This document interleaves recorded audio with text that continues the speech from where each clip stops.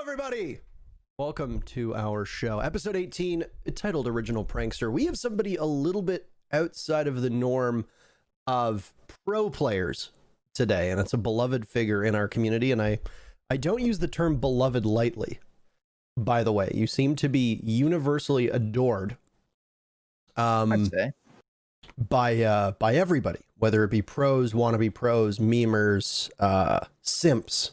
There seems to be a lot of Suzaku simps.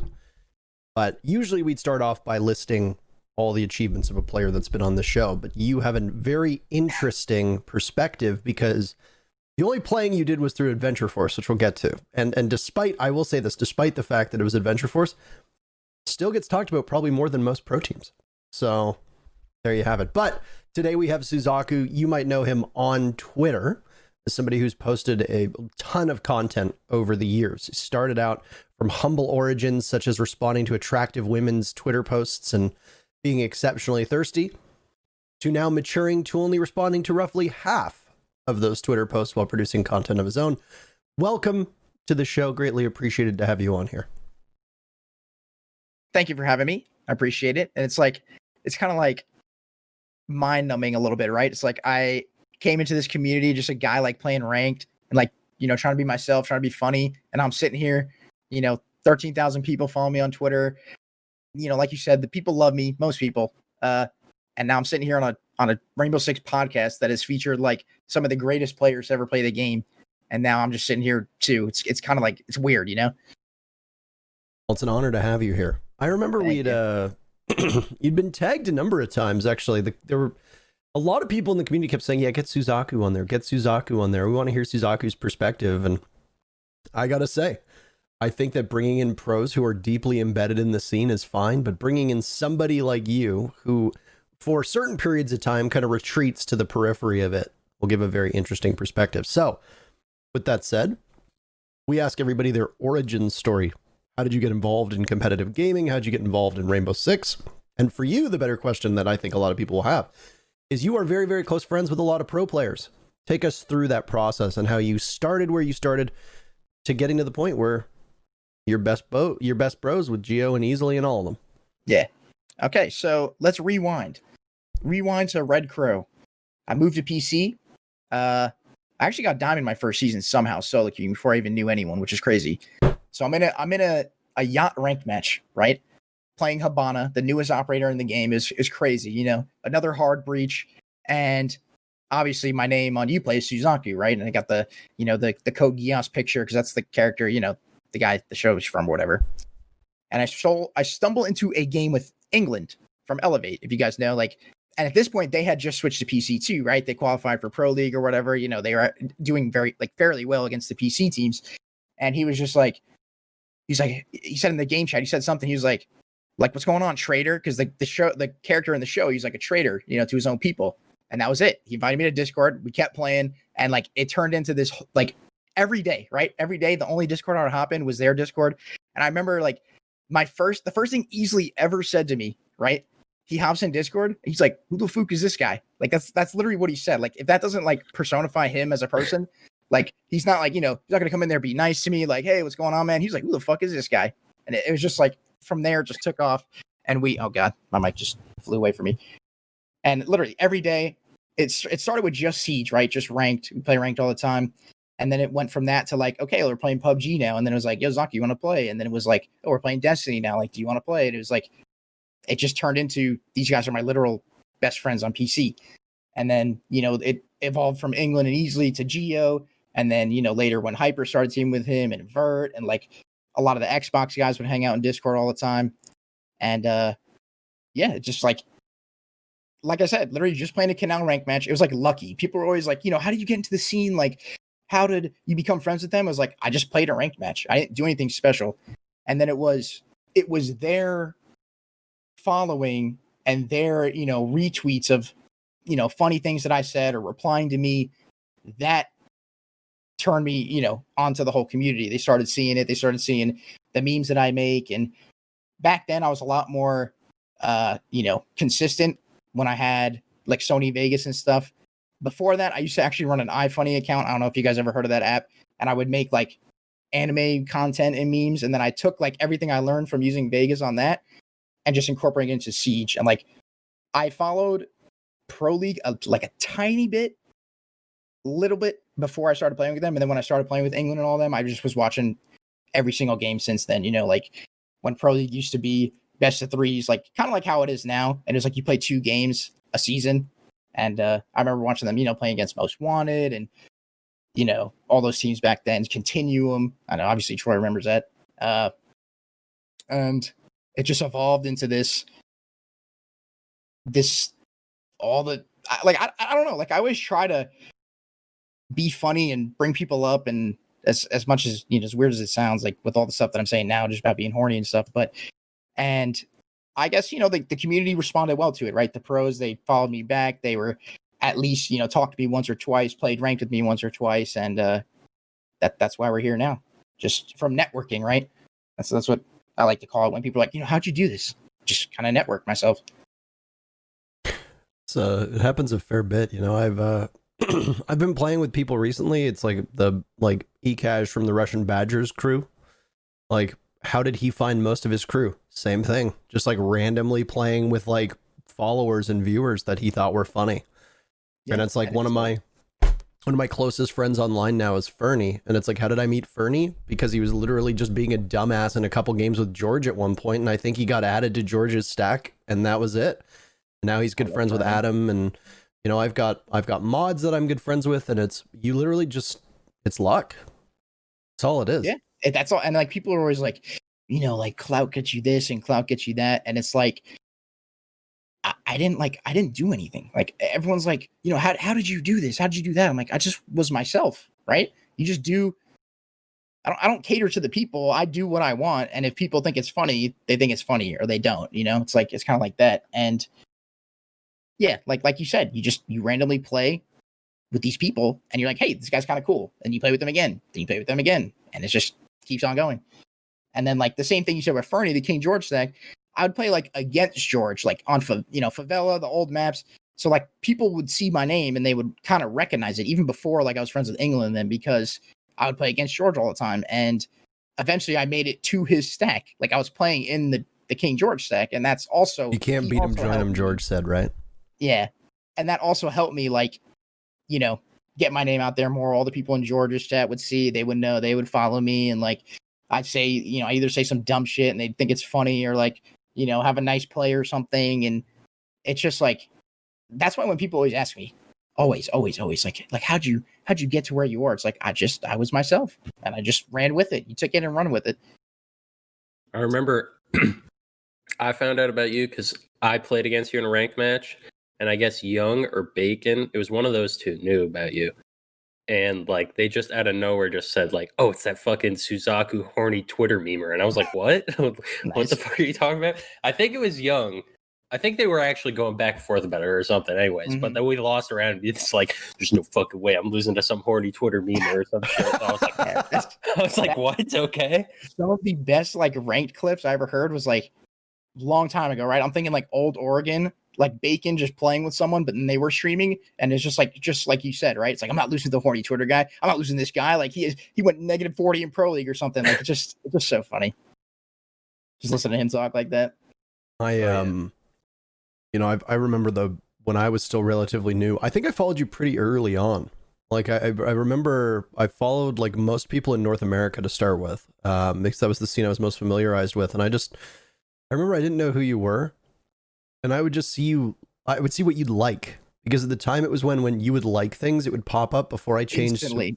Yeah, it was like I changed from top tweets to most recent tweets because I'm not a lunatic. And I feel like if somebody does like my top tweets, which is just like they let Twitter just decide what you see, that these people don't know how to use the internet, or they are literally psychopaths. There's only two options here.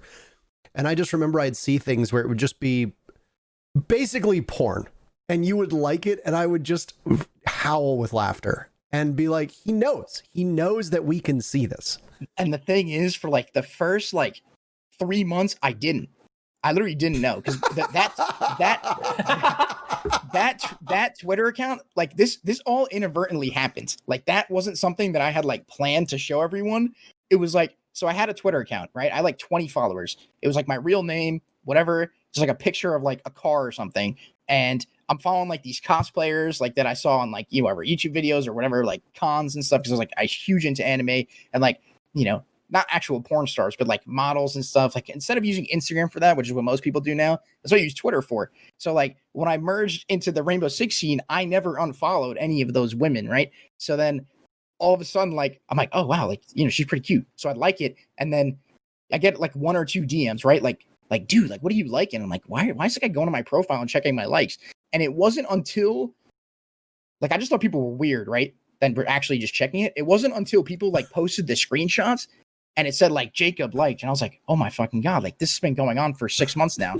And it was like I just kind of owned it, right? I owned it. I was like, this is gonna happen one way or another, and I'm not gonna stop. Like if you don't want to see it, whatever, block me or mute me. And then actually Twitter added the feature where you could stop that from happening. Then I actually made like a Twitter video because people were being like super annoying. They're like, it was the same people over and over again. Like, we're not trying to see this. I'm not trying to see this. I'm like, okay, like then leave or you stop it from happening. And I'd be like, and then I literally made that Twitter video. I was like, look, you hit the drop down, you hit show less of this, you do it twice, it'll never happen. I tested it. I made a burner account. I did it on myself and I never saw my likes again. And then now, I've kind of like merged. I stopped for a little bit.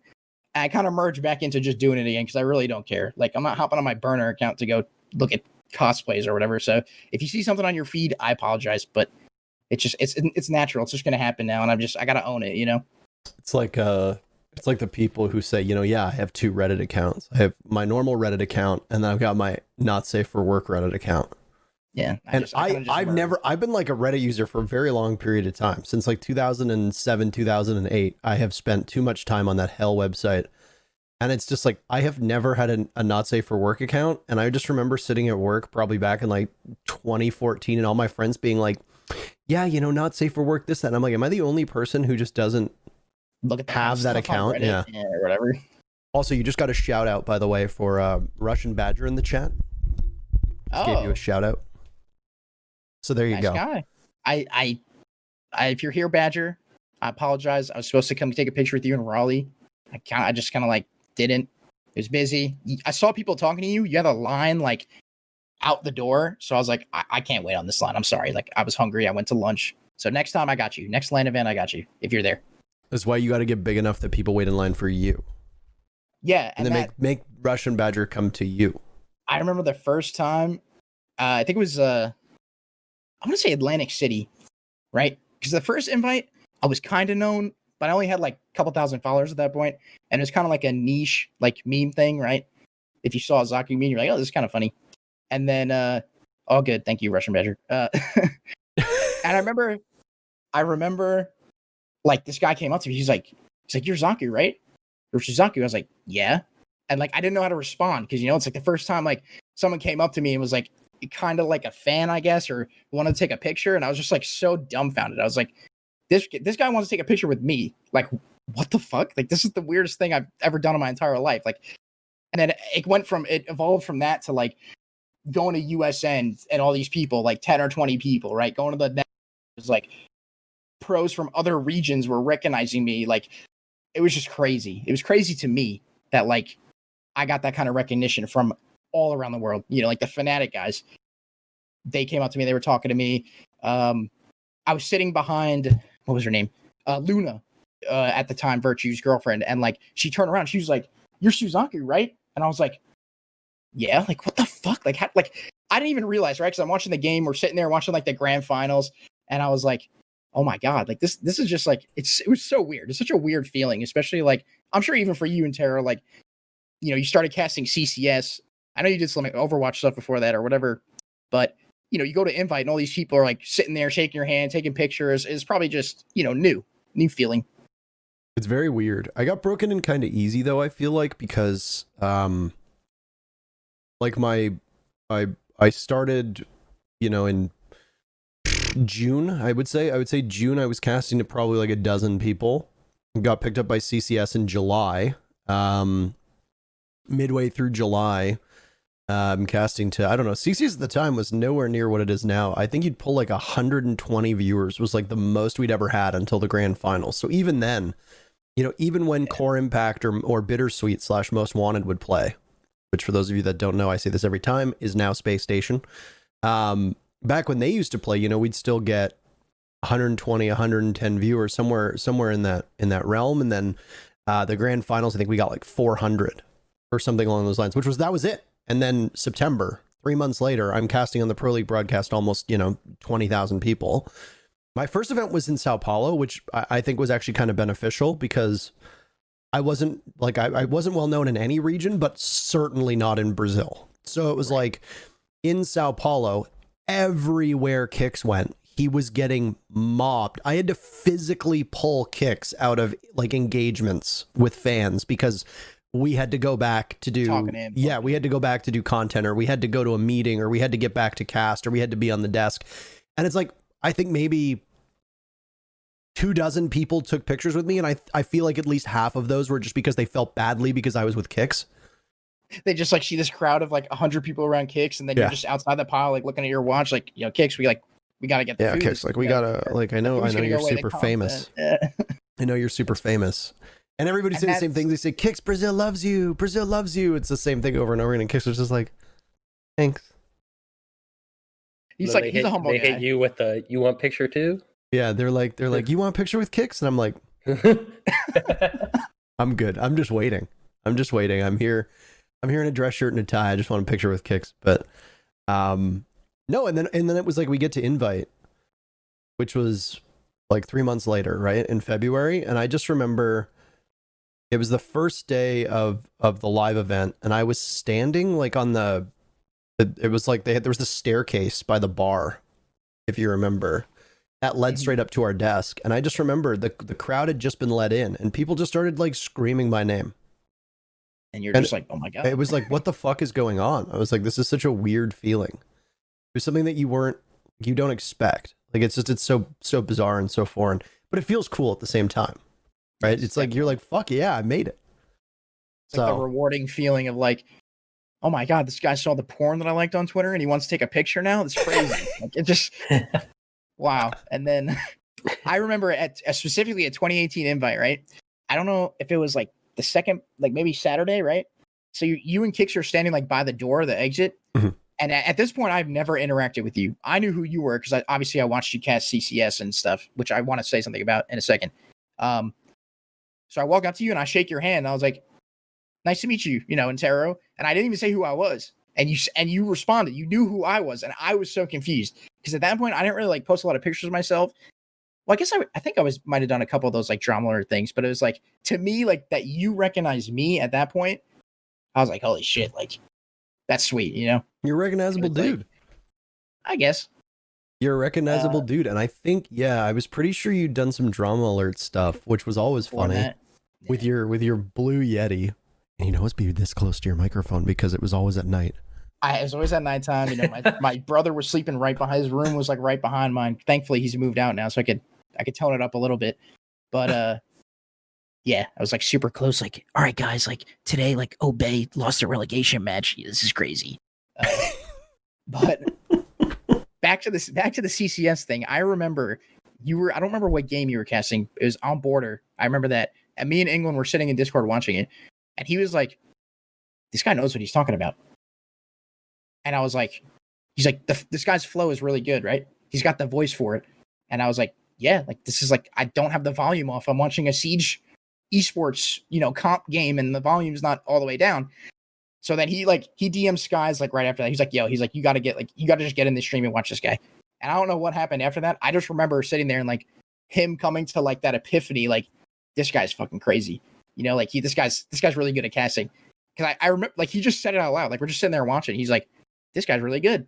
And it was like, that's just like one of the stories that I always tell people that I love. Cause it's like, I watched this guy casting in front of 120 people. And then now I'm watching this guy, if half of that, right? Yeah. Now I'm watching him at major events, every Pro League stream. And it's like, I think from then to now, we both have, obviously you've had a way better glow up, right? This was a glow up challenge, but we've both done pretty well since then, I guess I would say. I don't think it's a contest. I have the benefit. I have the benefit, and anybody who ever tells me, whenever it's always an uncomfortable feeling, and I don't know if Troy can relate to this. It's always like an uncomfortable feeling when people are like, damn, you have like, look at all these people watching your stream, look at all bull, and it's like, well, yeah, but that's because I have a platform. Like I was gifted that. Right. Like I was put on a broadcast. It's not like, it's not like I think gaining 10, 20,000 followers without that platform is far better. Like what you did, I think is much harder, right. outside of your one season on Adventure Force, you had no involvement officially in the pro league. You were a memer, you created funny content. You didn't even really have like a dedicated YouTube channel, and yet you've still been able to amass a following that is 5 figures large. Like that is way more impressive than somebody who gets handed a job as, but you're making, I'm sorry to cut you off, but you're making it sound like you didn't earn it. You earned everything that you had. I think sure, maybe I did. But what I'm saying is that I got gifted an opportunity to earn it. A lot of people don't get that, right? Like if I got paired up with one of the most popular players of all time, who's now, I would say, the most popular caster of all time. Yeah. It was a period of time where Rainbow Six just frankly didn't really have good casting talent. So there was a huge gap there to be filled. There wasn't even any real consistent casting pair. So even if I was absolute shit at casting, I still would have been casting everything because there wasn't anybody else to do it. So it's like, of course, I'm going to try to take advantage of that to grow. But at the same time, I still think that what you were able to accomplish is super impressive. And I would say when I see people like that, I think it's way more impressive. Now, the problem with saying that is that also means that I'm calling Chowder's growth impressive, which I hate that I have to do that because he does absolutely nothing and yet still has like 15,000 Twitter followers or something like that. So, I mean, I guess at the same time, maybe it's not always impressive, but I just needed to dunk on him. So, but I in there somewhere, yeah. I do remember that day actually, because that was the same day that both England and Skies tweeted. And it's like, I didn't really use Twitter at the time. Like I picked up this Twitter account. This was one that I'd originally created a while back as like a same thing. I created it as like a private account. Cause like I had one that was for politics and all that jazz that I don't use anymore, but I'd created this account and I was like, I probably shouldn't use both of them. So I just started using this one for gaming stuff, changed the name on it. I never tweeted on it. So it was like, okay, I'll use this account. And the next thing you know, I've got like, and I'd only watched a couple games of Pro League at this point. I really wasn't immersed in the Pro League scene. And I saw like Skies in England followed me on Twitter, followed me on Twitch, and tweeted about me. And I was just blown away. Just blown away. I was like, what happened? So it's nice to hear like the opposite side of that story. And England has recounted a certain version of that story as well, at events that he and I have been at. And, it sucks that he's not like involved in top level competitive anymore, because I did really enjoy having TJ around. Yeah. I mean, I was going to say it later, somehow fit in there, but I definitely think he should be in Pro League right now. I think his thing that I just noticed is like, he's not going to try and be nice to you just because you're in Pro League, right? Like he's not going to kiss ass or anything for people, but I think sometimes he should, right? He should take opportunities that he gets. But I think he'll be back there soon. He's had a little rough patch in Challenger League right now, but I think he'll be back up there eventually. I don't know how or when or what team, because I know there's some people on teams right now, like pro teams, that just wouldn't play with him just for reasons not a part of the game. And it's like, to me, like if you're in Pro League and you're on a pro team and that's something that's holding you back from becoming a better team, like I can't play with this guy for X reason. It's just, I don't know. That's just kind of stupid to me, depending on what the reason is. But it's like a lot of petty stuff, that if it didn't happen, or, as he's my closest friend, I hope he could say the same mutually, right? But I've watched his career, and like there's so many like little things that like if it just happened a little bit differently, he'd still be there, right? Like 3 or 4 times in the career, which obviously, like, not making excuses, like you get relegated, shit happens. But I just think like there were so many close calls that I honestly think he should still be playing, but we'll see. That's up to him, right? To make it happen. I want to hear your thoughts on this, Troy. I mean, I don't know. I think he's got a good understanding of the game and whatnot. I have no problems with England, but I know some people aren't the biggest fans, and I also know, like Suzaku said, He doesn't really kiss ass or anything. Like, he just does his own thing.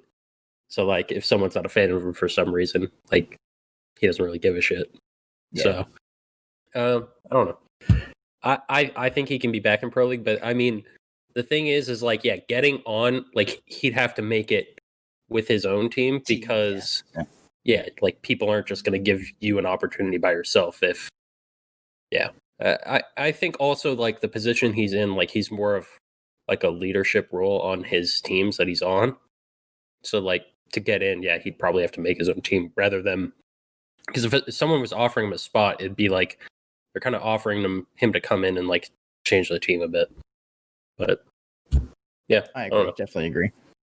It's unfortunate that his stats on a supporting role have been the way they are, and I know that we always talk, especially in the broadcast, an awful lot about, oh, KD doesn't matter. But if you're going like Bio right now is he's the lightning rod for the argument, I would say, of how much does support matter off the field? Because if you're having Bio go, -8 to -10 every game, and some matches Bio can't get more than 2 or 3 kills, you have to begin to ask yourself, how much are you missing out on versus how much is he enabling as an IGL? Could you pick up an IGL whose leadership might not be as strong as Bio's, and yeah, maybe the rest of the team will suffer a little bit, but that IGL is capable of picking up 3 times as many kills. Yeah, like, and the problem is that, I mean, as a team, and I say this as somebody who doesn't play in Rainbow Six, so I can't give you that on the field perspective. But if Bio, he doesn't end up being in very many 1vx's, by the way, that's Laxing's role. But if you're Bio and it's like a 1v2 or a 1v3, how much confidence do you have to be able to win that? You see somebody like Young. I will say Bio actually has a decent 1vx percentage. Is that because he's playing Maestro, though? I mean, you can make that argument for any person of any. Right. I don't think that's fair to do. I actually, like, listen, I do think Bio has things he should improve on in terms of, like, his individual play. Like, I'm not going to sit here and say, like, Bio's nasty, he's all good. I'm not going to sit here and say that, but I actually think that he's okay in 1vx's. Like, he wins a decent amount of them. I think that's one of his strong suits as an individual player. Okay. I do think he has a lot of weaknesses as an individual player, and I also don't necessarily know, like, here's the thing. It's always hard for me to make the argument, like, I don't have good stats, so, like, I can't really be sitting here, because, like, it's the same argument for me. I can't sit here and be like, yeah, he doesn't have good stats, shouldn't be around, because, like, I know I should be around for reasons that have nothing to do with my stats, and I don't know. It's hard to know unless you're on a team with the guy. I feel like your stats aren't that bad, though, for an IGL. Like, if you compare it to other IGLs in other regions who play roles that are as far back as you are, because I would say, like, in terms of IGLs, there are some IGLs who are leading and playing support but are in the action. I would say for the most part, you're not really that much in the action on a lot of rounds. That's what you've got Fultz for. That's what you've got Rampy for. That's what you kind of have Bosco for, right? Yeah. I mean, maybe your stats are kind of good because Thinking Nade saves your ass so much. Yeah, I mean, you'd be getting fried if it wasn't for the janitor.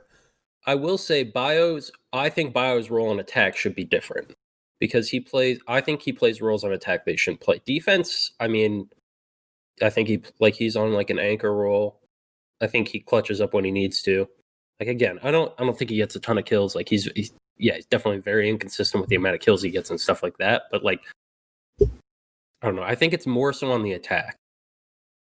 I'd also say, like, the alarming stat when you look at Bio's stats usually is his, like, I think it's always been the OKOD, like the entry percentage. Yeah, and I think I'm assuming most of that comes from attack because, like, I don't think defense. Yeah, he's not the first one on defense. You're not dying first as Maestro. Like, I don't think he is.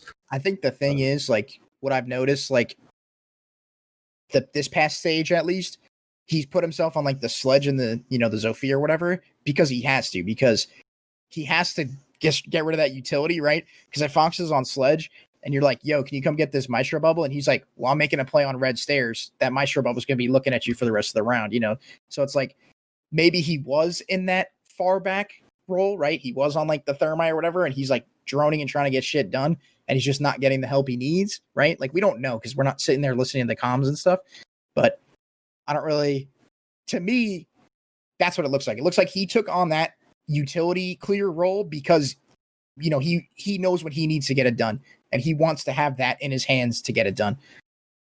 So I think that's for at least this stage, like the reason why he's on Sledge and stuff. Now, do I agree, like with what you said, he should be on like the more hard breach, Thatcher type role? 100%, because he'll be able to see what's going on more. He'll be able to like take in the information and, be able to create adjustments or plays better than being in front of a Maestro bubble, just focusing on, hey, I need to get this Goyo shield out of the way or whatever this is, and then going and analyzing, the setup and stuff like that. That's just what I've seen from this last stage. It's something that's very challenging from our end because I watch a game where OXG is really struggling, and that TSM game was a perfect example of that. It was a hell of a game, but you have to imagine that if Bio picked up what? With the exception of the game that they won, he had like 5 or 6 kills over 20 something rounds of the 2 games they lost. Like, you have to ask, and I think it's a very valid question to ask, and it's not throwing shade at Bio at all. It's a genuine question. I'm using him as an example. Sorry? We're just using him as an example. Like, yeah, and I think like people in this instance, you've got Laxing, you've got Foxe, who are going to rack up the kills and are consistently 2 of the highest rated players. Bio is consistently one of the lowest rated players in North America. But at the same time, you've got 2 of the highest rated players. And if I remember correctly, I think Laxing was actually the highest rated player last stage in North America. So it's like, if you sub out somebody like Bio and you pick up an IGL that is capable of doing more on the field, how much are you sacrificing off the field? And further, how much are you sacrificing somebody like Laxing or somebody like Foxe who are doing well because of a good IGL? Right. They're relying on him. And that's like, it's one of those like situational, like you don't know, and you won't know until you try. So I don't know. Like you make the argument like they could pick up an IGL that performs better, but like, would it matter? I don't know. No. Can you name me one? Like there you go. I don't think there's that many good IGLs. Like, there's not. They're rare. And I agree with that, and I agree. But at the same time, look at Space Station before you got picked up. This team, frankly, went from a 6 out of 10, assuming that they're middle of the pack, to an 8 or a 9 out of 10 with potential for a 10 out of 10 at LAN events. And that was largely just because you got picked up. You were the only difference maker. Go back to SSG pre-Raleigh and then look at SSG post-Raleigh when you finally got settled into this team. I mean, you could even make the argument that look at SSG post-Tokoname once they finally got you settled into the system.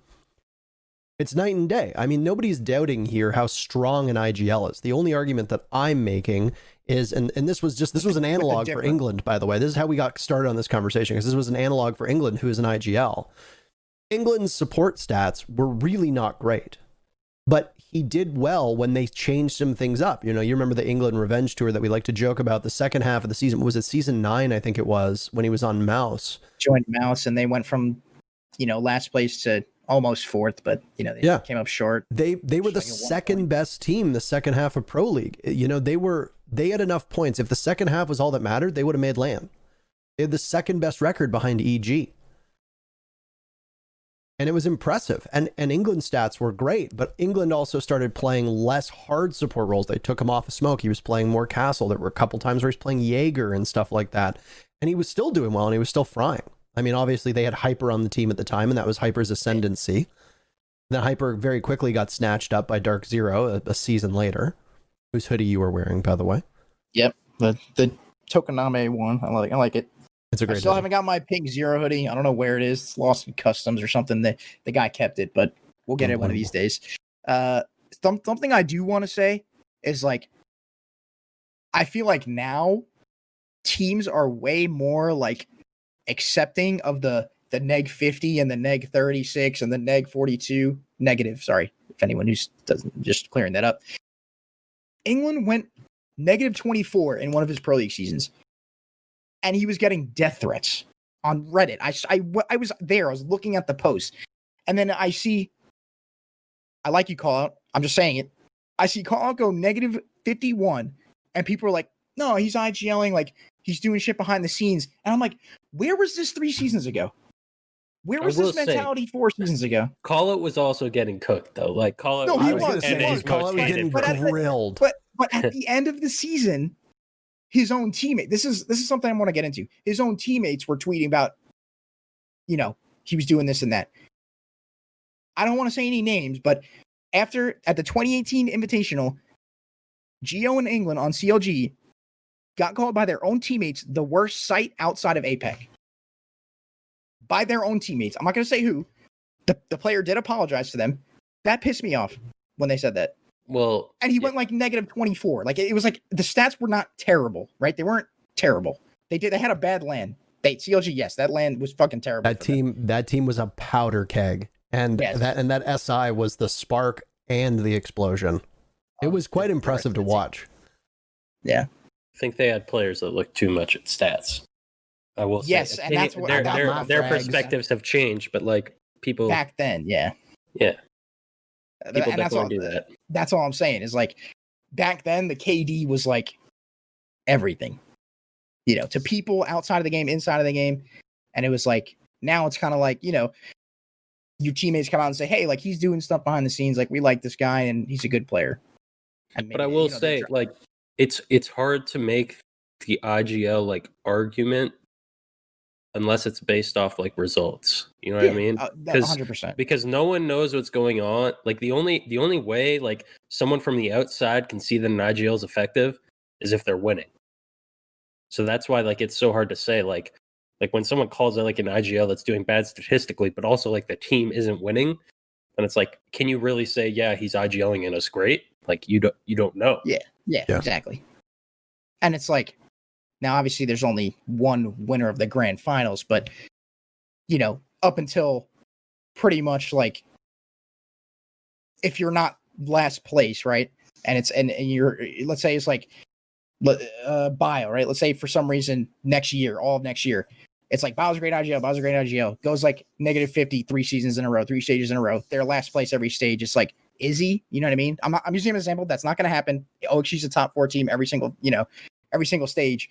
But it's like, what, like, in my mind, like you said, it's the results. If you're last place every stage, you're 7th place every stage, it's like, is he really doing his job?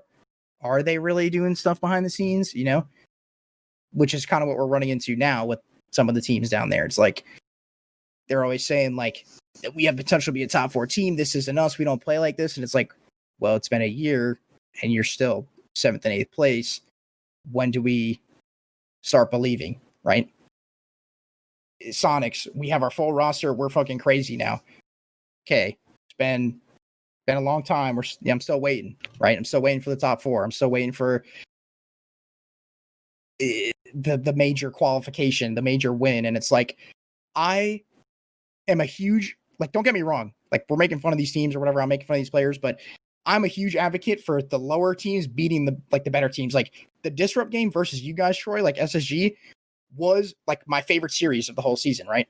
Because it was close. It was like, these guys can beat these guys. Like, it's, oh my god. Like, talking about the best of 5 or the first one where they almost won as well? The first one. I'm talking about during the stage. Like, okay. And it was like, that's the shit I like to see. I don't like when TSM 14-1 Tempo. I was like, wow. Or 14, whatever the score was. It was 14-1.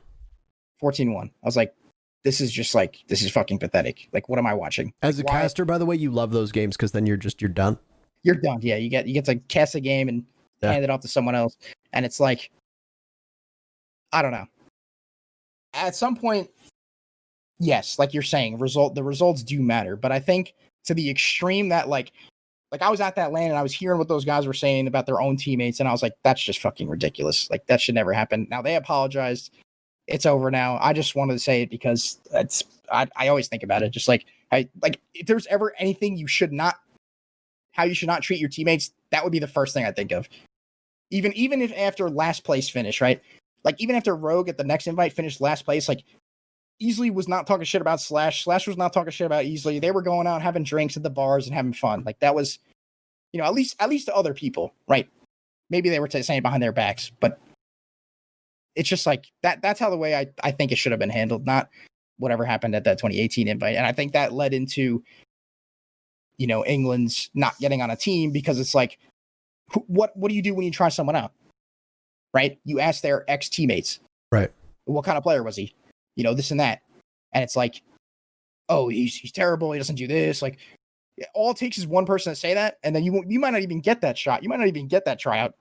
So I just think that that probably played into it a little bit, at least, to say the least. But I don't know. This is actually a great time to transition to a topic that we have. But I mean, this is a much less structured episode. So I mean, I think we can just kind of roll with whatever the topics is and all over the place. Yeah. Bad. No. That's perfect. That's what we wanted. That's why we didn't. There's no outline that we would outline like a structure for the guests. But this case, it was just like, let's just chat. Like it's cool to have like these informal kind of conversations. But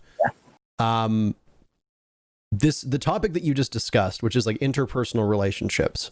I remember from the early Xbox days talking about in private at events, like, oh, why don't you pick up this person? Why does this person not get picked up, etc.? And they would say like, oh, bad blood from the Xbox days, or, bad blood from this team, etc. And when I talked to some EU players, same thing from France, back when Pro League for like 3 or 4 seasons, half of EU Pro League was French.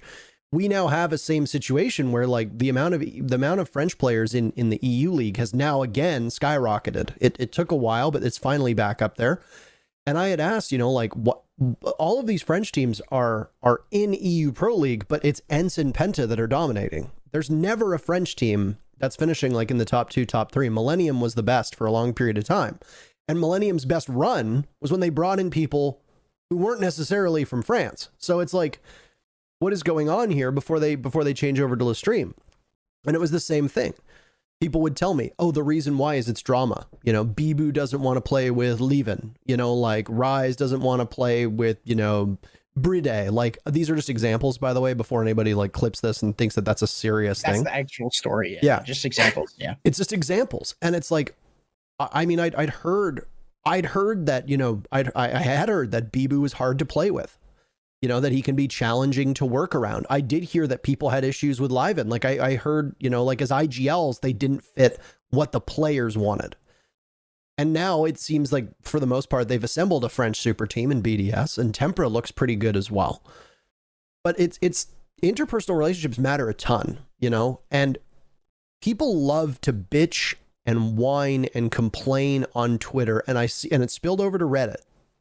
And this is where we transition to the next situation. He's a friend of yours. You ran a podcast with him very briefly. Yardy got excluded from FPL. And everybody rushed to Yardy's defense, saying this is bullshit. It's all about clout chasing, blah, blah. And I was reading it, just thinking to myself, like, it's not about clout chasing. If you're an asshole and people don't like you, or you don't work well with other people, or you go out of your way to agitate and be a dickhead and make yourself unlikable, and you ostracize yourself, you isolate yourself, you make enemies, you don't even need to play nice, you just don't need to play rude. And then you couple that with how you play in the server, nobody's going to want to fucking play with you. And this isn't even about Yardy, by the way. This is in general. This is why a lot of players get dropped from teams, and there's a reason why a lot of players don't get picked up. It's because they're dickheads. They're selfish dickheads. They have huge egos. They don't want to play with other players. They don't want to be a nice person or a nice teammate. And then everybody rushes their defense. They're like, it's bullshit that you're not an FPL. It's bullshit that you're not on a team. It's fucking disgraceful. You're so good, without realizing that there are 4 other people's careers in the server, plus coaching staff and organizations outside of it, whose success and profession relies on you not being a dickhead. And if you are a dickhead, that nobody is going to feel inclined to pick you up or vouch for you. So everybody was fucking freaking out about Yardy, saying it was bullshit, it was clout, it's just because they hate you, blah, blah. And I was reading it like, well, yeah, like, of course it is. If you're an asshole, you can get fired from your job. If you're an asshole in an interview, they won't. You're not going to get hired for the job. Like, and it's like, I'm reading all these people's comments online and I'm like, have none of you ever been in a professional setting at all. Like, just because you're good at a video game does not mean you're going to land on a team. It does not mean that people are going to want to team with you. It does not mean Good that as a stretch. Sorry? Oh God. Good You as said- a stretch. Holy shit. Okay, I know you have your feelings on Yardy, but the point I'm making is it's like, even if you are exceedingly talented, there are good players that are not competing in Pro League right now for an attitude perspective. That's why. Yeah. Not their skill, not their this and that. I think that for the FPL situation, I'm not going to talk about the Pro League and this and that. I already did a podcast with Yardy. Not really a podcast. I just asked him like what happened because, you know, no one would ever give him a platform. I don't really care. I'm not monetized. I'm not a partner with any sponsors or anything, so I can have him on there. He can say what he wants. But what I will say is that there's two sides of the FPL drama, right? Drama, if we even call it. I would Yes, call it drama, absolutely. Should all Challenger League and Pro League players be in it? Of course. But the fact that, to me, what speaks, you know, the volumes is that the fact that all those people did not want him in there in the first place says a lot, right? Because that means that there was enough people that were like, yeah, we don't want to play with him, to have him out, not included. And he's on the top CL team, right? Yeah. Now, I will say, after the first day of FPL, when I watched a Blackbeard and a Lion walk into a meeting defense on Oregon with no drones 22 seconds into the round. Was that the Foxay game? That was the Foxay game. With Gomfi on the other team? Yep. And I was watching that and I was just like, oh, here we go. I was like, here we fucking go. I get that the pros don't want to play with him, but then you're going to go into a TM and play like that. Yeah. That to me was the hypocrisy of that is what made me say like, hey, you should put him in there, right? It's not because he's a great player, because he made Pro League twice and didn't play a game. It's because their reasoning for not having him was his play style, and then you're just going to play like that anyway. So what the fuck? I don't think it was just his play style, though. I think that kind of hand waves away the fact that most people in private will tell you that they also just hate his attitude and don't want to play with him. Yes, that's why I voted him out.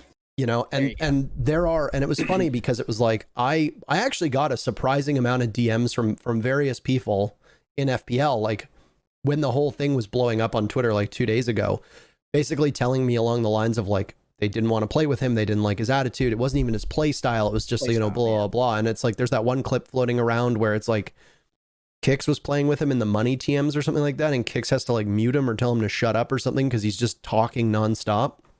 And it's, you know, I don't have any bad blood for him. Like, I think that his social media content is kind of childish, but other than that, I don't really care about him. And I don't really think that much about him, but it's like, from an outsider's perspective who doesn't talk, I don't talk to people who have opinions on him, because he's not, I don't cast Challenger League. I don't, if he makes it to the NA League, then I'll start caring. But it's just like, I'm talking to players and they're just like, yeah, it's just like, we don't want to be on a team with him. It's not that, he's pocketing Valk cams and flying out windows. Yeah, it's just like, we don't think he's pleasant. And like, people don't understand this. And this is just another reminder that we have a very young community that likes to circle jerk without thinking about repercussions of your actions.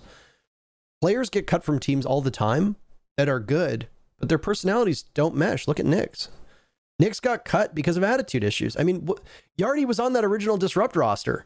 Yardy got trucked off the roster for NJR. Why? They explicitly said it was personality issues. It was a personnel conflict. And then NJR is also like 20 times better.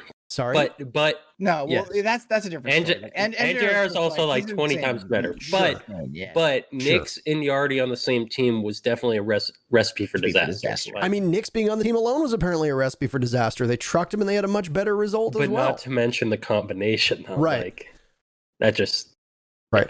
It's either of them alone is like this bad. That's already a lot of personality. But then it's too much. And then it's a power struggle between the two. It's bad.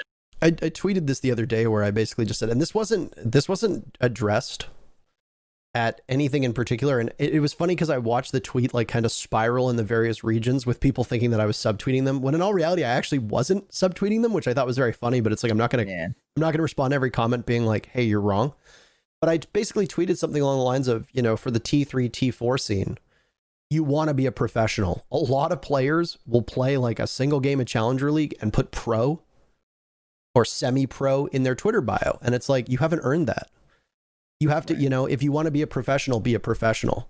And that's the thing, is it's like a lot of these players tweet hostile things, they tweet bigoted things. The amount of wannabe pros that tweet like borderline slurs blows my mind. The amount of T3, T4 amateur players that just have no idea at all how to run a social media account. Like 9 times out of 10, I'll like scroll through their Twitter and be like, you didn't need to tweet any of this. That's what I say every day when I look at my own Twitter. Well, I was going to say, we also brought the guy on the podcast that literally likes porn and thirst traps. Like, I mean, we brought him here. He made it. So I guess this is an endorsement to all the T3, T4 players. Don't talk about your political opinions. Don't fight with people. Just like titties. That's how you get followers. That's how you get on teams. Well, every time, like, this is my favorite part. Everyone's like, Clout gets you on teams, this and that. I'm always like, I always reply. I'm like, where's my Pro League spot? Where's my You have FPL so spot? much clout. Like, I have all the clouds in the sky. They're mine. Where the fuck is my spot? Someone give it to me. Someone hand it to me. Give it to me for free. Holy shit. It's not even about clout. It's a misunderstanding of people who have never had to network. And that's what it boils down to. It strikes me as I suspect that most of these are kids who've never worked jobs. They don't know that who you know and how you are treated by them and how you treat them is often significantly more important than your skill set. Believe it or not, I'm going to give up a pretty nice strat here for a lot of people. You can be taught most of the jobs that you're applying for with zero knowledge prior. A boss of mine, I'd never worked in the service industry in my life. The first serving job I ever got, it always worked in the kitchen. And then I wanted to work on the floor. And it was this young Scottish guy with a fiery accent who was like 5'5". And he says, I can teach anybody how to carry a tray and read a menu. I can't teach you how to be good with people. You either know it or you don't. I got hired with zero experience, and it's true. And it's like most of the jobs I've worked, unless you're in a really specialized field, and I don't think being a pro, by the way, is a job where you can learn on the spot. But most of the jobs that you're going to get throughout your life, you can go in with zero experience and come out a couple months later knowing it pretty fucking well. But you can't be taught to not be an asshole. If you're a nice person who treats people well and you get along well with people, your opportunities in life are going to fucking soar. And people don't get that. It's not about clout. It's not about clout. It's not about being popular. It's about being nice and being somebody that people want to be around. That goes a long way. And if people just learn that and stop calling it clout, then I think their lives would be a lot better. And they would have a much better understanding of why they're probably not getting the opportunities they think they deserve. Exactly. And I like how you brought up the job part, because, you know, my first job on the books was at a grocery store. And, you know, I learned how to be personable. Obviously, I would hope like the people who meet me in real life, I'm not too much different than I am online. You know, I meet you, I'm outgoing, I'm trying to talk to you. I've met a lot of people that are like absolutely nothing like they are. And it's like, it kind of frustrates me sometimes. It's like, God, you're so fucking weird. Like, why can't you just be normal? Or anyway, so, you know, I learned how to be personable. Customer service was huge. Like interacting with, customers all day. You learn how to talk to people. You learn how to be polite, especially being in the South. You know, that really helped me a lot because I used to live up north and everyone's just fucking jackass. But when I lived in New York, and it's like I took that and I brought it with me to other aspects of my life, like you were saying, right? Like some of these kids who were trying to be, you know, aspiring to be pros, this and that, they never had that. All they know is, you know, Modern Warfare 2 lobbies, right? That's all they know. And it's like, you'd never survive a Modern Warfare 2 lobby. Like, I just like to be like, oh, I wouldn't. So many hours in that game. I might know a thing or two about it. Would you survive a Modern Warfare 2 lobby, Suzaku? Yes, I was probably 16 or 17 in Modern Warfare 2 lobby. I'm an old man, so I feel like you need a Bane impression where you're like, I was born in it, molded by it, shaped by it. you've merely seen clips. You merely adopted the slurs. Nice. It's just like, oh man. No, I agree. It's not Clout, man. Just don't be a dickhead. People like, no one wants a team with a dickhead, man. That's it. And I think that's the best summation of it. And it's like I said, I have no animosity towards Yardy. I don't really think about Yardy, and I don't really care about him, like in terms of whatever he does. Like, I hope he learned from the brush that he had way back when. But it's like there are all these people thinking that it's like some anomaly that he's not an FPL, or wasn't, because now he's an FPL, by the way. He got invited.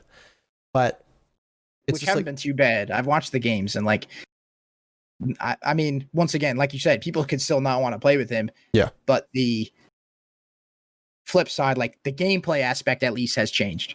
Yeah. I haven't seen any absolutely ridiculous plays. I've seen some crazy stuff, but I've seen some crazy stuff from everyone. So that's just everyone's ridiculous. It's not down to the play style though. Like, yeah, I in my opinion, I mean, some people might have said that, but like, I think one specific example would be Seth, because he was like, I don't want to play with him because of the play style. Then he came out on Twitter after the first day and was like, I actually don't care anymore. Like, you can throw him in there, He was yeah. So I get what you're saying. Like, there's the people like Seth who actually was complaining about the gameplay. There's the people who literally say they don't like him, right? Both ends of the spectrum. Then there's the people in the middle who are like, I don't like his play style, but it's because they didn't like him, right? So it's like a mixture of all three of those. So, I mean, like, I'm happy that he's included, right? If it gets to a point where people don't queue because he's queuing, I mean, I literally don't know what you could do at that point. I don't know, but I think it'll be fun. I don't know if we've talked about this on the podcast, but when Kix and I like co-founded R6TMs way back in the day, this was before like any Faceit integration, etc. This was just when we were running out of a Discord. I remember r6tm.pro, and then you go to the website, it has all the rules. I remember that. There you go. Kix was like doing the back end kind of stuff. I was doing like the front end stuff. So one of my main responsibilities was like making sure admins weren't fucking up, making sure that the staff were actually doing their jobs. At the time, Sua was little known, and he was doing graphic work for us, if I remember correctly. And then from that, he became like chief admin. Then he ended up taking over from Kix when Kix ended up ending his partnership with Faceit, because we were with ESL at the time and it didn't want to be a conflict, etc. We did kind of get a little bit of pushback from ESL, and I think I can talk about that now. ESL was not super happy that we went to Faceit for FPL or R6TMs instead of going with ESL, but whatever, bummer. Have a better platform, I guess. Yeah. The Faceit platform for FPL is great. So I mean, we went where it was easiest, but there was definitely pushback on that end. At the end, nothing came of it, but whatever. But another facet of my job was dealing with pros complaining. And let me tell you, there was a lot. It was almost a full-time job, like the amount of people love complaining. Dude, the amount of people who were like, I got Yeti. These are just going to be examples, by the way, once again, before people clip this out of context. I got Yeti I got Yeti and spades flying out of windows every single round. Like, Yeti impacted border wall and ran out 3 rounds in a row, blah, blah, blah. Like, spades and cryogen are literally jumping out of windows together. Like, I can't deal with this. Like, what's going, this is not the way I meant to play. Like, I got Jaegers running across half the map, not dropping their utility and dying right away. What the fuck is this guy doing? Like, remove him. And it's just like, and it did get to a point where most CL players were playing like monkeys. Most CL players were kind of playing like monkeys, and it did start to kill the queues, because there would be days, and it was mostly mostly pros didn't play like that. It was mostly Challenger League players, and the problem was it's like what the Challenger League players want to play because they want to play against the pros. Number one, it's a good opportunity to get your name out there and possibly get picked up. And number two, it's also networking. But then when you've got, 90% of the people queuing are Challenger League players, all the pros are looking at it being like, yeah, I don't want to be in a team with these guys. And more importantly, I don't want to be playing against these guys. It hurts the queues. Sorry, Troy, I didn't mean to cut you off. No, I was just going to say, like, you can't complain about playstyle in 10-mans because, like that play style is good in 10 man. Yeah. Like genuinely, one of the people that like the way they play that pisses me off the most in 10 mans is Fox. And it's not even how he plays. What pisses me off is that he gets away with it. And that's why, like, I don't play 10 mans because you can do this shit that like Fox will do it all the time in 10 mans because it works all the time. And like he does good all the time because of it. Mm. And it's the same with like all these other players that do fucking crazy shit. It works all the time in 10 mans because unless you have someone on your team that's like fucking IGLing like really fucking hard, making sure everyone's watching the right angles, like, and it still doesn't even fucking happen. Like unless you're going really fucking hard, trying your like just talking nonstop, making sure everything's on the right angle, everyone's got their drone set up, all that shit. Unless that's happening, people are gonna do dumb shit and they're gonna get away with it, and it's so fucking annoying. But like that's what works in that. That's 10 man. You just there's no point in complaining about it. Like it sucks that there's like scrims is the only super structured practice you're gonna get. Period. Like it is what it is. Get over it. It sucks, but that's how it goes. And that'll lead me into this. I asked England, I was like, "You're an FPL, you gonna play?" He's like, "Why would I play?" He's like, "It's glorified ranked. You know, you can't play a structured game in 10 mans, right? Because you're taking 10 people who possibly have never played with each other before and saying, hey, load into this comp map and play a match. You know, there's no cutoff drones, this and that, like that you practice with your team and the strats and the takes and the holds. It's like everyone just do default shit. You're basically just running defaults against each other.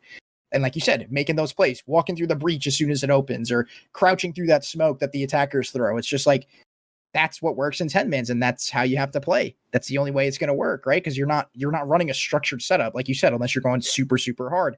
And he's like, at that point, I'll just play ranked because at least I get elo from it. And I was like, you know what? You're not wrong. Yeah. Like I can understand people wanting to play that over ranked, and I feel like that's basically what it is. But yeah, high level ranked, the highest level of ranked possible. Yeah, I don't think there should be any expectation that it's like comp siege. Yeah, it's not. It's not. It used to be though. Like, let's not kid ourselves here. Well, that's because people were trying their fucking like. At that very start, like I was playing it and I was like IGLing like I was in a match. I was gonna say I've watched you and Kix play it, and when both you and Kix are IGLing, it feels like an actual pro game. But then it's like I watched Fox's stream, and it's like he's talking to Chad, he's talking to like he's doing whatever, blah blah. Like that game was a fucking shit show. To be fair, like you've got Gomfy and whoever literally sprinting into the bomb site with like Dokkaebi and Lion immediately, and you're like, what is going on here? And it was entertaining. I really enjoyed watching. It's funny. It was very entertaining. Fox is just like, oh my god, they're bringing a Lion again, and it's just like, I know that feeling. But yeah, someone needs to be IGLing like right. I do wonder, Troy. I would like to say I don't think there's a lot of good IGLs out there. I don't know if you'd agree with that, but I'd say he agrees. No comment, man. Yeah, he agrees. But like, it's you can't like I can't go in there and do that. Like I practice like 6 hours a day or more, and I'm like IGLing as best as I can in that, and then I'm gonna get on after your brain's fried, and then you're gonna try to IGL more. Like I don't have that energy. IGL not to mention like you got to remember like there's definitely some players out there that won't listen to you. Yeah, they cannot be contained. And that makes it even more frustrating. If I come in and I'm trying my hardest to IGL, and then I just have some fucking dumbass that keeps dying first, like just completely ignoring what I'm saying, like I'm gonna want to get off. Like, now if no, go ahead. I was gonna say, now if you're going into it just like, I'm trying to cool down, I'm trying to stream, get my streaming hours in, and for whatever org you're on, and you're like, I'm just here to play some ranked and basically play ranked but with comp settings, then it's like, okay, I'll deal with it. But like if you go in there and you're trying super hard and you're like, yo, hey, can you hold this drone or something? And the guy's like my bad, I was tabbed. Or it's like, can you don't get picked, and this guy's just spawn peeking every round. It's like, well, why would I try if this guy doesn't want the same thing that I do? So I completely agree. I do think that there's also, when you look at Challenger League play styles where certain players can just crouch walk into a map every single site and just kill like 2 or 3 people. You know, like, and it works for them. And if it works for them, it's what's comfortable. You know, we very briefly casted US Challenger League, and I will admit, I'm thankful that I'm no longer casting it because it was just another thing. No. And it's not about the caliber of play. It's just like, I mean, I don't envy the EU casters because the EU casters need to kind of keep up to date with all of APAC, but also APAC North, also EUL, also the national leagues, also EU Challenger League. My brain would explode trying to cover that much. And I had to cover at one point, I had to cover NA, LATAM, EU, and then their respective Challenger leagues as well. Guess what gets lower priority? The Challenger leagues, right? Like that's just how it goes. But there were times where it's like I would watch Challenger League and the play would be fine, but there'd always be 1 or 2 people on the team who would just kind of fuck off, do their own thing, either run into the bomb site or just do a laxing impression on defense. But hey, you're not laxing, so you're not going to be able to pull this off. So you're dying all the time. And it's like, what are you doing? And then there'll be 1 or 2 games where they'll go real hard and they'll have great stats and everybody will fluff them up on Twitter and they'll be like, oh my God, this player's so good. And then they'll just keep doing it again. And it's like, no, be restrained. You can be more successful that way. And some teams like give a player like that kind of freedom. Like, I know. It depends on the team. I know. It seems like E United gives Rexen that freedom. Do they? We don't really know. We can't speak for their comms, but it certainly looks like Rexen gets that freedom. But hey, Rexen was like plus 48 on the season. He broke the best of 3 kill record. Maybe giving him that freedom is not bad. Yeah, you know? but like when you talked like about a player like that, you don't know what the team is like telling him to do. Like maybe that is his job. I agree. Maybe he's not doing it well. Mm-hmm. And maybe he should stop it, but also maybe somebody should say, all right, like play with the team now. This isn't working against these guys. Yeah. Right. I think that like it's sometimes on the player, but like I feel like that's on the IGL as well to call that properly. And I think that's also on the. Sorry, go ahead. I was just gonna say, or in some cases, it might be a dickhead that doesn't listen, but you don't know. You don't know. Like you never know what the case is. Welcome to casting, by the way, where every single time somebody does something, you have to try to immediately assess: did they do that deliberately, or did they fuck up? And then you say one, and then you get cooked on Twitter for it. And you're like, okay. Siege is all timing, so you could just always be like, the timing was great. And it's like, they can't argue that, right? Yeah. It's just like the go-to. If it works, it's not stupid. Sure. It's my favorite line right there. That's what I live by. But as far as like the crazy plays and the, like you said, like Rexen type play style, I think it also has to do, like what you guys were saying about results, the same thing in the IGL, right? You know, creators went plus like 30, and that's awesome. But they're last place. Yeah. So it's like, he's like it when you look at that thing, you're like, wow, this guy needs help. He's doing his job, but it's like,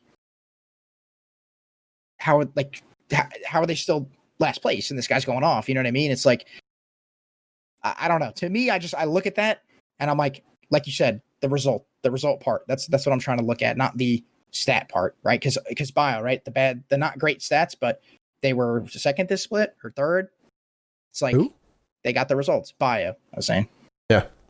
So, I mean, creator stats are pretty bonkers. I mean, he's 4th rated in North American League. He's at a 1.17. First is achieved with a 1.2, so very, very close.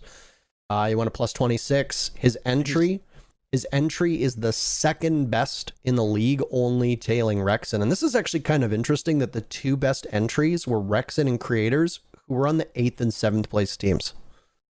So you have to then ask that question, as you just said. You have to ask the question, is that because of the team structure? Are Rexen and creators having really good stats because that's the way the team is designed to play? And if maybe they took a step back, yeah, their stats might regress, but the rest of the team would do better? Or is it that the team is just absolute meat and these 2 players are hard carrying them? And it was, no offense, because I know you're friends with them, and this can go back to our previous discussion. Same question was asked of Hyper. Yes. People were saying the same thing of Hyper. Is Hyper playing well, or is it just Mouse stinks? You know, I was about to say that if Tempo gets relegated, if Creators gets on a good team, that like if a better team, I'm not saying Tempo's a bad team. What I'm saying is it's just not working. Whatever not a is good going team. on there. Let's be clear on that. Whatever's going on there at Tempo Storm Incorporated, LLC is not working. Creators is somehow making it work for himself. I think like if they get relegated, any other team would be dumb not to pick him up because maybe Creators on Tempo doesn't work, but maybe Creators on Sonics works. That's just an example. I'm not saying that's going to happen. That would never happen, but because, they love their EU guys there.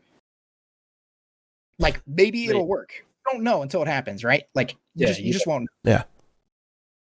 I doubt, but yeah, like some other team is going to give him a shot. I mean, it depends on the team though. Like, yeah, because it might not work. Like, it might be the same thing where he does well individually, the team doesn't work. The team doesn't do well together, yeah. Or hey, maybe the team does better and he does worse individually. That's probably how it's going to end up. Maybe it's both. I don't know. It's hard to say. Yeah. I think Creators is good, but like again, a big part of it with like team success is how, like, obviously as the individual skill, but like how can he fit into a team when the team's like playing correctly and all that. And that's true as well, because you don't know how he works together with people, and I'm not saying that he works poorly with people. Like, I have no idea, but you just don't know. And then back to the Hyper thing that you were saying, it's like, well, Hyper was plus 50 or 40, still got relegated, right, on the worst team. He was statistically the best player in the league. The best player. Yeah. I think best player in the league got relegated. Now he went to Dark Zero and it worked. So that's where the part of the conversation that I was talking about comes in. I got him, they got him on a better team, not me. I don't know why I said that. Guess who's in fifth behind Creators in rating? Who? Hyper. Yeah, and exactly. So he got on that better team. He got that better chance, and he's still doing good. If the same thing happens to Creators, I'm hoping it does. Like, in NA, I say this at every time event comes on, I don't give a shit who wins. I don't give a shit who's number one. I don't care who's last.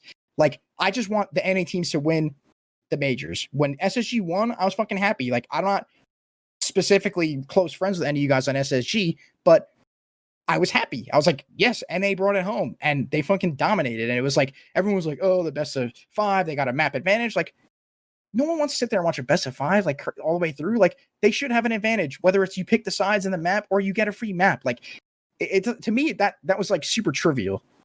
And I know a lot of people like hated on you guys for that, and always do in that kind of format. I think a one map is fine. I think a one map is fine. I mean, SSG's probably really happy with that, given what happened with DG last weekend.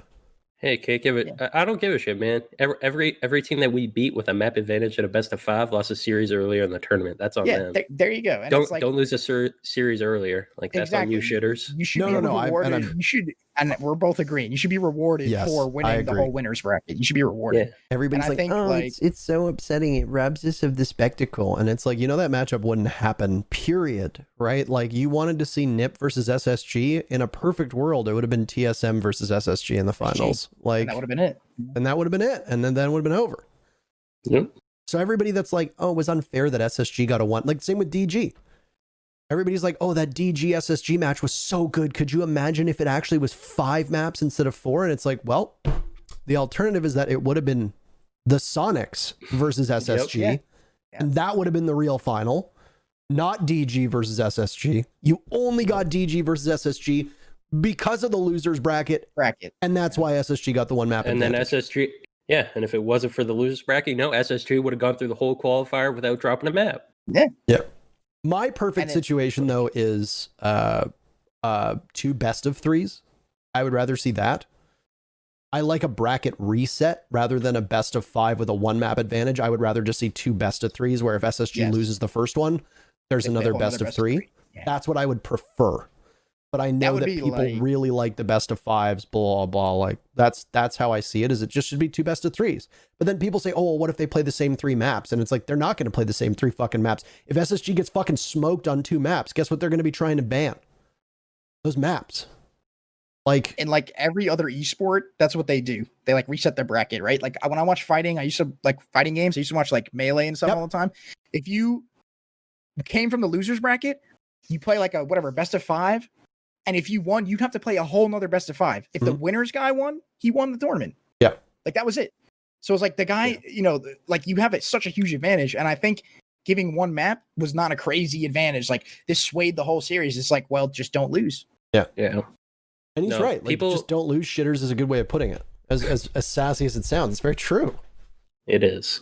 But like, and also people always make the argument like in the best of 5, like for example against DG or against NIP. Like the first example, like NIP, we lost Villa and then Border.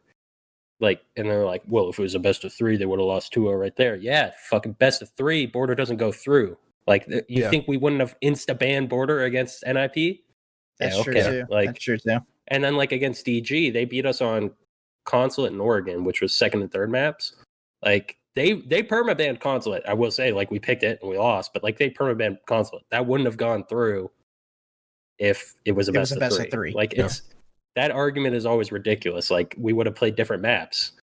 We probably would have played the maps that were later on in the series because those were the ones that weren't picked and those were the ones that weren't early banned. That were left, yeah. You get into the minutia of it, right? Where it's like the same thing. I saw on Twitter, I saw on Reddit, I saw in Twitch chat after the fact when I went back to rewatch a portion of DG versus SSG.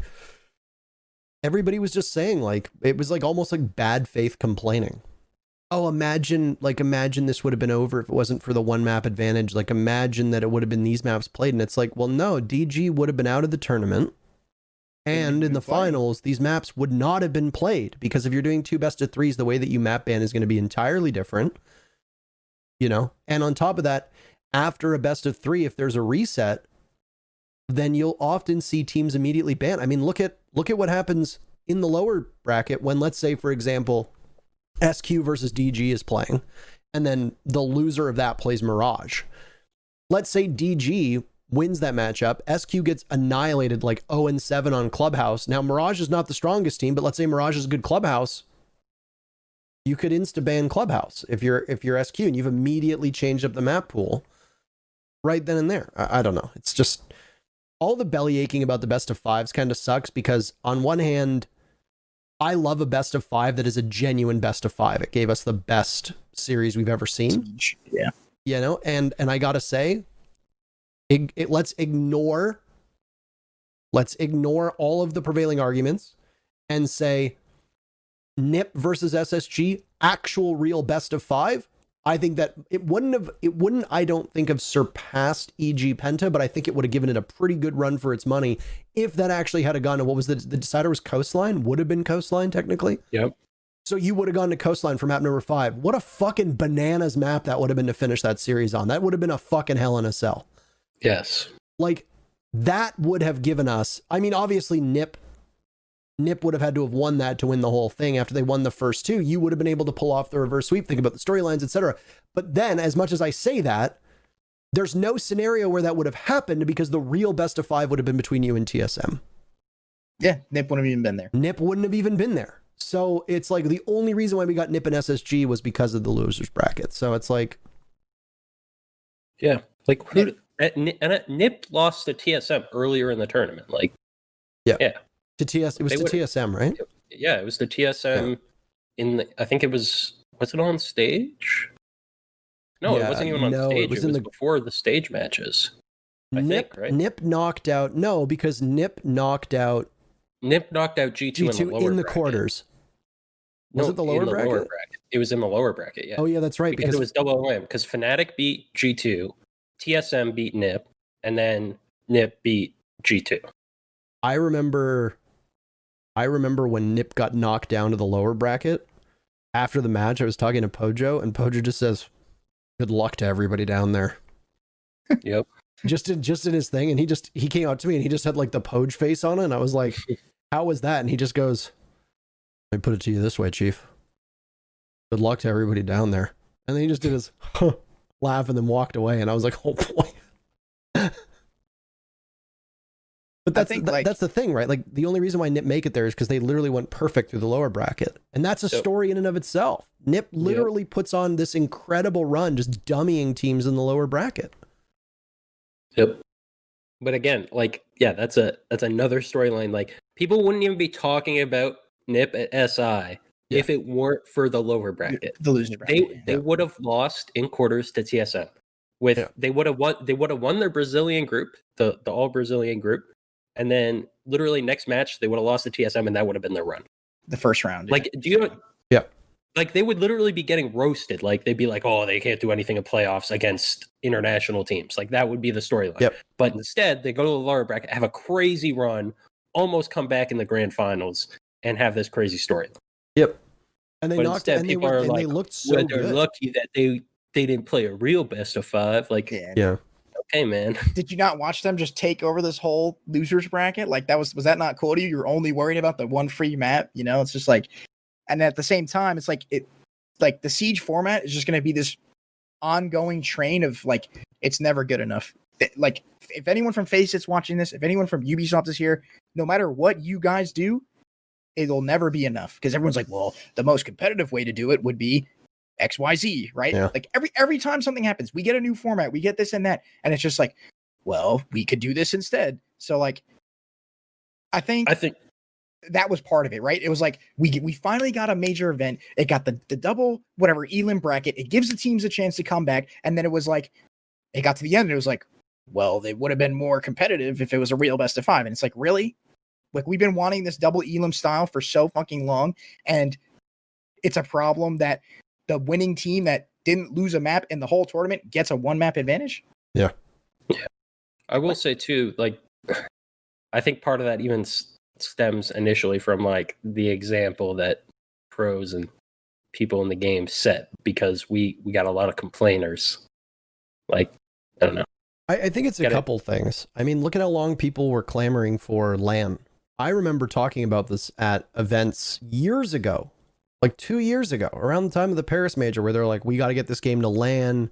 Like, this game is meant to be played on LAN. I mean, like, one of the most vocal people for how good this game is on LAN that I've ever talked to is Skies. He's in the chat right now. Everybody talks about how we got to get this game to LAN. It has to be a LAN league. Like, CSGO's starting to do it. League of Legends does it. Overwatch is doing it. Call of Duty does it. Blah, blah. They're like, amazing, amazing, amazing. We need to do this. Well, we do it. And then the EGLG situation happens. And then all of the issues with LAN are compounded by the fact that there is a massive virus running rampant that has literally shut down the world. And yet you still have these numbskulls on social media that are like, why did we go to LAN? It was such a mistake, blah, blah. Like, they should have just pulled the plug on it. And we talked about this last week, where it's like, this has likely been something they've been working on for probably a year and a half. I obviously can't disclose when I first heard about it, but I'm going to tell you, it wasn't a month before it happened. So it's like, you can't just rip up these contracts, and you can't just tell all these teams, hey, this isn't going to happen. Hey, everything's on pause. Hey, no LAN league.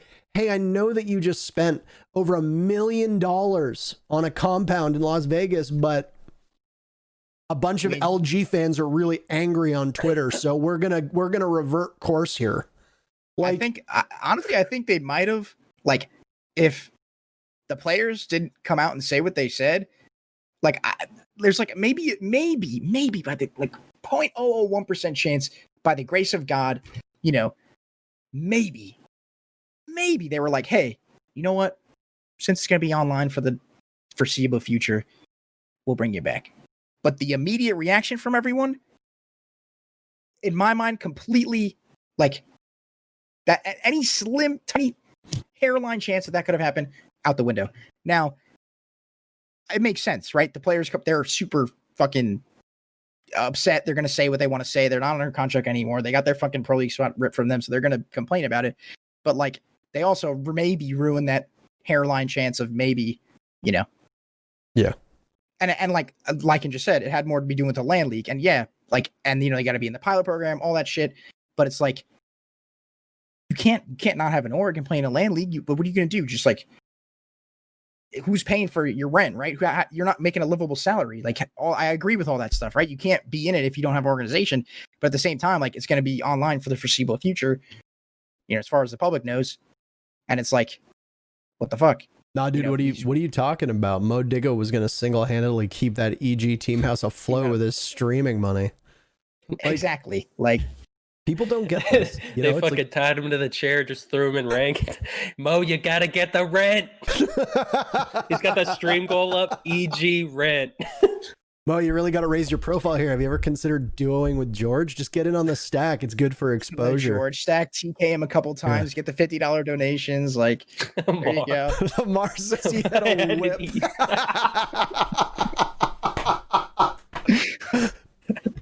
Holy shit. I don't care if there's hackers, Mo.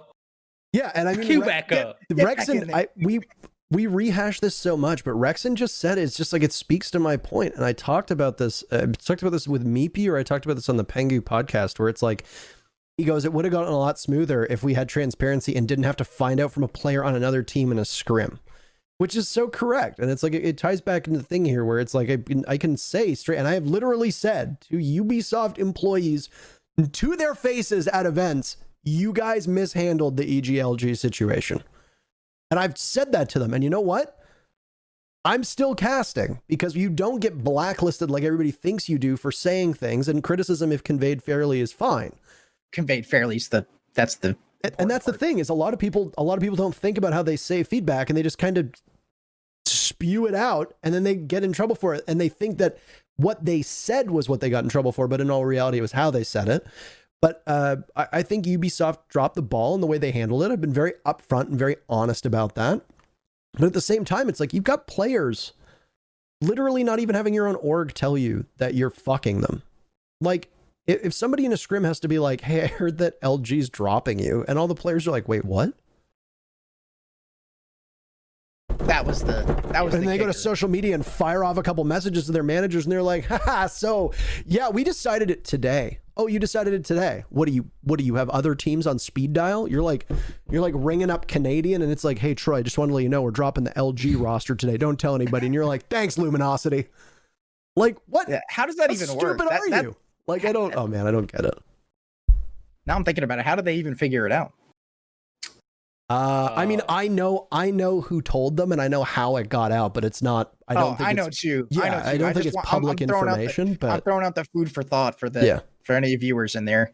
Well, this is the thing: is it's like I had the owner of LG come into my mentions at one point and be like, "We told them the moment we knew," and it's like I have other Obviously org owners and players in my DMs telling me that that is not the case. Yeah, I have other org owners telling me that they had a personal conversation with you almost half a year ago where you conceded that you would not be staying in Rainbow Six. So you knew at that point, but your team found out 4 months later. Don't sound like you're telling the truth there. Doesn't sound like it. And I think the funniest part is, like, on the Ubisoft end, the guy that told, I forgot which EG player it was, maybe it was MVK, to get, to find a new career, that he's no longer with Ubisoft. I want to throw that in there for anyone who is wondering about it. At least it's the villain of Ubisoft in that entire story, by the way, who I will also say I don't have any love for that employee either. And I had to keep my mouth closed pretty tight during that entire ordeal because I also have annoying stories, but that person doesn't work for Ubisoft anymore. I have one too, actually. When I saw the profile picture, I'll just say this: Atlantic City, right? Kev, the Rogue guys were like, yo, just come to the after party, hang out with us, Ranger or whatever. Now, granted, I was with you. Yes, do you forget that? But this is before that. This is before I got into the party. This is when we got to the party the first time, remember? He denied me access as well because he didn't know who I was. And okay, I don't remember that. I just remember him telling me, like, I'm sorry, man, like, you're not on the list, whatever. I was like, that's fine, right? You know, I'm not on the list. Then all the players walk up and they're like, you can't come to the after party because you're not 21. So 3/4 of the people that were supposed to be there couldn't go. Yeah. Now, the 4 friends that I came to see are up there talking and chatting. I'm like, can I please go up? And he's like, no. So I walk away. Yeah. He's like, maybe later. We'll see how many people come. Come back like 20 minutes. Can I go up? No. Fucking, I walk away. Come back 20 minutes. He's like, fine. Let's me up. Sorry, my fucking mic just. You need more weight on that, or you need to adjust the spring. I know. I the spring's broken on this. I got to order a new one. So I walk up. There's this huge bar. There's like the patio, right? There's 12 people up there. Yeah, it was dead. You and Milos and you guys like hanging out, standing in a circle, and it was like easily Mav and cameraman sitting in a circle talking. That there was like 10 people up there. It was like yeah, that was right outside on the patio to the left of the door. Yeah. And it's like the guy wouldn't let me in. And I was like, bro, like what is wrong with you, man? Like these people there's 3 players on this team that are like, yeah, we'll bring them with us. And you're just not letting me go because for whatever petty reason. And then I didn't even know he didn't let you up either. You were standing there casting the whole thing. Do you not remember? So we rolled up originally. It was like you, me, Easily, Skittles, Bolo, and a couple other players all rolled up and easily got in, no problem. Easily, like they let Easily in, Easily starts to go up the stairs. And that's when this employee literally marches down and he's like, who let him up? And the guy at the door is like, I did. Why? Like he's on the list or whatever. And I turned to him and I was like, hey, blank UB employee whose name I know and I'm not going to say out loud. I have the wristband on my wrist and I'm like, hey, like Easily and I are here to go. We were just curious if we could get some friends in. And he looks at me and he points to the wristband. He's like, where'd you get that? And I was like, I am a caster for your game and you're going to fucking ask me where I got a wristband to the after party. And I said, I look at him and I go, my boss gave it to me. And he goes, who's your boss? And I go, Daniel, the product director of ESL. But shit. And I look at him and I go, you know, I cast this game, right? And he goes, I'm just trying to make sure people aren't getting in who shouldn't be getting in. And it's like, so the answer is no. So finally I turned to you guys, I remember, and I was like, I'm going to go up or whatever. And they like easily came back down. And he's like, the fuck's the hold up? Like, why is... And then I'm on the stairs and I'm like, dude, let's just go up. Like we can deal with this later. And I was like, that was my first time ever personally interacting with that person. Anyway, he's gone now, by the way. And I know that Ice Cold is in here and I'm sure he has stories as well. But let's just say that what's that quote where it's like, it's about people dying, but I'm going to project it onto like, I don't hope that people get like fired or leave their jobs, but I have great enjoyment when they do. Okay. And it's just one of those scenarios where it's like somebody said, Hyena actually sent me like a DM, like basically saying like, hey, he like updated his profile. Is he not with Ubisoft anymore? So I fired off some messages and then I was like, not cool day. Cool day. It's like one of those things you find out like, oh, my day's kind of, it's a little bit better now. Now that I know that. Yeah. And I mean, I didn't hate working with him. I heard stories and I had bad interactions and that's it. And it's just like, it's one of those things where my life has gotten easier now that I don't have to work with them anymore. And we'll all meet those people. You know, I am probably that person to other people as well. Who are like, fuck, I don't have to work with Parker anymore. Cool. Who would say that? Who would honestly say that? Maybe Kicks, like ironically. He'd be like, oh, yeah, I don't have to cast with them anymore. As a joke. You wouldn't, mean that. I can't wait until I get a new podcast co-host. there you go. Wait. There you go. I don't know. That whole situation was kind of a mess. And it's like, I'm itching to get to LAN. Everyone is. It's you guys, the players more so, but then like all the viewers too. Like all this siege right now, I don't care. I literally don't care about winning an online major. Like, yeah, it's cool. Like you won a mini major. Like you played the top 4 bracket playoff system, but it's like, I don't care. Yeah. I don't care who wins. I want to see this DZ that we have now and this TSM we have now playing against, NIP and BDS and the international competition. Like that's what I want to see. And I want the pros to play on LAN because I know every tweet is, bro, the game's so good on LAN. When I went to the workshop, I played on a LAN build. When you shoot someone in the head, you hit them in the head, right? We don't get that kind of stuff on. It's inconceivable.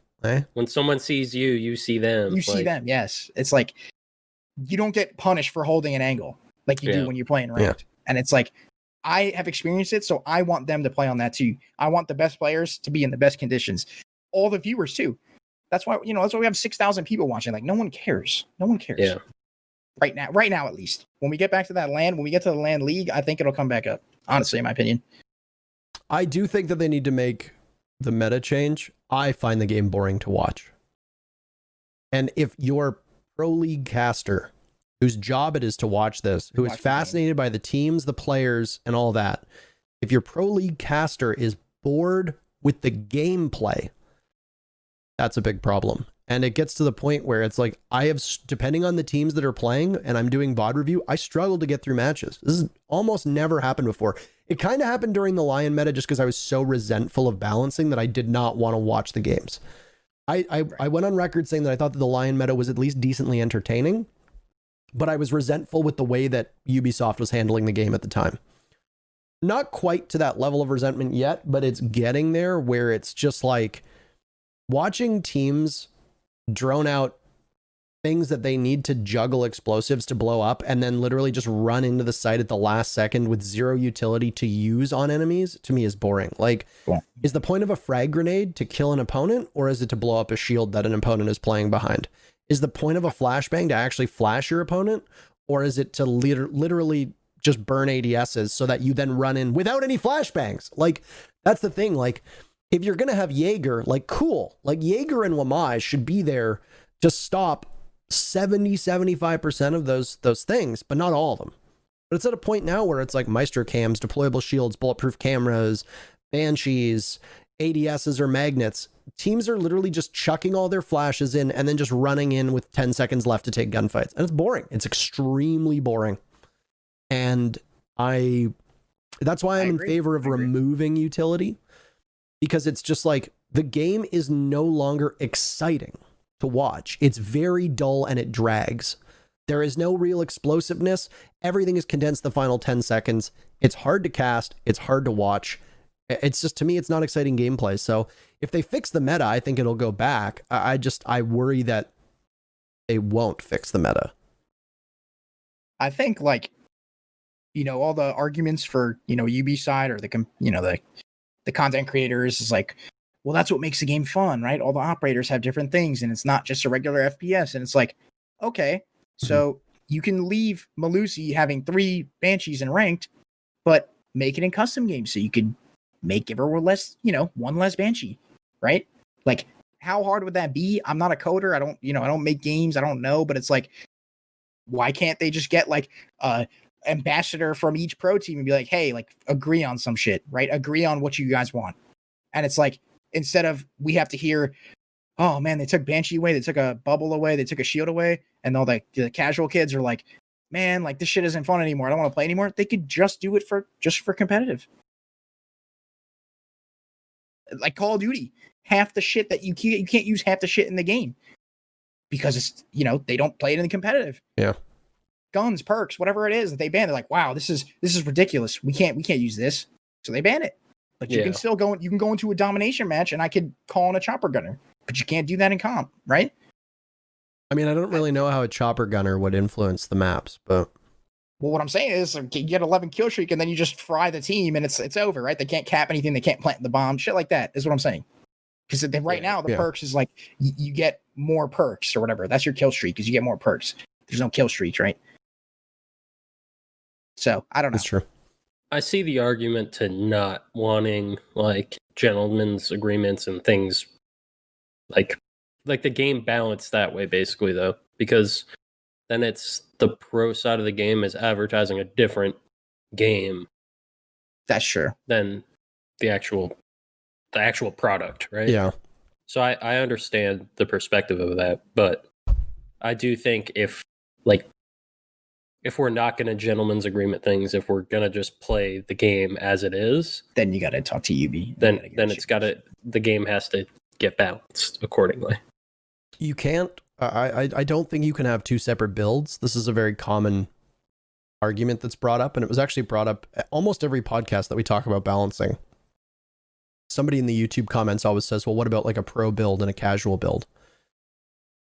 The gaming esports world will begin to make a lot more sense when people view it through a marketing lens rather than a proper competitive lens. Epic would deliberately release new shit that is horrendously broken the day before competitions and then allow it in the competition. The mech, the sword, the plane, the boombox, whatever the hell else they were adding. And then the players would always lose their minds and be like, we've been scrimming for a month on this build and now you release a katana that like insta kills people. Like, what are you doing? What are they doing? They're advertising something that people are going to, be more likely to play. Yeah. And now, because Fortnite did it very smartly, which is that every single person that was playing in this tournament could also stream their perspective. You'd have days where there'd be 800,000 people watching Fortnite on Twitch. Just Twitch. That's not including the VODs that they'll watch back. That's not including watching the people who are streaming on YouTube. You know, there were times where Slasher would put out tweets where he's like, you know, over 1 million people were watching like the Fortnite Summer Invitational. And guess what's in that? A brand new item that's just been released. Over 1 million people are going to watch this live and be like, holy shit, that sword looks awesome. I need to play the game. And the more people stay engaged and the more people play the game, the more likely they are to spend money. It boosts your concurrent player count. It boosts the amount of content that people are consuming. It boosts the amount of money that you're spending in the store. And the players would complain about it endlessly and say, this is so unbalanced. You know, this destroys competitive integrity. And guess what? It does. It's both of those things. But you know what it doesn't do? It got people playing. It got people playing the game. And it made Epic billions of dollars over the couple years that Fortnite's been huge for. So we get all bent out of shape with this kind of stuff. But the problem is that esports is marketing, and the studio that runs esports has to realize that there are people above them who are significantly more important in the company that are saying, yeah, but how is this going to make us money? Sure. And that's their only focus. That's their only focus. Oh, you want to do a cool Halloween event? Super rad. But how is it going to make us money? Let's sell the same gun skin individually 17 times. Which is what we see right now with the Halloween event, which is really just a Christmas event, by the way, but it's for Halloween, which is very confusing. But I agree. It should be more scary looking, but that's a whole different story. Now, my question to you is, talk about Fortnite, these mechs and stuff, right? Mhm. The sword, the Infinity Sword, that shit was so cool. Who the fuck watched Siege and said, this guy can't walk down the hallway because the Malusi's slowing him down? This is so cool. Who watched that and said that? Who watched that and said that? I Who agree. watched that and said that? It's not I the agree. same thing. You can't compare this. They're not the same thing. Okay. The point changed with what Parker was getting at. I was getting at the fact that I don't think you My can mom have like a walked in. separate build of the game, or Yeah. like you can't have the pro game being like entirely different than the competitive game. well, that 'Cause was then my it's point. like an Though, because you entry can't do that because then you barrier, can't right? market it. That was my point. Well, yeah, But I kind of exactly. missed it. But I agree. Like the things they're releasing, it's not the same. But I understand what they're getting at, because like I think I forget what episode we were talking about it on, but basically we were saying like people complain that like the casual fan base, like a lot of it complains that it's just people running around shooting them, like just Ashmains running around or Jaegers running around just shooting them, pre-firing them, insta-killing them, all that. And then they add like the traps to slow people down, the Malusis to slow people down, and all this stuff. They need a Jaeger alternative, so they add Wamai so that Jaeger gets picked less, but really it just gives you both. And the thing is in casual, just people don't like playing Wamai as much, so they just don't even pick Wamai and they just still pick Jaeger. But in the highest level, you pick both. They talk about all that, but I mean, it's not finding the answer, because like bringing Malusi doesn't do anything alone. It only does it. I made this point in the last episode. Yeah. Bringing Malusi doesn't do anything alone. It only works really well when you bring it with all these other indestructible gadgets, and then like you have Jaeger, Wamai, Malusi, Smoke with a shield, and Maestro, and then all of a sudden one of them staying up, and now the gameplay sucks. But like Malusi alone, it doesn't matter because you just get rid of it. Doesn't matter. Yeah. And now Ash can still run at you and kill you. So it's just I think it's the wrong approach. You need, if you want to get rid of like that run and gun, like fast, not so tactical gameplay and casual, then you have to target like that specific, like you got to make Ash slower. You got to give her a worse gun. You got to do something like that.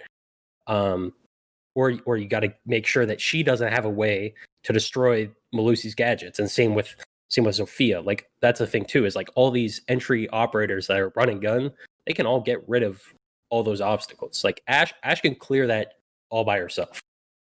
But yeah, I think it's just the wrong approach to finding the answers to all that.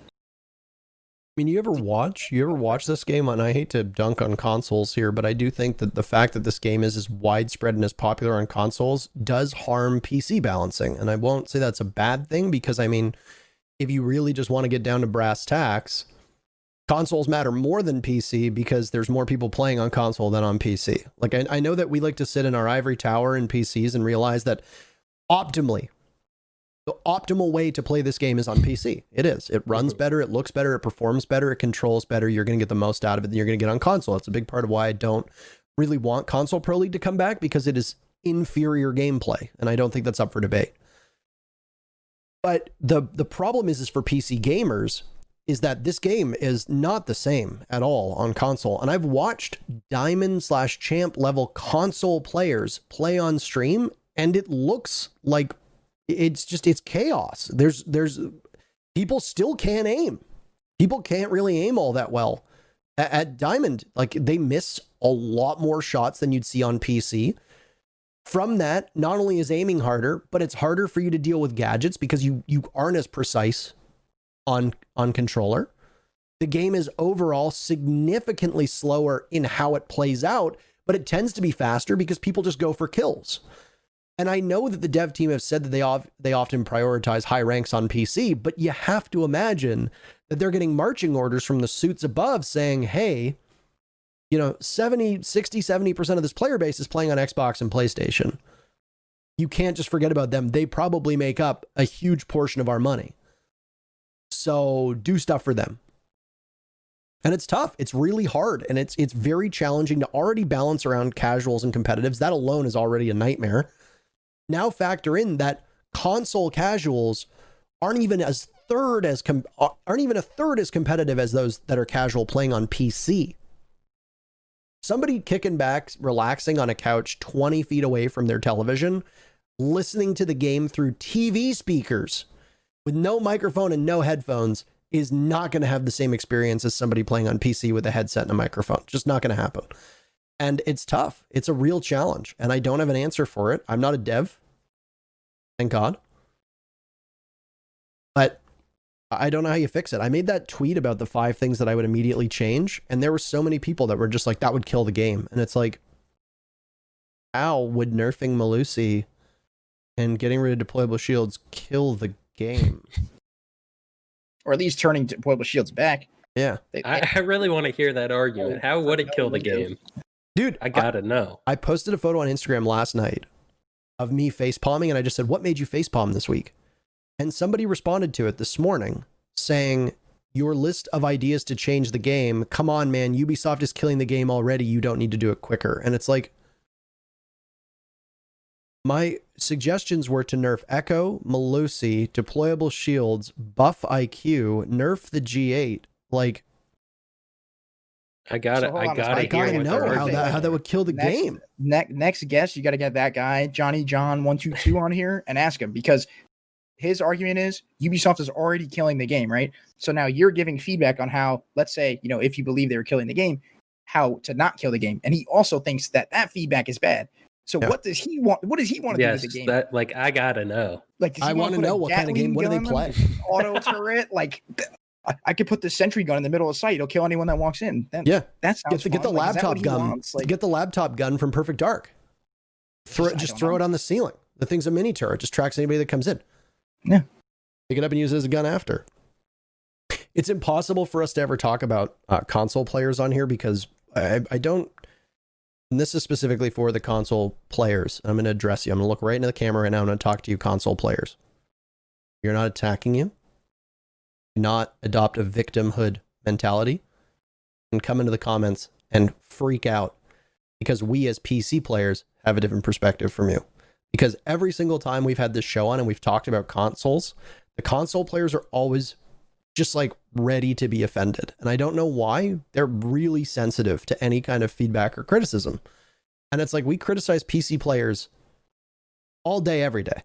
Half of this podcast is criticizing E United, and then the other half is criticizing PC players. Like, that is how this goes. And then we talked for 10 minutes about console. It's like, man, these guys are shitting on console the whole time. Like, what's going on? It's like, well, do you listen to the whole thing? That's not really what happened, but sure. I want to hear their side of it. I want to, people that don't like the changes you mentioned, like people that think those changes are a bad idea. I genuinely want to hear why. Yeah. I'll say from the get-go, yeah, I'm probably gonna disagree, but I want to hear it. Yeah. I gotta see if I'm missing something. Let me understand your side of the game so that, I don't know, maybe we can find a middle ground. Yeah, But like maybe something's happening in gold level ranked on console that like is the perfect epitome of Siege, and like once we figure it out, like The promised land. we'll get 20 million viewers each stream. Like I just don't know what it is. Like what do they need? What do they want for the game? I honestly don't get it. And I mean, but typically when I tweet about the game, here's what will happen. I will tweet suggestions from my perspective as a caster that tend to be fleshed out by me running them by pros first. I don't just usually blast off ideas without at least getting 1, 2, 3 saner people in the community to be like, yeah, that's fine. You know, like I'm not just going to blast out ideas and then just get annihilated on Twitter because all the pros are like, that's stupid. You know, I don't want to look like I don't know what I'm talking about. I do that enough as is. You hear my casting. So it's like, I'll throw that out there, and here's what'll happen. Within the first couple hours, it will usually be just like my followers that will be like, this is awesome. Great job. I love it. We hit the 4 to 6 hour mark and it kind of just like slows down. And then the 6 to 24 hour mark after that is when it starts to get picked up by the people who don't follow me. And that's when things go mental. That's when like the creatures come out. And it's like, I'm getting people being like, shut the fuck up, fatty. Or it's like, you're going to kill the game, or stick to casting. You have no idea what you're talking about. And it's like, I just look at it and I'm like, where do these things come from? And I'm always so puzzled because it's like, I have the same input as Troy. I'm like, how do you see the game then? Yeah. Like how, like, what do you see? Like, what do you object to, and how would you change it, and why? yes. You know, like, no offense, but some random 17-year-old kid on Twitter who doesn't play this game competitively telling me that my ideas are terrible and that I'm fat. Probably going to weigh on my conscience and my mind a lot less than pros saying, hey, these are good ideas. You know, the people who play this game competitively and are also not calling me fat, I think are, you know, those are wins in my book. I got my next reply. Do it. I want to know. Next time you tweet a game balance idea, I'm gonna just go, nice try, fatty. I'm waiting for it. I'm waiting for it. When the patch notes come out and you just see the INTERRO checklist. Thanks, fatty. Like, check. Dude, that's just ridiculous, check. man. Check, thanks, check, fat. That's just it. It's Suzaku. You played this game competitively on Adventure Force, and I think this is a good time for us to kind of bring it back into to your experience, because Adventure Force is a beloved Challenger League team that, to me, was a sign of everything that's wrong with NA Challenger League. And yet, even I was cheering for you. You basically formed on the day of the quals and then qualified for Challenger League with 0 practice, 0 experience, and 0 strats. And you made it into the second highest league in North America.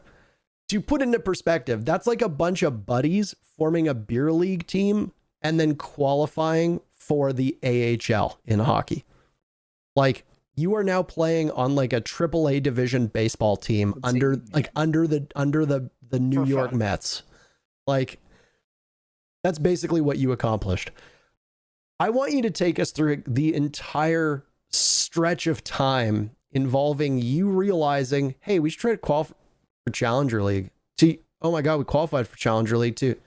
Oh my God, did we just get shouted out on the SI broadcast? That was huge for me. I'm gonna skip to the SI broadcast. Like, I was at work. I roll burritos. So anyone doesn't know, I work at Bose, and I'm sitting there. It's like, I don't remember what day it was. I think they did the panel on Sunday, right? Yeah, Saturday. Yeah, they do. They did panels throughout the whole weekend, but that one was on Saturday. On Saturday, I'm like sitting there working like a 12 to 9. My God, or Sunday. Might be Sunday. I can't remember. And I opened Twitter and I have like 40 notifications. I'm like, what is going on? And I like opened the stream and was like, yo, look. You were shouted out on the stream. He's like, Stu, Zaku, if you're out there somewhere, if you're watching, we want to see you on this stage. And I was just like, wow. Like, imagine like people at Ubisoft encouraging, non-pros and non-Challenger League players that they want to see you on their stage. Like that was kind of huge. Not gonna lie. Like I know I love Stu, and that was super nice of him. But so Adventure Force. Let's rewind before that last day of qualifiers. I teamed with Breezy and Schlongy, and we were kind of like changing out players in between, right? And I got this opportunity because like England and Easley, like, you know, they hooked me up with them and they were like, hey, you know, you should give Zaku a chance, blah, blah, blah. We're practicing every day. We're scrimming. We're dry running. We're losing these qualifiers. It's like crazy. Like we're just trash. Like we're trying to figure shit out. And then after the third, I think it was because the way they did it was like that season was like go for it style, right? It was like you play a double elim bracket all the way to the end, and with the team that won made it into Challenger League. So after the third one, there was one more after that. We were just like, I was like, I'm done, bro. Like we fucking suck. So the day, like I think it was Sunday, I asked Breezy. It's just like, yeah, like, are you doing anything? Like, you just want to play for fun? He was like, sure. Who do you want to get? I was like, I don't know. So I just messaged a bunch of people. I got Cryo because we had played on he had like subbed for us for Nomads before, and he wasn't on a team. I asked Sour, or no, we asked. I don't remember who asked Sour. Oh, no, I think I did.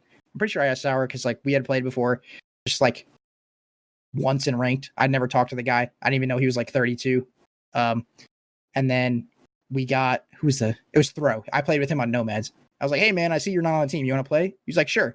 So we all joined the ESL roster on like Monday, and the qualifiers were whatever, Thursday or whatever day it was. And we just hopped on and played, and like we were just having fun, you know, like we were trying, right? We weren't like throwing, but it was like we made it, right? We make it, and we're like, wait, what the fuck? Like even in the clip when we made it, Sour's like, I guess we're playing Challenger League. Like that was literally the reaction. Like we're just sitting there like, oh my God, we actually made it. And my favorite part was like, I was practicing and I was scrimming and I was like learning these drone spots and like I'm learning the call outs and like, cause you know, Schlongy and Breezy, like they were pros at one point. So like they, you know, they want to play the game properly. So I'm learning all this stuff. And then like I just threw all that crap out the window and I'm just solo roaming on bank as Jaeger and I'm like killing everyone. And I'm like, wait, what is this? Like, this is so much fun. Like, this is just so easy. Like, why am I trying to like learn all this correct siege when these guys like they can't even drone properly on the other team? Like, I'm just gonna run around and do what I feel like, and it ended up working. And then fast forward to like a couple days after it settles in, I'm like, oh my God, like I'm in Challenge League. This is my dream is playing Pro League, right? This is the step before that, and I did it without even like practicing or trying. And I was like, I'm nasty. Like I'm just sitting there. I'm like, wow, I'm crazy at this game, right? And then fast forward to the first game day. It's like we're going up against one of the favored teams, the Akatsuki. It was Yardi, Benji. You know, Prophecy was like a really like sought after player. He was like he didn't have a lot of clout, like everyone likes to say, but he was like frying everyone in scrims apparently. And we play Coastline and we win 7-4. And I have 14 kills on Twitch. I'm just like doing like my best Foxy impression. I'm like hanging out in kitchen when the site's hookah. I'm killing everyone. And it's like, oh my God, like we won a game. I not only did I make Challenge League without practice, I won a Challenger League match without practice. And it was like this game, like it was the most fun I've ever had in my entire life. Like Comp Siege, still to this day, like is the most fun I will ever have. Like there's nothing that compares to that feeling, right? When you're just like you're frying people, you're in an official match, like well, back then you were on Wire, now you're not, but like, you know, you're logged into Wire, everyone's like shaking their boots, and I'm hopping in the lobby. I'm like, bro, I'm just here to play, right? Like, there's so many people who hop in there like, oh my God, like I'm on Wire, I'm on Moss, like I got to do everything perfect. We're just chilling, we're just hanging out, we're having a good time. And that season was crazy because both Two-Faced and Obey made Pro League, so that everyone was saying at the beginning of the season this could be the least competitive Challenger League season there ever was. I mean, it wasn't. Two of the teams in Challenger League made Pretty sure I said that as well, by the way. You did, which is fine. Like I don't hold grudges, right? But thank you. You were, I mean, which rightfully so. Let me backtrack a little bit. The format to qualify for that season was ridiculous, absolutely ridiculous. It should be a Swiss format with playoffs. That's how Challenger League should always work. Like the Go For style bracket is just absolutely terrible because you could have one bad game and it's like we're out. But if you do Swiss, it's like, you know, you play, you earn points, and then you play playoffs. So we make it in. We're playing literally not a day of practice, right? We're having fun. We're going from one game day to the next, and we weren't even last place. We were sixth place. There was two teams below us that practiced every day, scrimmed 4 maps a day. and we're just better. We're just like individually we're all decent players. We were just putting rounds together somehow. Literally, like we played DG, my favorite play day of the whole Challenge League. We played DG. Sour had to sub back in. So at the beginning of the season, Sour, like, I think he got a new job or he moved back in with his girlfriend or something. So he couldn't play. So he had Euphoria. Euphoria had something to do. So Sour came back to sub. We're doing bans. This is how we did bans. We got into the match. So what do you guys want to ban? As the ticker's going down, Sour was like, we got to ban Jaeger. Thumbus has no idea what he's doing if he's not playing Jaeger. We get 7-0'd on border. We lose. We get 7-0'd on border. I'm running around with Capcan. I have no idea what I'm supposed to do because I played Jaeger too. I didn't realize it. I was a one-trick Jaeger. I didn't know what I was supposed to do. Next Guess map. I'll go Capcan. Next map. I mess up the ban phase. We play border again. I had the map choice. I mess it up. I didn't realize that it was the last pick because we're like, everyone's getting a drink and everyone comes back. They're like, so what are we playing? I was like, we're playing border again. And they're like, how did that happen? And I was like, I thought I had another pick. Like, because you know, in ESL, you just kind of type it in. There was no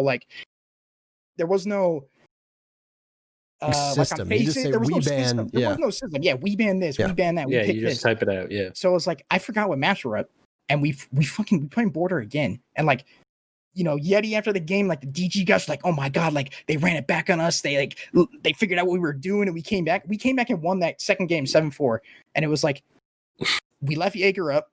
I was able to get some kills, and then it was like. Everyone thought it was like this huge like thing, and I was like, I messed up the ban phase. Like I wasn't paying attention. And then we came back and won. That was I'll one of never my favorite expect series. border again. And it's like that's probably what they were thinking, right? DG's like, oh, we're gonna go to Coast. Like we've been practicing Coast, and it's like, wait, they just got 7-0 on border, and they had the map pick, and they picked border again. Like, what is wrong with these guys? They're crazy. And it's like, at the same time, like we're sitting there in Discord. I'm like, oh, my bad, guys. They're all kind of coming back from the bathroom and like getting drinks, and I was like. Yeah, that's on me. Like, whatever. Like, we'll see what happens. And then I was like, we load in and like, okay, we're not banning Jaeger this time, right? Like, we're gonna keep it up so I can get some kills. And then, you know, the only game where like we actually got absolutely fried was the Rise game. Like those guys, like they played like the most siege there was that season, right? Like the flanks holding this, the drones, like, and they mopped us. Oh, Bay guys, we lost 7-4, 7-4, and like. We lost to such trivial things like Forest walking garage, like 2 rounds or something on bank. It was like we lost to such trivial things. I feel like we could have actually won that game, but once again, we didn't practice. Let me backtrack. We make Challenger League. We schedule one scrim, one T1 scrim. We're scrimming DZ. I still have the clip on my computer right now. We spawn in cafe first round. They're doing like this crazy bakery hold, so we hit the back. We hit like VIP side. We win the round. The next round, they're doing the same hold. I'm like, all right, guys, like let's just do the same thing. Nyx and Hyper insta spawn peek. Hyper's peek is spawn peeking dining window, and Nyx runs out of bakery.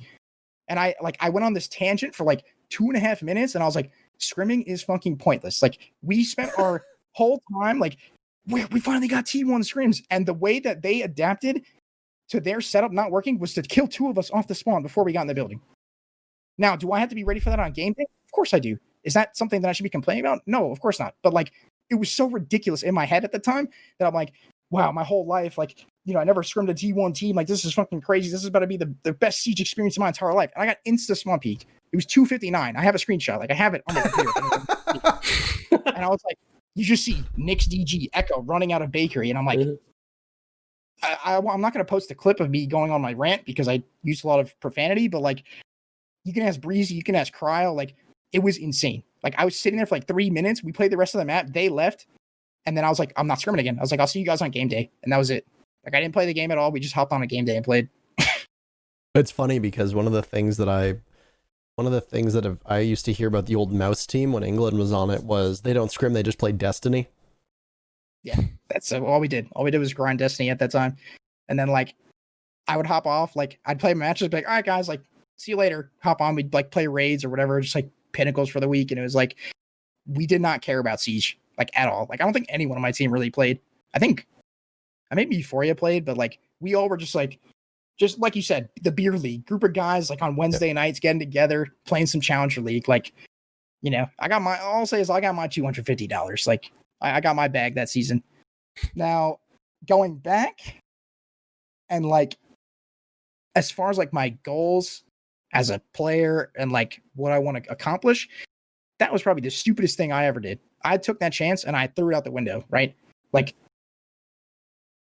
if I could go back, I would change around the team a little bit, probably, because we were like me and Breezy were talking about like maybe, making some changes and trying to be more serious. And I 100% should have done that, because that was probably my best ticket of ever even, attempting to go in pro league, right? Like that rogue team that got relegated, they were fucking terrible. Like, it doesn't matter who played against. Like, I'm pretty sure like any of those top 4 teams that played against that specific rogue team was beating them. Like, no offense to them, but they were pretty terrible at that point. And they're all my friends too. Like, I've said this to them to their Rogue face. and Sonics both got relegated that season, yeah? Yeah, Sonic's by OA and then Yeah, Rogue by Rogue got two-faced. And it was like when I saw like this is going back to like even now, like I see those players that I played against that I was frying in Challenge League, like in Pro League, and that's what gives me the motivation and like the thought that like I could play there too. Like I believe in myself, right? I think I'm a decent enough player to play in Pro League. Obviously, I have to make it back to Challenge League first, which I'm having a hard time doing. But I think if I ever get that shot one day or ever get that tryout, I'll be able to hold my own. But like I said, I see the two-face team and the Obey team, that the players that are left, and I see these people that I played against, and there's a lot of people who like they don't think they can do it, and it's like you can absolutely do it. Like you cannot load into a lobby and look at hit tab, unbind tab from your thing. Don't care about who you're playing against. Just play your game. That's all you have to do. Like when I load into that first Challenge League game, I didn't care who I was playing. I didn't care that, Benji was just out of Obey. He just played Pro League. I didn't care that Prophecy was the next best gunner upcoming. I didn't care. I was like, I'm just going to play how I want to play. And that's like when I played the most, like, I guess, the highest level of competition that I played since then is like TMs here and there, right? Like I played in Jolton's TMs and I played in like the money TMs Factor did a little bit. And it was like, I don't think any of those guys I play with, like pro or non-pro, didn't have a problem playing with me. I wasn't spawn peeking. I wasn't running out. Like I was droning. I was making calls, this and that. And like on Factors, money TMs, I didn't lose a game. I was like positive 40. Like I was going crazy, right? And then it's like, I'm playing with these guys and I'm like, I can hold my own, right? I'm playing in the Jolton TMs and I'm playing against like these crazy aimers that are like supposed to be the mechanically the best players ever. And I don't hit tab. I'm just going to play my game. If they fry me, they fry me. Like I'm not going to make excuses. Like, yes, Bolo is the greatest player that I think has ever touched this game. If he 360 no scopes me while I'm like trying to trade my teammate or something, that's fine. Like I'm not going to, cry about it, but it's like, I think like a lot of people, their problem is like, they're scared. And they don't realize it, or they're nervous and they don't realize it. Like you just gotta play. That's what I learned from the season of playing like for fun, is you literally just have to play. Now, I would have liked to take it more seriously, like I said, but whatever. You win some, you lose some. I think, and I'm being dead serious here, I think you need to get into FPL. I would like to officially start the Suzaku for FPL motion right now. I think I'd do fine in there. I'd probably play it every day if I was in there. Maybe stream it. I don't know. I feel like I play worse on stream because I'm like, trying to talk to chat and like be entertaining. I'd rather just focus on the game. But I asked, like, we have this group chat. It's called the Avengers. It's like we had like this rank stack one season where we literally did not lose. It was like me, Easily, England, and them. And I was like, yo, would you guys, like, if you had the choice to vote for me, would you vote me? And all of them, of course, right?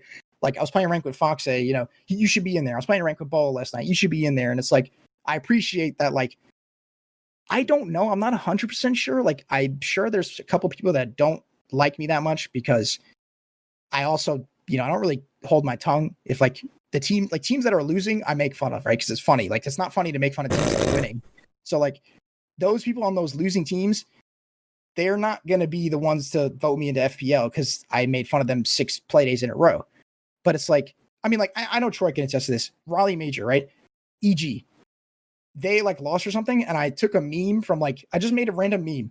And like 20 minutes later, I saw him walking. I was like, what's up, Troy? And you were just like, you shook your head at me. Like you were just, you looked like you were pissed at me. You look like you were angry at me. Like I said hi to you and you're like, no, we're not doing this. Like if I just lost, I know, angry at everyone. So that's what I'm saying. Like I know, like, and the obviously like that event sucked, bro. It did, I know, but I'm just saying, like the way you looked at me, I was like, oh my god, like this guy wants to fucking kill me. Like And I totally, it skipped my mind that like 20 minutes ago I had just like posted a meme just like absolutely roasting you guys, and it got like 2,000 likes, like a bunch of retweets. I was like, this is popping off, and I see you and I'm like, yo Troy, what's up? You're like, bro, like shut the fuck up, like not today. Like I have no idea if I saw the meme or not, because I don't remember that, but like I would have just been pissed because we lost.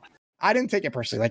Like I said, I talked to like so many players, like, and I know like no one would have a problem if I was an FPL pretty much, like on each team. Like the only team I'm not really close with the guys are DG and SSG. I don't really talk to either of them, but other than like ranked and shit. But I don't think anyone would have a problem. I mean, let's start the petition. I mean, you can. Here you go. Foxay's on board. He's in the chat right now.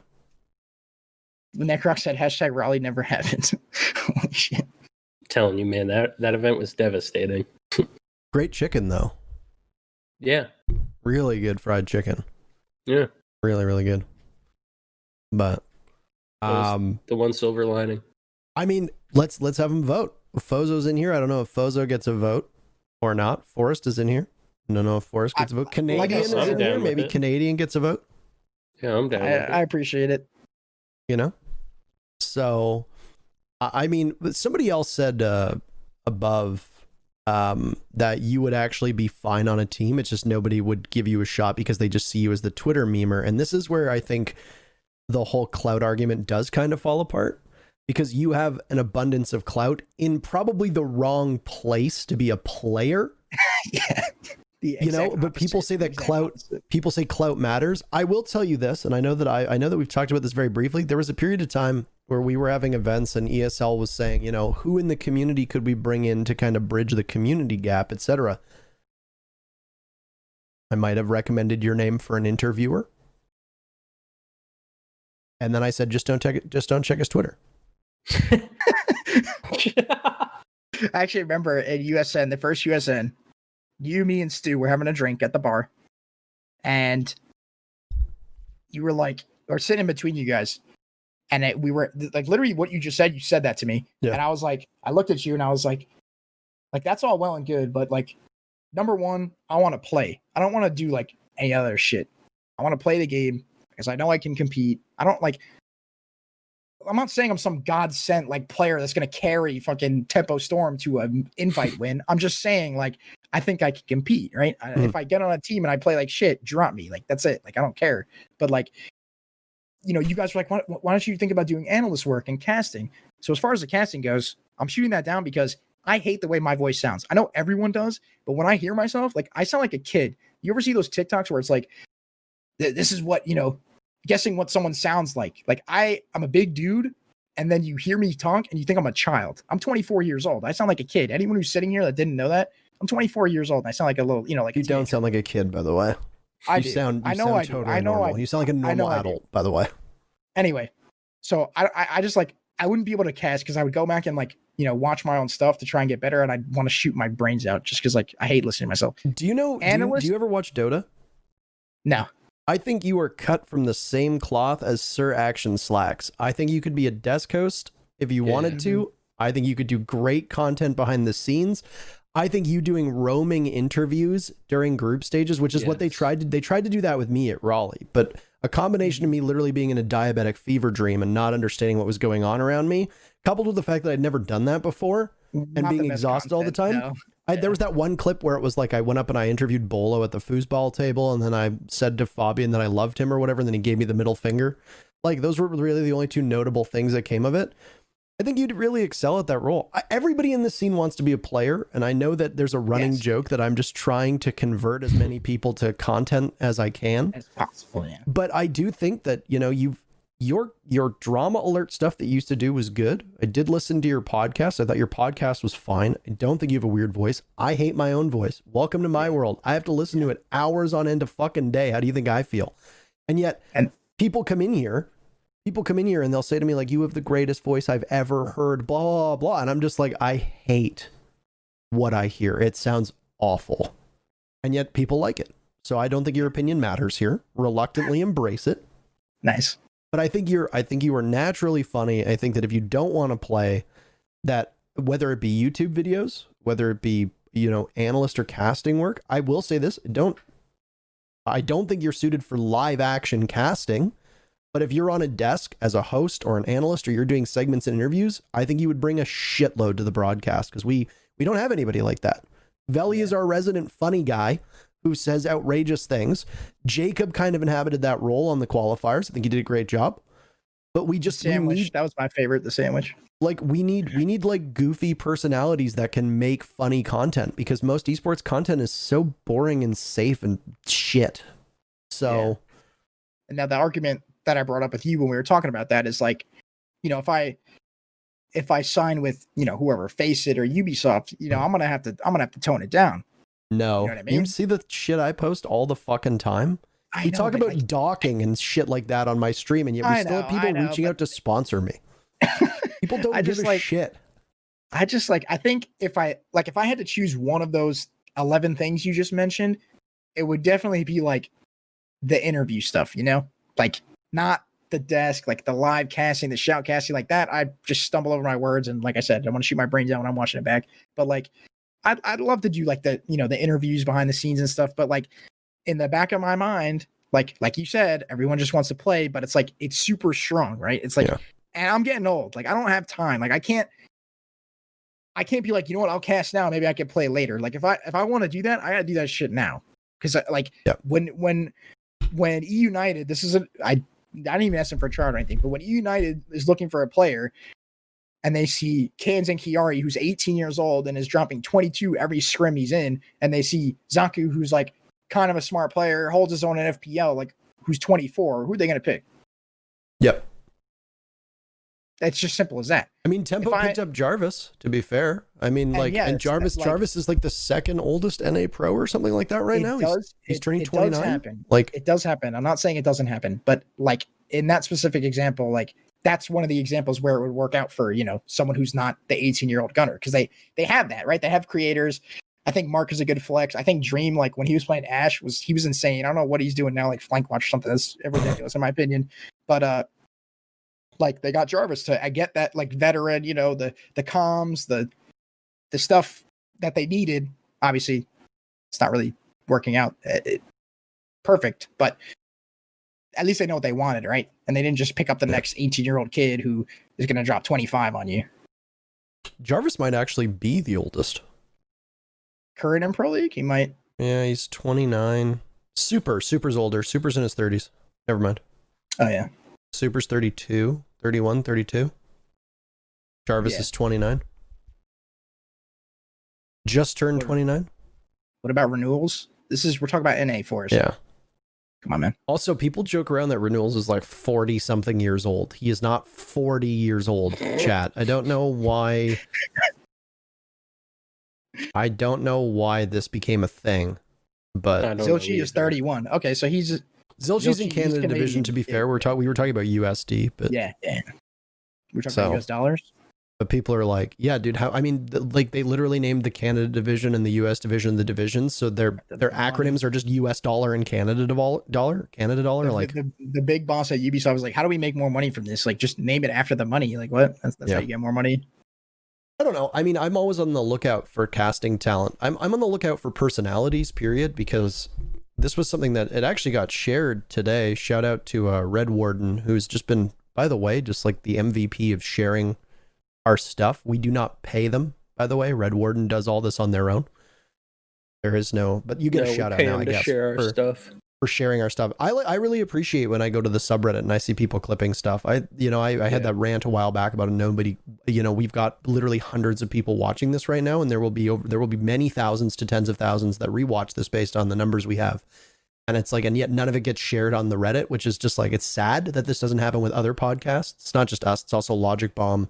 It's also On the Flank, it's also Hammered, if anybody watches that. So if they even do it anymore, I don't know what's going on with it, but it was cool to see that. And Red Warden shared the clip when I was talking about how players are boring and not marketable. And I mean, I hate to say it, I've watched a number of FPL streams, and FPL is really interesting, but I've had to turn streams off because players are just boring. Yeah. They don't interact with chat. They're not funny. They don't talk. They don't look at their camera. They don't run a camera. It's just boring content. And it's like, people are watching it because they're interested what FPL is. Like, you could do so much better. Like, there's so many people that could just be excelling as streamers, and we need more personalities. And, you know, right now we have Jess doing interviews online. But I mean, like, usually the interviewer that we have at events is Chris Waters, who works for Ubisoft. He's an outstanding guy, and I think he does a great job. He also does the voiceovers for the season announcements.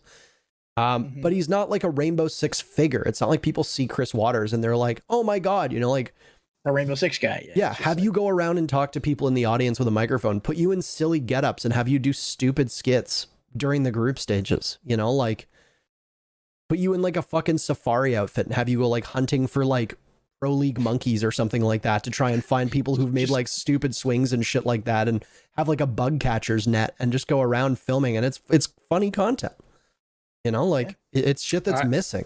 And our broadcasts are fine, but it's like our game is already kind of hard to watch. I think supplementing gameplay with funny skits, all the other stuff. Yeah, like our analyst desks, I'm gonna say it, they're boring. If Veli's not on an analyst desk, it's boring.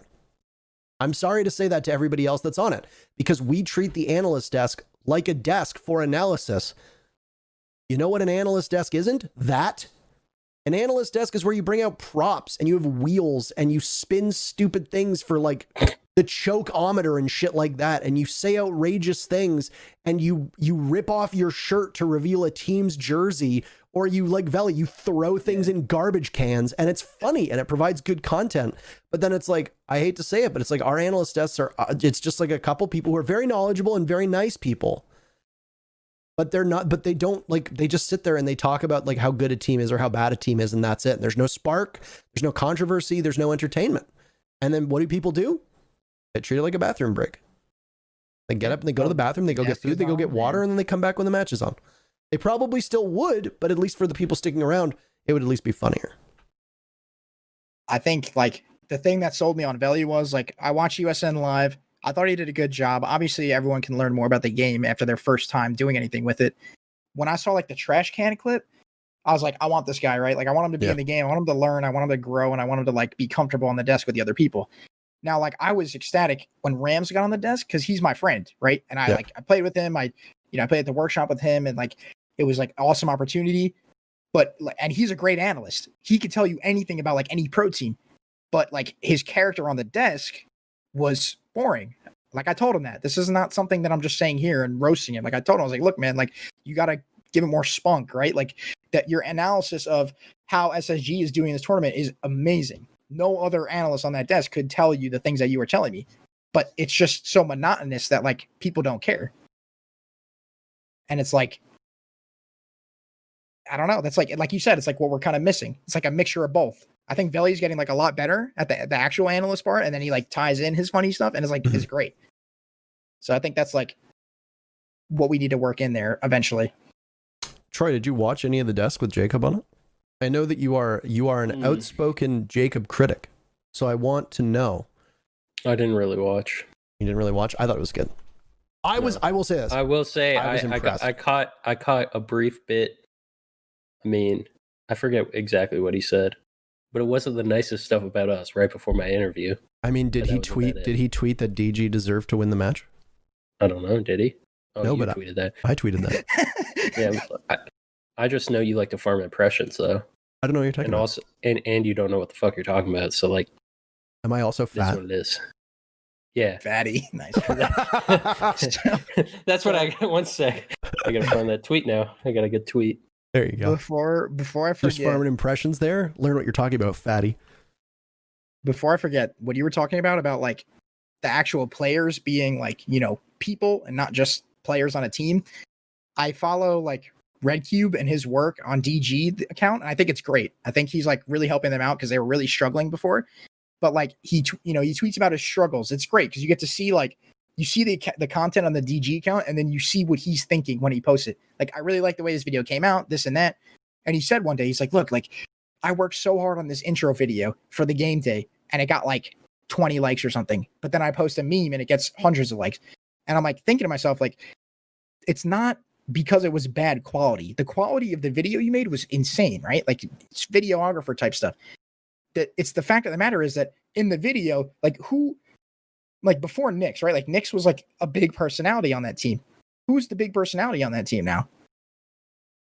Who on that team is like, I want to go watch this guy stream? Like, you know what I mean? It's like when people see Bolo in the TSM announcement, they're like, Bolo. When people see Reed in the DG announcement, are they like, Reed? Like, I know his friends are, and I am, but like, I'm talking about like, There's only one body shot machine, okay? You know what I'm saying? Like, it's just like, who's bringing in those clicks, right? Who for tempo is bringing in those clicks, right? Like, like those guys don't really stream a lot, like stuff like that. Yeah, it's like, so I wanted the GM roadkeepers to be like, hey man, sometimes it's not the content, it's like who you're trying to grasp with this game day announcement. You know what I mean? Like, are you like the J90 fans, the NJR fans? It's like they'll have their time, right? They're new players, and I think NJR will be a big player, but he's got to take advantage of the platform he's on, right? Like he's a pro league player. His rookie season went plus 40 or whatever. Like, you know, he came from the trenches of ranked, and it's like own it, like own that whole thing, make a persona for yourself. Don't just hop on, stream 2 ranked games and get off. You know what I mean? Yeah, that's the thing is like the new up and coming talented players. It's like they'll stream ranked and stuff, but it like all the Parker made fun of this before, but it's just like, yeah, staying on my grind, keeping my head down on my grind, like rank grind continues, like that kind of stuff. Like okay. There's a lot of other people on their grind. Like there's a lot of other people that can shoot heads and are on their grind. Yeah. Like you gotta. I think Iconic's doing a good job, right? Like he's funny. He's always like roasting people. Like he's doing perfect. Like Iconic has personality. Iconic's running theme and the Sonics embracing this about Grey's Anatomy has been some of the funniest NAL Twitter conduct that I've seen. Like the content is excellent, and they're just everything ties back into Grey's Anatomy. Do I care about Grey's Anatomy? Absolutely not. I don't care at all. But the fact that Iconic is watching it and they're dunking on him for it and he's working it into tweets is hilarious. Yeah. Yeah. And all the players working out and stuff. You see people in the gym, it's like lifting buddies. Everyone posts the memes of like, you know, dudes being real close and stuff because, you know, team houses and stuff. But then it's like you go to certain teams and their only tweets are game day tweets. I mean, that was Rogue minus easily. Yeah, but easily, like he carried that, like the persona, because he's a character. Like he wasn't even that good with Twitter content on Rogue. I feel like that's when he started up. It was like as Rogue just continued to decline. I think easily just realized like I'm gonna start streaming. I'm gonna start streaming and tweeting. Fuck this, it's going down in flames. You know, and I can't blame him. You know, and now I gotta say, like I genuinely think that in North America right now, I think that you have a really close battle for like best personality on Twitter is between like probably like Easily and Fox, with Laxing in there as well somewhere. Iconic is probably starting to get up in that field.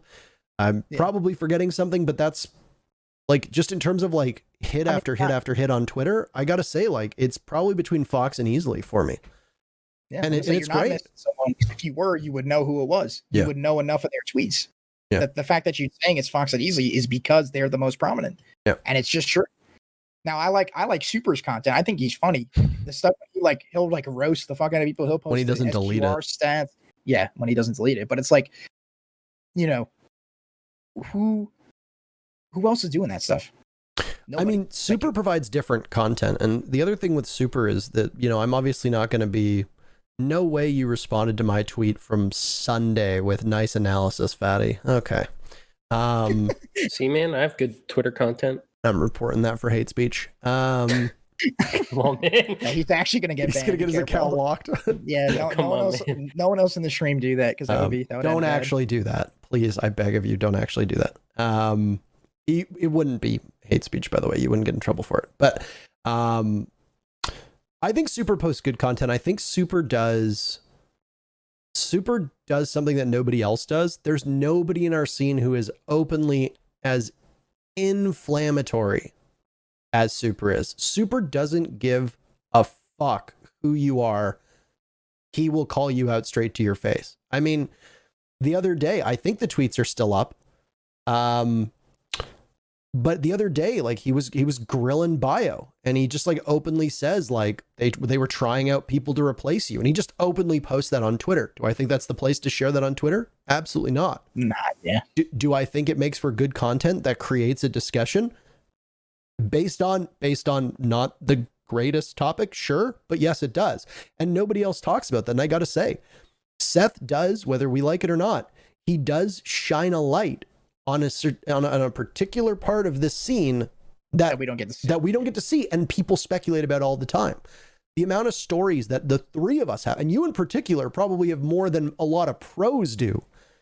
The amount of stories that we have about who hates who. I sat in when CLG got bombed out of groups at SI, and they were in that tent in 2018, in like the back of the freezing tent. I sat there with two of the CLG players and a bunch of Rogue players and a couple Era players, and we all just chatted, and I was just a fly on the wall just listening. And I learned a shit ton. Yeah, you learn everything. Lands are the best. You learn everything. Like if you're close to the people and you're hanging out with them. I've learned so much stuff from going to the lands that I never would have known. You know what I mean? And it's like I feel bad sometimes because like people, like there's some people who are really involved with the scene and they never get to hear that kind of like raunchy side of the, just like it is what it is, right? Like these players are talking about each other and they're saying good things, bad things. And it's like no one on the outside of the scene will ever know. And it's like all you see is like, yeah, this guy's a great player. But it's like in reality, the pros are like, this guy's ruining the team. Like his attitude's terrible. Like he needs to change his play style, but he's not going to. And then on Twitter, it's like, this guy's crazy. Yeah. Like Crux just said, I've just seen some shit. I've seen so much shit. It's crazy. And this is leading. A lot of people ask questions about Drama Alert, and this is why this is where I'm going to end it right here. I'm not doing it anymore because one, it wasn't fun. And two, people didn't start yet, but like my friends almost began to like not trust me, right? They trusted me enough because I never shared anything. Anything England, Easily, Geo have said to me that's not like public information, I have not shared, and I won't share. And it's like, because that's between them, and they told me, and they trust me with that information. But Drama Alert was turning into like, it's hard to run a media service when I know the shit that goes on behind the scenes, but I can't say it. There's so many times in those Drama Alert videos where I'm like, oh, I wonder what's going on this team. And then I'm like, well, I know, I just can't tell you. I mean, even when I'm streaming, I deal with that. Like people will say, exactly. When I knew for over 8 or 9 months that I was getting a charm in the game, and people kept asking me, are you getting a charm? Do you know how to get a charm? Do you know the process to get one? Blah, blah. And every time you just have to be like, nope, I don't know. Nope. Yeah. I don't know. And it's like when I know where a LAN is, for example, like, or people will ask me about like LANs, or when people were asking me, are you going to the NA League? Are you going to the, are you going to go to EUL? Blah, blah, blah. And then people will ask about questions about upcoming, like the way the circuit was changing. And I know the answers, and I know that they've released some info, but I don't know the full extent of what info they've actually released. So I'm just going to be like, I don't know anything that's not public. And I just kind of have to say that because I could answer, but how do I know if I'm going to leak something that I shouldn't, right? Because it's like, there are a lot of times where I'm knowing stuff months and months and months in advance. I knew back in Milan that I was likely going to be casting in NA when the contract was up. Milan, yeah. I knew that the contract was up and everything was like largely splitting apart, or at least that was the goal. But I can't say anything. Yeah, So it's like, what do you do? Also, yes, this is the part of the podcast where everybody freaks out about Troy's door. So much in the bathroom. Troy's door is like 9 feet tall, and it is about 3 feet wide. It is very tall and it is very narrow. No, Troy is not 4x3. We are not doing this again. Nothing less than a 2-time world champion should have. Yeah. A 2-time world champion's door should be that big. Yes. All right. It is. I don't know why everyone's making fun of him. No. Everybody was making fun of it. It's like a push door or something like that. Yeah. But it's a very tall door. Troy is a normal sized human. Troy is a tiny bit shorter than me. I'd say he's probably 5'11", 5'10" would be how tall Troy is. 5'12", that's what we like to say. 5'12", yeah. But it's hard. It's hard to disclose this information, especially you, because I mean, like for you, the stakes are not very high, but for the people who are telling you those things, they are. yeah, they're just not gonna. There's either I'll say something they won't want to talk to me again for, or like whatever it is. And a specific example. So I'm like doing the drama alert. This is, and then I'll make another. I'll say another example with the podcast I did, like with Yardy and them, and Shuttle or whatever. Mhm. So the drama alert. I'm like talking about the shit that's going down. I think it was like back when C9 was still a thing, and I said something about Goddess or something that was going on the team. I don't remember exactly. I deleted all the videos because I just don't want to stir up anything. And she DM'd me after. She was like, "Whoa, whoa, whoa!" She's like, "Why are you talking about that? Can you please not talk about that?" And I'm just like, is this like, that was like the third or fourth video I did. I was like, is this going to happen like every video that I post? Is it just some person going to be like, why are you saying this?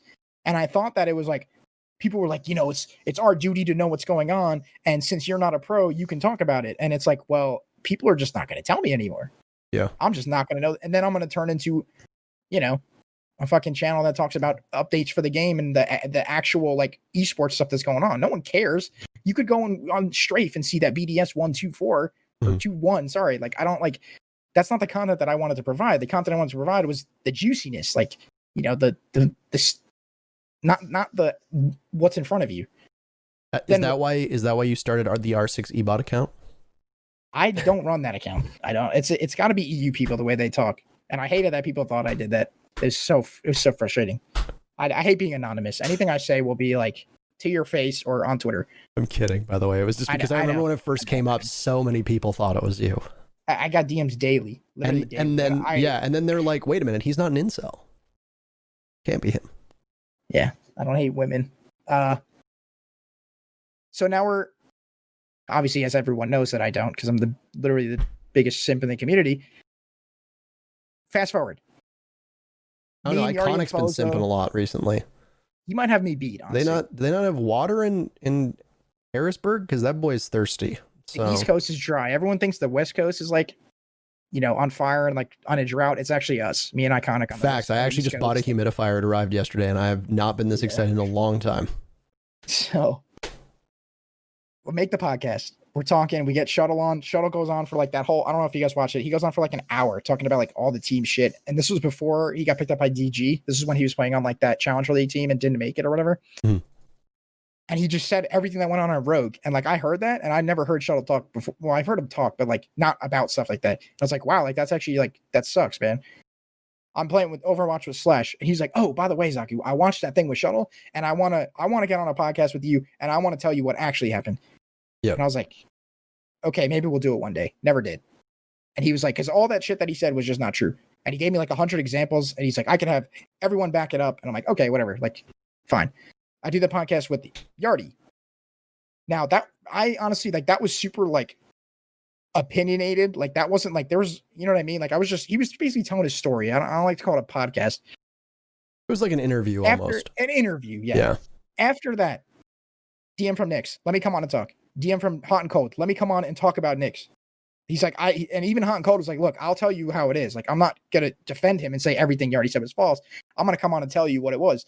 And I was like, okay, maybe one day. Haven't done it yet. I mean, I actually like, I was intrigued. I wanted to hear what Hot and Cold had to say. Cause I feel like if I brought Nyx on, it would have just been like a back and forth, right? It would have been Yardy talking shit about Nyx and then Nyx talking shit about Yardy. And that's not what I was trying to accomplish. You mean you didn't want to be a referee? I don't like, that's the last thing I want to do. I don't want to get on anyone's bad side. Like Gio taught me, like when you're in a community and you're trying to network, you don't burn bridges. Like there's not a single bridge that he has burnt that to his knowledge. You know what I mean? At tier 2 to tier 4 I don't know about players. that one. Well, I know Troy had something to say, but maybe a couple of bridges are out of service right now. Anyway, on to the next point. I didn't want to play referee between Nyx and Yardy. Like, DG had reached out to me and offered me to do content and stuff. I kind of broke that bridge by having Yardy on. Like the CEO or whatever, Cashflow, he unfollowed me. Like he was upset that I put that interview, and I was like, look, man, like I don't really care. Like whatever. And then I was just like, you got unfollowed by an Oregoner. Will you ever recover? No, it's just, oh my God, it's actually terrible. Like I just hate myself every night. I can't sleep. So I was like, Zach at some point accidentally unfollowed me on Twitter, and then I just whined about it on the broadcast, and he refollowed me. So I mean, you just need that kind of power. When people like, it's brave for people to stay followed to me, but I feel like it's more brave when they unfollow. They're like, I just can't take it anymore. They're like, I love this guy, but I just can't follow him. That to me, that's like, thank you for like sticking to your beliefs. So Zach did unfollow me too. My mom thinks that you and Easley are two of the funniest people in the community, but she can't pronounce your name. Like my actual How's name, she like, pronounce it? She doesn't. She can't say Suzaku. I'm trying to think of how she pronounces it. She says it like since the day I hopped in ranked, like people just they Suzuki type or it something wrong, like that. She they says. say it wrong, and I'm like, can you read? Like people be like Suzuka, and I'm like, bro, like it's there. I wanted to rebrand, but it was way too late. I got like, I got too far in, and I was like, well, I can't change now because this is what everyone knows me as, so I'll just stick with it. But yeah, so I'm not, like I said, I was like hot and cold. Was like, I want to come on and talk about it. I was like, okay, maybe. And I was like trying to pick a date. And then I just told him, I was like, look, like, I don't really want to do this. Like, this is just going to be a never ending cycle of like, this guy comes on, talks about this guy. This guy comes on and talks about this guy, which would be cool. And like, I could probably build up a YouTube channel of get a ton of views of all these people talking shit about each other. But then once I get done with all the pro league, my content's gone because everyone's talking shit about each other and no one wants to come on anymore. No, you just move to another community and keep farming the drama. Hop on the Valorant community. Just be like, dude, if I've seen anything from the couple people I follow in Valorant, that community is ripe for drama. That place is a shit tornado right now. That community hates each other. I feel so bad for Riot. Riot, by the way, Riot is not a company that I have gone on to defend very actively, but their post the other day basically owning up to how badly that patch fucked up and then just rolling it back. A lot of game devs could learn from that. A lot of game devs could learn from that. I know everybody's going to be like, oh my God, he's talking shit about Ubisoft. It's not just Ubisoft. It's every game developer, by the way. yeah, 100%. It's not. Could Ubisoft benefit from maybe rolling back a patch when shit just completely falls apart? Yeah, of course they could.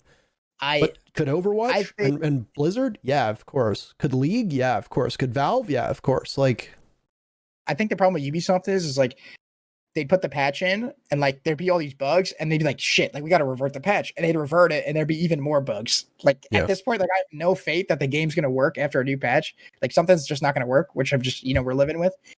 But the thing, like for Overwatch, they've done that before. Like I play it a little bit. I watch a lot of Overwatch on YouTube. That's like the most consumption of content for some reason. I just like watching high level Overwatch. Mm-hmm. They made Genji like super good. He was in like every game. Yep. And then a week and a half later, they re-nerfed him again just because like they were like, wow, this guy's like super good. And it's like, it shouldn't be like this. And the community complained, like the casual and the comp community complained, and they just reverted it. Like they literally like just said and done. That was it. Like imagine like we were like, wow, like 3 Malusis is way too much. And they were just like 2 weeks later, they're like, yeah, that's our bad. Like we'll throw it out. But for some reason, it has to be like this ongoing battle where like we have to shit talk the game, and then I get told that I don't like the game because all I do is shit talk it, and I'm like, dude, I play this game like way more than you ever will. I love this game to fucking death, and I want nothing but for the success of it.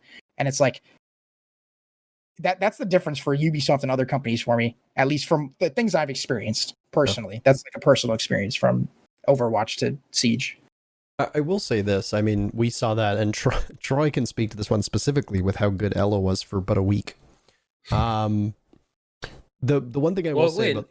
Sorry? Oh, okay, never mind. The second Ella. Yeah, the second Ella. Okay. Not the... I'm Ella. I was about to say, original Ella was like crazy for a while. We're going back to the big company thing. They released the Ella Elite. They buffed her. She was crazy. Everyone bought the Elite skin, and then they nerfed her again. Which, for the record... I'm fine with that, and I said that on the last podcast. If you want to release, if you want to release, also I will blast this out since I see pros in here right now. If you're watching, the pros are trying to get an FPL queue together. If you're in my chat right now and you want to keep this up, cool. This will be on YouTube and other podcasting apps within 24 to 36 hours. Go queue FPL because Rexon is getting very upset. Anyway, go play FPL, pros. Be gone. Go stream and make content. Thank you. Yeah. And build those brands. Build those brands. Turn that cam on. We know you got that Logitech. Yeah. Half of the team's responsible by Logitech. You got a C920 somewhere. Don't give me that shit. Turn that thing on. The thing with Ubisoft, and I don't. Right now, I think the big defense for Ubisoft is the same thing that a lot of game devs are dealing with, and it's that everybody's working from home, so things have just ground to a halt, right? Like, I mean, like even Valorant progression is slowed, Overwatch progression is slowed. Yeah. Cyberpunk. I mean, they're still working like apparently like 100-hour weeks, which is insanity, right? And is cruel, absolutely cruel. But games are getting delayed left, right, and center, and that's games getting delayed. Now imagine that you're on a schedule where Ubisoft has to release, like clockwork, 4 times a year, a new operator, a map rework, tons of new content, new seasonal arcade modes that they've committed to, all of this while working from home. It doesn't excuse the fact that shit is breaking, and it doesn't excuse the fact that they can at any moment pull an Operation Health and say, hey, we're going down to 3 seasons this year. We'll make it up to you.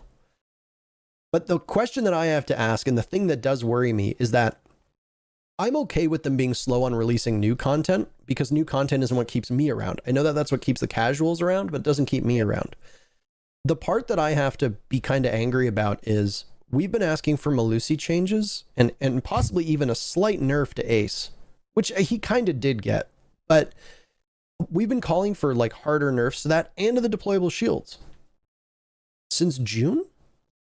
Nothing. It's almost November. And it's not even nothing. There's been no acknowledgement. I mean, the shield change has been asked for since the shield change came out. It's the shield Wamai one that gets me. Yeah. That's the one that gets me. I feel like it's such a trivial change, right? Like you could just give them a proximity mine or whatever the hell other utility they're adding in the game. And it's like, they just won't do it. Yeah. It's like, why?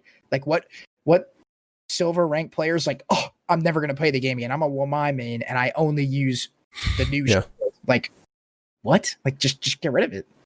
You have to wonder where their head is at. You have like in terms of like what they see of the game, right? Because everybody dunks on the devs and say they don't play this game. I've been to UBHQ a lot. They play this game non-fucking stop, and many of them are really good. Devs play in plat to diamond lobbies. I have queued when I used to be a higher rank. I duo queued with Pojo and we were queuing at plat 1 diamond level and we played a 3 stack of devs. Like they are good enough to play at the top level, and the community doesn't seem to know this and they won't acknowledge this. You know? Like there's 500, 600 people that work on this game across all regions. Now they don't all do balancing, but how many of those are diamond plat level? Probably very little. Probably 1%, which from plat 3 to champion is supposed to represent only 5% of the gaming community. Only 5% of players are supposed to be plat 3 to champion. So in theory, about 5% of the devs out of the hundreds of people who work on this game should be in that rank as well. Yes, I agree they should listen to pros more, but it's just like, I have to wonder if it doesn't matter what their skill is. Maybe they just have a very different idea of what this game is. A game like Overwatch. I find Overwatch exceptionally frustrating because you cannot really make much of an impact on your own. There's only a couple heroes where you can actually have a dedicated amount of work done from your other players without you having to pull your own weight. You can't carry, and you can't really get carried. And I think we talked about this with Pengu, whereas it's like, if one person on your team is just dreadfully bad or decides to sit it out, you lose. There's no way around it. You will lose. That is so frustrating. And we're starting to kind of get to that point in Rainbow Six where it's like, if you have a Thatcher and not a Maverick and your Thatcher dies, you're fucked a lot of times. If you have a Zofia and she's your only explosives and she dies early, you're fucked on a lot of rounds because there's deployable shields, there's Maestro cams, there's bulletproofs, there's Banshees. Good luck. And they're not even talking about the Jaegers and the Wamais. They're going to catch that stuff. Yep. Let's say you have 2 destruction. You have Ashe and Zofia. Your Zofia runs in, dies. That all you have is 2 charges to get rid of all those shields you were just talking about and all that utility, plus not trying to hit the Wamais, plus not trying to hit the Jaegers. Also, I want to just take some time here because a lot of people don't get this. Sour, your former teammate, cool dude, by the way. I believe I complimented his flannel at SI for good style. Said, can they use the devs in those teaser trailers then? Because the footage they use is so bad. So this is deliberately done. If you've ever watched a gameplay reveal for any game, the combat that you're watching is always brain dead, like copper level gameplay. Why? Because your job is to show off the ability. Like, if you were to throw in a bunch of champions that are like jiggle peeking and insta killing people and blah, blah, blah, like, you're not getting a good example of what the gadget does. Like, I was gonna say, you got fucking Bolo running around like jiggle peeking his alibi around clones, and you're like, what do the clones do? I don't know, but Bolo's killing everybody. Like, the purpose of those teaser trailers is to highlight slowly the abilities. Because most of the people who are playing this game are silvers or around silver, maybe low gold. they So don't to know them, this that game was- super fast. Yeah. And it's It's like, natural to them. It was natural. They're like, wow, this is like that guy double reinforced freezer on a cocktail hold. This Yeah. is crazy. That's exactly what I would do. Like they're watching it and they're thinking that like, like, and then people get like heated about it. And it's like, they deliberately play on controller so that it's smoother movement, because controllers are smoother movement, slower movement. So your eyes aren't having to dart around everywhere. It's slow. It's easily digestible. The abilities in the operator are supposed to shine. That's the purpose behind it. And then like people are like, nah, like you need pros to do it. And it's like, most people like, dude, there's times where I watch pros stream and I even think to myself, like, if I was a random viewer, I don't know, this is way too fast. I don't know what the fuck is going on. Like, people are like 180ing, spraying through walls, like throwing impacts at other walls. Like, I'm like, what? So it's people need to realize that that's a deliberate choice, and everybody loves to meme on it. And they're like, oh my God, they're so bad. And it's like, yeah, that's the point. The point is that, anyway. That's a ridiculous thing to point out. Like, the reveal trailer's like, oh, this guy sucks. Like, fucking cares. I don't know. yeah. I don't get the point in calling that out. I don't know. Now, is there anything else, by the way, Suzaku, that you wanted to touch on? Or, since it is presently 5 o'clock and we just hit the 3-hour mark, we can move to questions, because I know that you made a Twitter thread asking for questions. We also asked for questions here in the Discord, but I mean... Okay, one last thing. Yes. For anyone in here, I recently like made a twit longer. I was talking about like, you know, I want to grind the game again, this and that. Like I sounded like that cool head down grind type of guy. So what happened was like I got 600 DMs like I always do. I went through all of them. There was about like 5 or 6 people that I wanted to start trying out. And I was like, this is a good squad. I got a good squad here. 2 of them joined other teams. Another one said he didn't want to play anymore. And I just looked up and I was like, this is going to happen 26 more times before Challenger League starts. Right? If I start trying to do this now, people are going to leave. They're not going to want to play anymore. They're going to have one bad scrim. They're going to not want to play anymore. So what I'm going to do is I'm going to wait till after this Challenger League season for one, because judging by the way last season went, teams disband. They're looking for changes. Maybe I can get my way on one of those teams or build a team with players that get dropped, blah, blah, blah. So if anyone who's like wondering, like, is this guy really owning up to what he was saying? I want to, right? I want to start scrimming every day and like practicing, but I just can't because, 1, work, 2, like I said, I'm gonna have teams disband like 4 or 5 more times before the first qual. And let's remember that the first 2 stages of Challenger League don't mean anything. The last stage is the only one that matters.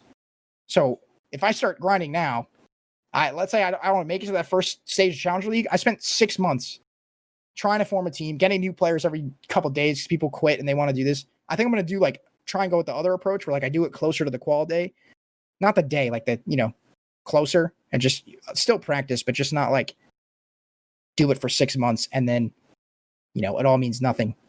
So if anyone is wondering, I'm just going to push it back basically a little bit because I do want to see where the Challenger League teams end up and how relegations go and shit like that.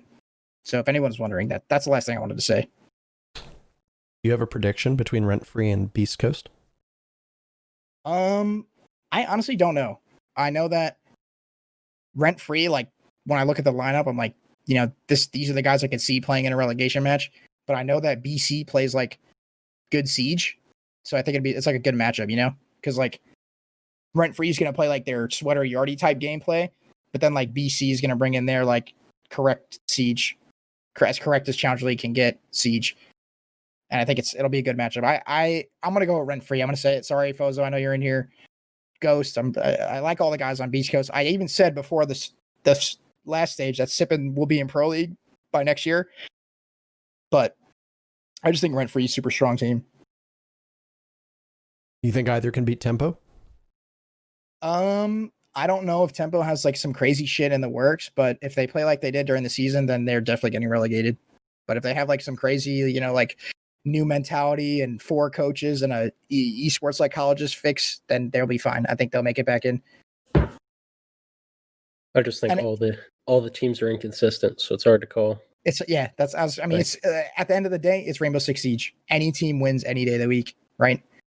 Yeah. It's Tempo Storm beat OXG. They are still last place this season, this stage. So it's like you just can't tell. Yeah, you never know. Like with tempo, like you never know what team's gonna show up. I feel like Rent Free has a super inconsistent play style. So like I don't know, just some days it's not gonna work. Yeah. And I mean, it might work on that relegation. I feel like I guess Beast Coast is maybe a bit more consistent, but you still don't know. It's just hard to call that kind of stuff. Yeah. Slashug has just said that both Mark the Shark and creators will both go 17-0 each map and will win both maps 7-0. Well, So, Slash said it. There you go. Slash has said it. There it is. There's our Spencer prediction. Oliver himself is weighed in now. Now, I think this is a good time now to put it this way. I saw your twit longer a while back, just before we transitioned into questions, and I just wanted to say that, you know, I reached out to you, as I'm sure a lot of people did, when you posted your twit longer about like not knowing what you want to do, and, you know, having a situation where it's like your parents don't exactly know about the industry, they don't really understand it, support it, etc. And I will say that a lot of you throw love to INTERRO Mom on Twitter. I will say that she needed to come around on it. She was nowhere near as full-throated a supporter as she is now at the time. You know, she thought it was kind of silly, frankly. She didn't really know much about it. She thought it was a waste of time. She's maybe a bit more traditional in saying that she thought that my best path forward for me long-term was to go to school, get a degree, get a normal job, blah, blah. And that's where she's always tried to push me. And I know it comes from a place of love, and most parents, it comes from a place of concern. But I gotta say, you know, it's a new frontier, and it takes some getting used to. And I can tell you it's hell at family gatherings to explain what I do. And once, you know, I can see their eyes glaze over, but you know, she came around, and I just want to say that, you know, I think that your parents will be proud of you if you succeed, regardless of where it is. It doesn't matter if it's pushing papers on a desk. You know, if your parents love you and they care about you, they're going to cheer for you no matter what. And I have firmly believed, like a lot of our guests that we've had on here, that you particularly, Jacob, are capable of accomplishing whatever you want. Content creation, working as a broadcaster, or playing, which is why we need you in FPL, by the way. Yeah. Get me an FPL. I'll be playing for the spot every game. Now, to add on to that, the thing is like, so my parents, they're planning on downsizing. So in 2 years from now, like we're planning on moving. From now until then, I'm just going to be saving. I got a promotion at work. I'm making decent money. I'm working good hours. I can literally work 40 hours a week if I want. I'm just going to keep grinding. I'm going to keep my head down like those kids that join Pro League. I'm just going to keep getting money, keep saving up, because I got no bills. I have insurance, car insurance, phone, and like gas and shit, right? Like I don't pay to live here. Like, thankfully, I love my parents. They'll love me. Like, let's say I join a pro team or something, like, I'm moving to Vegas. I'm going to play Pro League. They'd be like, that's awesome. Like, I just, in my head, for some reason, I think it's not going to be like that, right? If I was like, Mom, you know, I want to pursue content creation. Like, this is my first check, right? Like, I'm making money from this. Like, I know they'd be like, okay, like, kind of at first, and then support, like you were saying. But it's like, I just want to get into a position where, like, after like 10 o'clock, if I'm loud, like my dad texts me, he says, shut the fuck up, like at all. Like I could just like laugh at something England says. And he texts me, he's like, me and your mother got to be up. He's like, shut the hell up. Like, and they have a first floor master. So it's like, I guess I'm just really loud. I don't know. But the plan is probably like when my parents decide to downsize, or maybe before that, I'll be able to move out. And I was talking about maybe moving one of my managers. He's planning on moving out maybe, but that's on, like, I can't just move him somewhere by myself. I don't really have the funds exactly. But, or maybe like I was talking to Steven, even Steven's living with one of his friends right now. They were thinking of maybe actually getting a house. I was thinking that he's offered, extent that he offered to be, maybe to move in. So I might take that up and, you know, wouldn't you streaming, playing, this and that. So become a content creator for one of the orgs, move into their house. Suzaku.oxg. We'll see when it takes us.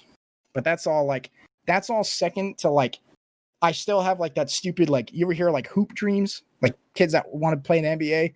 Yeah. I have that hoop dream, siege dream. Like that's above all else. Like that is like, if I don't have that, everything else doesn't matter. Like if I'm not playing, then I might as well just go get that stupid government job at the school. You know what I mean? Like at least I'll get benefits from that instead of streaming on Twitch, like shit like that. But I think that twit longer and everyone's responses already made me like kind of throw that thought out the window. It's like kind of changing. I'm in like that transformation period right now.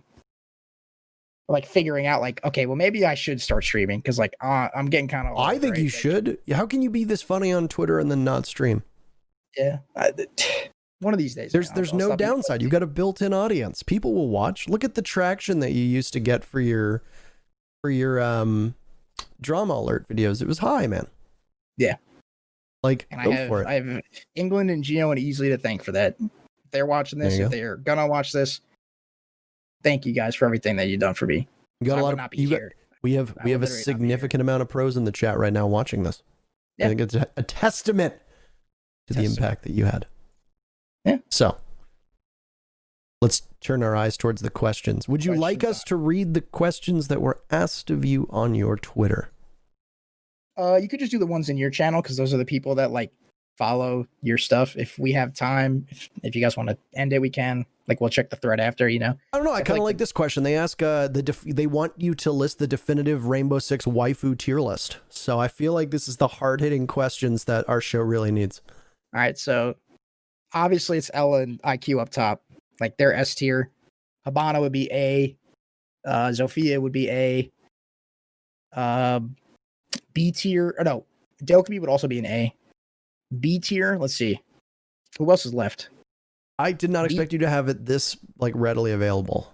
Well, like, you know, I'm always thinking about this kind of stuff, so it's like it's not hard to just like think about it on the fly. Okay.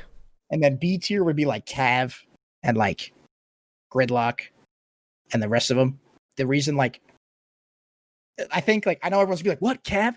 Like, alibiying them? It's like, they don't, like, there's nothing stands out from them to me, right? Like, IQ, gorgeous, right? Absolutely gorgeous. Gorgeous character. Mira, to me, like, everyone loves Mira. She's like a C tier for me. Gridlock, she's F tier? Why is Gridlock F tier? These people in this chat are crazy. I regret asking. I should not have opened Pandora's. See, like, I don't know. Okay. Ayana, she's like B. I'll put her in B. Maybe C tier. Doki's Hot and Cold's putting her at. It's like Doki it depends. Depends. I don't know. I think Ella and IQ are my favorite. Maverick, nice Crux. God damn it. I have a funny story about Crux. I can't tell on stream, but if you want me to tell you later, I can. So let's do it. No, I'm not doing that. I'm not telling that story. We'll turn to the Discord. Okay. And we'll go through this. As always, people that are in here, ask away in the Discord. I think this is a good question. It comes from Cardi Pendulum.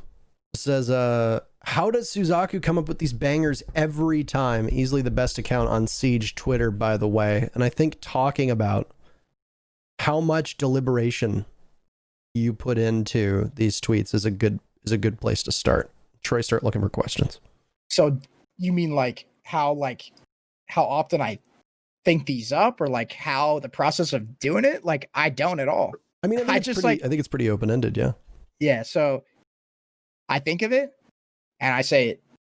Like there's like I've missed a lot. Like I've tweeted stuff and it doesn't get a lot of likes, but like recently I've just been saying shit and everyone's just like, wow, like this guy doesn't miss. And I'm just like, that's just my thoughts. Like I don't put extra thought into it. People are always asking me like how do you think of this stuff? I'm just like, bro, I see something. I'll either be at work, I'll be at home, I'll be playing the game, something will happen in real life, and I like either format it into like a meme or like type scenario and I make it up, or I just use actual experiences and I just tweet it. And it's just like, it happens to be funny.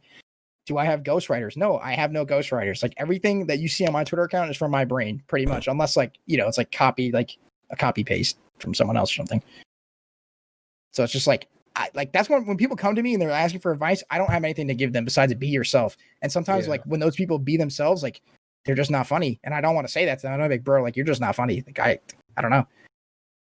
I think some people try too hard. I know you gave a shout out to Red Cube, but I thought the DG, that brief spell where DG was doing the weird bracket, that is hands down some of the worst org tweeting I've ever seen in esports. And I'm not like it is worse than anything I've seen in traditional sports, it's worse than anything I've seen in esports. It wasn't even like, wow, this is But so bad we have to interact with it. It's like, stop tweeting.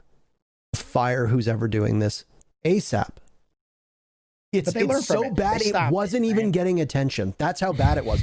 It's like, it's gone past the point where it's like, you've got like the spectrum, right? You've got like here where it's like, it's hilarious and it's good. And then it's like, it's not the greatest, but like people are still going to interact with it. And you got like the middle ground where it's like, it's just generic. Hey, we won the match 2-0. Cool. Thanks for watching. And then you've got the like, it's bad, but like people still think it's funny and they're going to interact with it. Either they're going to clown on you or they're going to be like, take a look at how shit this is. And then there's this like out of frame where it's like, it's so bad. People are just look at it and they're like, what is this? What is this? And then they move on. It's so bad you don't get a reaction. That's how I originally the DZ, the Dark Zero, like their transformation from the beginning of time, like the beginning of their org to now is like incredible, right? Like their content used to be dog shit. I'll just be honest. Like, I would look at this tweets. Hyper's in our group chat. I'd send this tweet and I would say, "What does this mean, Hyper?" And he'd say, "I don't know." Or I'd send one to Skies and I'd say, "What does this mean?" And he'd be like, "I told him not to tweet it." I'd be like, "What's going on over there at Dark Zero?" Like now, thankfully, like they're picking it up, and it's DZ's content recently has been great, and I think Bacon was actually running it for a while. I feel bad. Now, is Calvin doing it now? No, I think it's they have like Jordan's a whole team still doing it, but he's gotten more people to work with. I think. Yeah. I think Jordan's still the head of content, right? Yeah, but I think that Calvin guy is like film. I think he's like more editing and stuff like that, isn't he? Videographer, yeah. Yeah, Jordan's still the head of content. That's what Hodges. They have like R6, but they have more people involved. Modern aside, like they have a ton of people working on that, and it's like it's coming together real nice. But at the beginning, wow, that was just a train wreck. I was almost just gonna say like I love Dick, like R6 Dick, and then realize what I said, and be like, actually, I think that guy's there you go. Funny. There's your clip because I know you're gonna want to clip that. So there you go, have it. It's yours. He's absolutely running like the meme game right now. Mm-hmm. Like I used to have a cracked version of Sony Vegas on my computer. That's what I made all my memes with. But I reset Windows and I didn't feel like illegally downloading it again. I don't know if I should have said that on stream, but whatever. Sony can send me a check. I'll pay for it. Or I'll send them a check. He's been like posting consistent content. Like it's super fucking funny. Like I love that guy. And if you're in here, R6 Dick, or you watch this, like you're running the meme game. I know like the title of this thing was like Suzaku, the best memer ever. Like I haven't made a video in so long. I've been so fucking lazy. I gotta get back on my bullshit. But for now, like if I had to hand it off to someone between Salty and R6 Dick, I'd both of them. Like they're both super funny. And Salty's amazing, so dude. Funny. Salty's so funny. Those two guys, like 100% are running the meme game right now on Rainbow Six. That's just, there's no contest. I just have to stop being lazy and then maybe I'll take my throne back. But for now, we'll just chill with our head down and keep grinding. The king needs a rest. Yeah. The king needs a rest. I'm done with all the political stuff. Now I'm just enjoying the riches, right? Yeah. I don't know. Like I said, I think that you get to a point where memeing on Twitter is fun, but this is where I said, like, you've memed enough on Twitter and made enough of a name for yourself where now you can pivot towards content creation, or you can pivot towards Twitch, or you can pivot towards getting on a show, like, yeah, that's just the way it works. Like when NA League comes back and eventually we're on LAN, are we going to need a reporter? Are we going to need somebody to do funny meme content? Are we going to, when we do LANs, are we going to need that same role filled? Who knows? You've grinded enough on Twitter to the point where now you need to monetize it. You've gotten noticed, you've gotten followers, you've gotten your reputation. Twitter is now small potatoes. Now this is where you take a step up and you go to Twitch and you start making money off it. You go to YouTube, you start making money off it. You do the same thing. 100%. Like that's where I see, like, let Salty and R6 Dick have Twitter then. You're going to be like a cut above doing it for like an org or doing it on your own, etc. That's how I see it, and I think Salty and R6 Dick are doing an awesome job. And I have no doubt that they're both going to continue to succeed in their roles. R6 Dick came out of nowhere and was like funny right off the bat. Yeah. And I remember like the first thing I ever saw him made, like it was super high quality too. Like I always make stuff and I'm like, wow, this is so shit, but I post it anyway. And like the shit, like the stuff he was making, it was good. It was funny. I was like, wow, like this is actually really funny. And like when he got the DZ internship, now Jordan reached out to me a bunch of times. He keeps asking me to work with them and for them, and I always like, I'm so fucking stupid. I keep saying I don't know. I should just take it and do it and just whatever.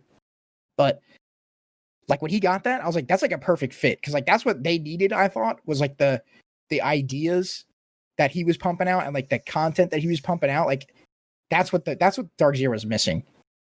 And now like that's why I think they're doing so well, because of him and like all the other guys they brought on, in my opinion.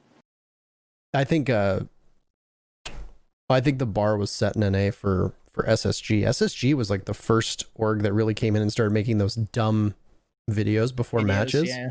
Yeah. Always funny. I have a soft spot for them because they remade my chugging milk video a part of one of their things for the quals or whatever. When I said that if SSG lost, I would chug a liter of milk. And I did, even though SSG won. But like I said, I have a soft spot for them, and I think they're doing a great job. Yeah. Troy? And I hope DG can get on that train eventually. I mean, like I said, I just think that now that DG's abandoned that weird whatever the fuck that was, I think they're doing miles better. And it's like I love to clown on shit orgs, and I love to clown on bad content, and it was like I felt like I couldn't do it because it would be bullying. And that's how I felt like this stage. I even tweeted it, like I was gonna say some shit about tempo and like how they're, they lost every, they won one round, and I was like, after the game, I was like, guys, I'm out of steam. Like these guys suck. Like I'm not making fun of them anymore. Like good luck in relegations. You know what I mean? Like, because people like what I've noticed is the shit that gets traction is when you make fun of the losing team. And you're ripping into these people that are like already down, which sounds terrible. That actually sounds super terrible that I just said that out loud. But like, no one, like, if I made a meme about like how great SSG is, like the only people who would like that are like the SSG fans, right? But if like during the time when you guys were like dominating, like I made something about, oh, these guys are so good, like, but if you make fun of the teams that are losing, you get like way more interaction. This is just what I've seen, like personally. I think it's like punching down versus punching up, right? Like if a really strong and powerful team is doing poorly, like they can take it. But it's like if a team of players like have already been getting like shit on, it's like it's hard because like it's like bullying. It's like you're literally punching down on somebody who's helpless, who couldn't even buy a win. I'm literally a bully. A bully. That's crazy. Yeah.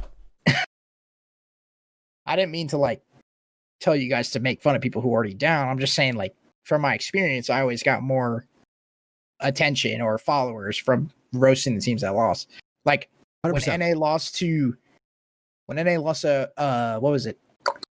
APAC. They lost to Fnatic and whatever it was. Fnatic and Norengo. Like I posted like a video and like everyone from Japan, like all the retweets was just like all like foreign languages and stuff. It was so funny. I got like so many followers. Like these people are just like, NA sucks. Yeah. And then like all the EU guys are like, NA sucks. And I was just like, NA sucks. And that's how I got like so many followers out of it. And it was just like, do I feel bad? Kind of like these guys just got schwacked. Like, but at the same time, I was like, I'm not going to make a video about how awesome EU is. Like, that's just not, I don't know. That's just, or whatever other region. It's like, that wouldn't be funny. I mean, I could tweet about SSG all I want, but I know that once a week I have an opportunity to just make fun of them right to Troy's face. Yep. So, which is why I tweeted praising DG, and I still got trashed. Sorry. Troy, your question, sir. My question? I was going to ask, Nico asked, who should we follow on Twitter for the bangers? I mean, it's not even a question. Who are the go-tos? Like, I don't know. Maybe inform the people. Some people don't follow. Who else like you? Who else like me? Yeah. So who tweets funny stuff? Who do I? There's only like a select few people that I'm like, wow, that was like super funny. R6 Dick's one of them. I already talked about him. If you're not following him, follow that guy. Works for DZ. Salty, I already talked about him. He's like, his videos are like super good quality too. I always feel like when I post a video and I watch it, I'm like, this is so shit. Then I watch one of their videos and it's like, these guys like did way better than I did. Those guys. Okay, so there was that whole dog chat thing the other day. What is that? Can you explain that? Because I'm very out of the loop on this. And they thought I was also talking about them with my tier 3, T4 tweet, and I was like, I don't know who these people are. So I talk in there a bunch. They're like funny dudes. They're like T3 kids, like that are trying to get into the scene, and they're like, 200 followers, 300 followers. Like, it reminds me of myself pretty much, is like why like I really like these guys. So I'd say Not Sad, R6, 2 A's. He's pretty funny. Like, he's not like one of the bigoted kids, because some of the kids say like ridiculous stuff, and I tell them, like, look, some of them are like horrifically racist. Yeah, and I'm just like, guys, you can't be saying shit like that. But Saad, like, he streams too. His stream was super fun. I was in his stream. He's not like, he was playing like Skittles and them. That was super fun to watch. He's super funny. Like, he's in the chat right now. If you want to follow, send him a follow. Like when I scroll through my feed and I see like something he posted, like I chuckle, right? Like, there's sometimes when I'll like a tweet and it didn't make me laugh, right? His will make me laugh. R6 Dick, Salty. Other than that, like, I don't know. Like, it's pretty much just like all the dog guys are kind of funny, but at the same time, like, they sometimes, I don't know. I can't talk about all of them, right? I've seen Saad's content before. I've laughed at some of the things I've seen, but I don't. Yep. I don't follow him, so. Well, there you go. Now you know who to follow for bangers. Yeah.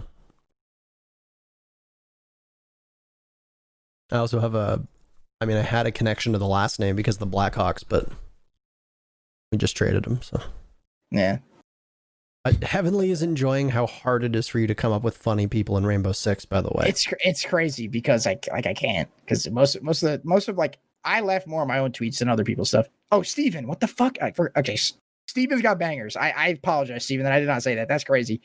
I didn't even say Steven, but he's funny. The thing is, he doesn't play the game no more, so it's like just regular funny. It's not like the game funny. Like, every once in a while, he'll talk like shit about like a bad pro team or like how shit the game is, but like, his is just like regular bangers. If you're looking for like regular bangers, definitely Steven. If you're looking to see how like, and he's working out too.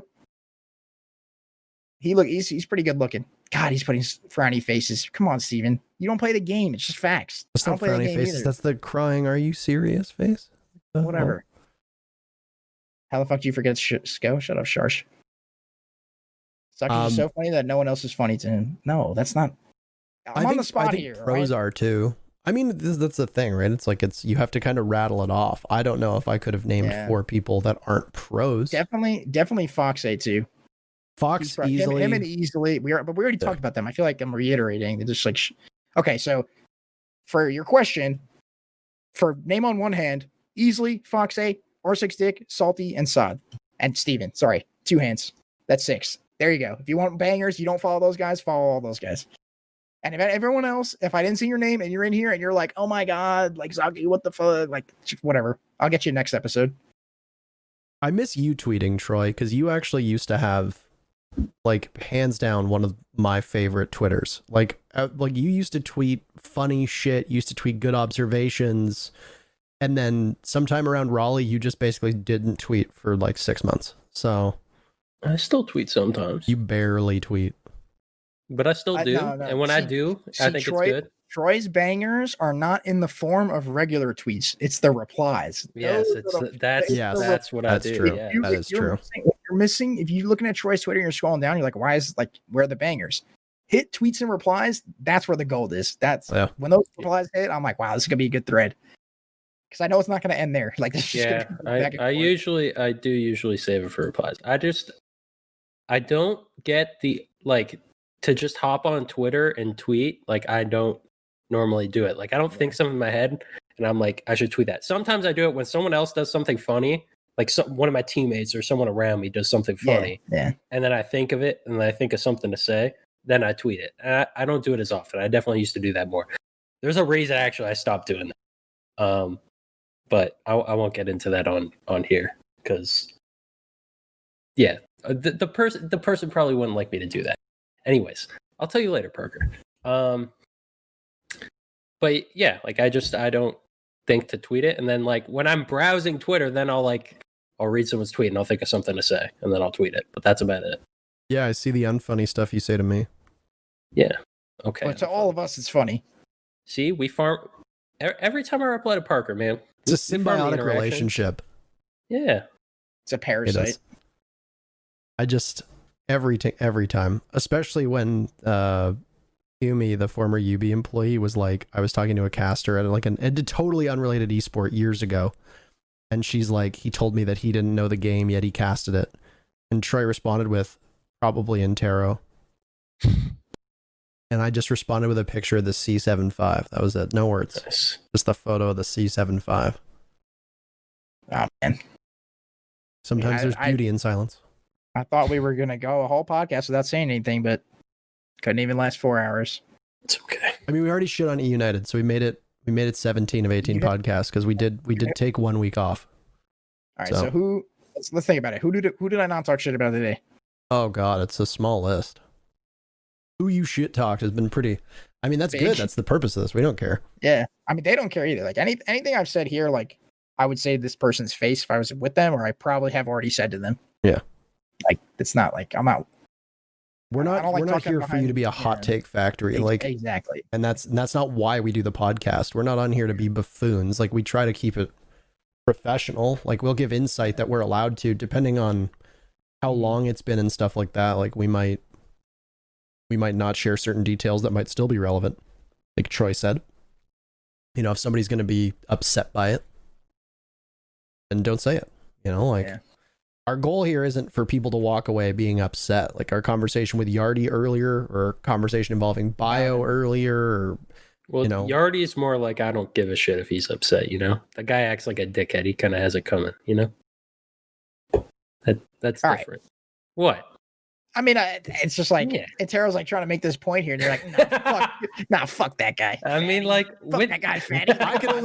I can only speak for myself. Troy is the other half here. He'd say whatever he wants. Yeah, I'm just saying, like, at least like for me, people, you can talk bad about and respect. Yeah, there's some people like I know I can say something about because like I know they don't give a shit. Like they'll say the same about me. Yeah. No, there's some people that like they don't want to be called out in public, and I'm like, okay, I'll respect that. Yeah. I'll leave you alone. It's like the same thing with like shit talk on Twitter. Like if there's people that like shit talk teams and say edgy things, then I'm gonna shit talk you. But like if you're just a guy that tweets GGs and that's it every day, like I'm not gonna shit talk you. I'll leave you alone. Yeah. You know? And in Yardy's case, Yardy doesn't shut the fuck up on Twitter. And he sits there and mad, like I don't care. Like he complains that he's not an FPL. He says that we're all in it because of our clout. Like, okay, I'm gonna talk back. All right, you got more tea to spill? It's fair. Huh? I mean, I think you spilled pretty much all the tea. Yeah, that's how I view it. There you go. The next question I think is a pretty relevant one. You've already kind of explained it, but summing it up nicely would be cool. From Lynx says, when it comes to growing a social media account similar to yours, brackets, memes, etc., is it simply a matter of grinding / posting, getting retweeted, followed by the right people, or something else? So in my case, if you want, like for me, I was pretty much carried by the fact that I had stumbled upon England in that ranked game, right? Like I was talking about earlier, like people ask, how did it happen? It just did. You know, you just kind of like, you got to be yourself. If you think it's funny, you post it. If you think it's funny, you say it. And if, you know, the right person sees it, you know, they may retweet you, right? If the right person, you know, hears you say something on stream and it's funny, they might invite you again to play ranked. It's all networking, because you can have the absolute most banger videos you've ever made, but it's like, if you have no viewers on it or no one, you know, interacting with it, what's the point? And then that's not to say you should go DMing big people and say, yo, retweet my shit or talk about my stuff. It's like, that is the last thing I'd have you do. Cause then you come off as annoying, right? Like this guy, like he just wants me to retweet his stuff. Like I ain't going to watch it. I don't care. There's so many times people send me like something and it'll be like, yo, this guy stole my tweet. Can you retweet it? And I'll retweet the one that the guy stole. Cause I'm like, I'm not here for that. I'm not here to help you out.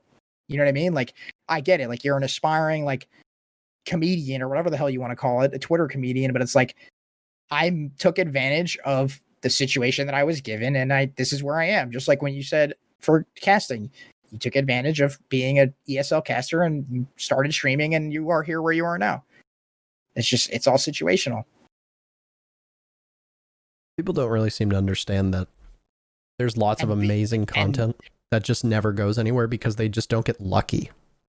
And then going back to our points from 2 hours ago, if you're a nice person and you're not a dick, people will generally like gravitate towards you. Yeah. There you go.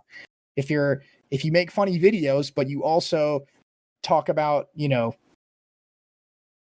whatever stupid political issue 24/7 on your other tweets, no, people are not going to follow you because like they don't want to hear that shit, right? It's just like, I mean, I tweet about politics enough, and people unfollow me for it, but I don't care. I'm also not. I'm also not trying to grow a brand, right? Like people know that you're a very opinionated person when they follow you in the first place, pretty much. You know what I mean? So it's like, yeah. I think like a lot of people ask about streaming, and if anybody has like any kind of streaming platform, one of the most asked questions you will ever get is, how do I grow my stream? Provide good content and hope to God the right amount of people follow you. That's it. Yeah.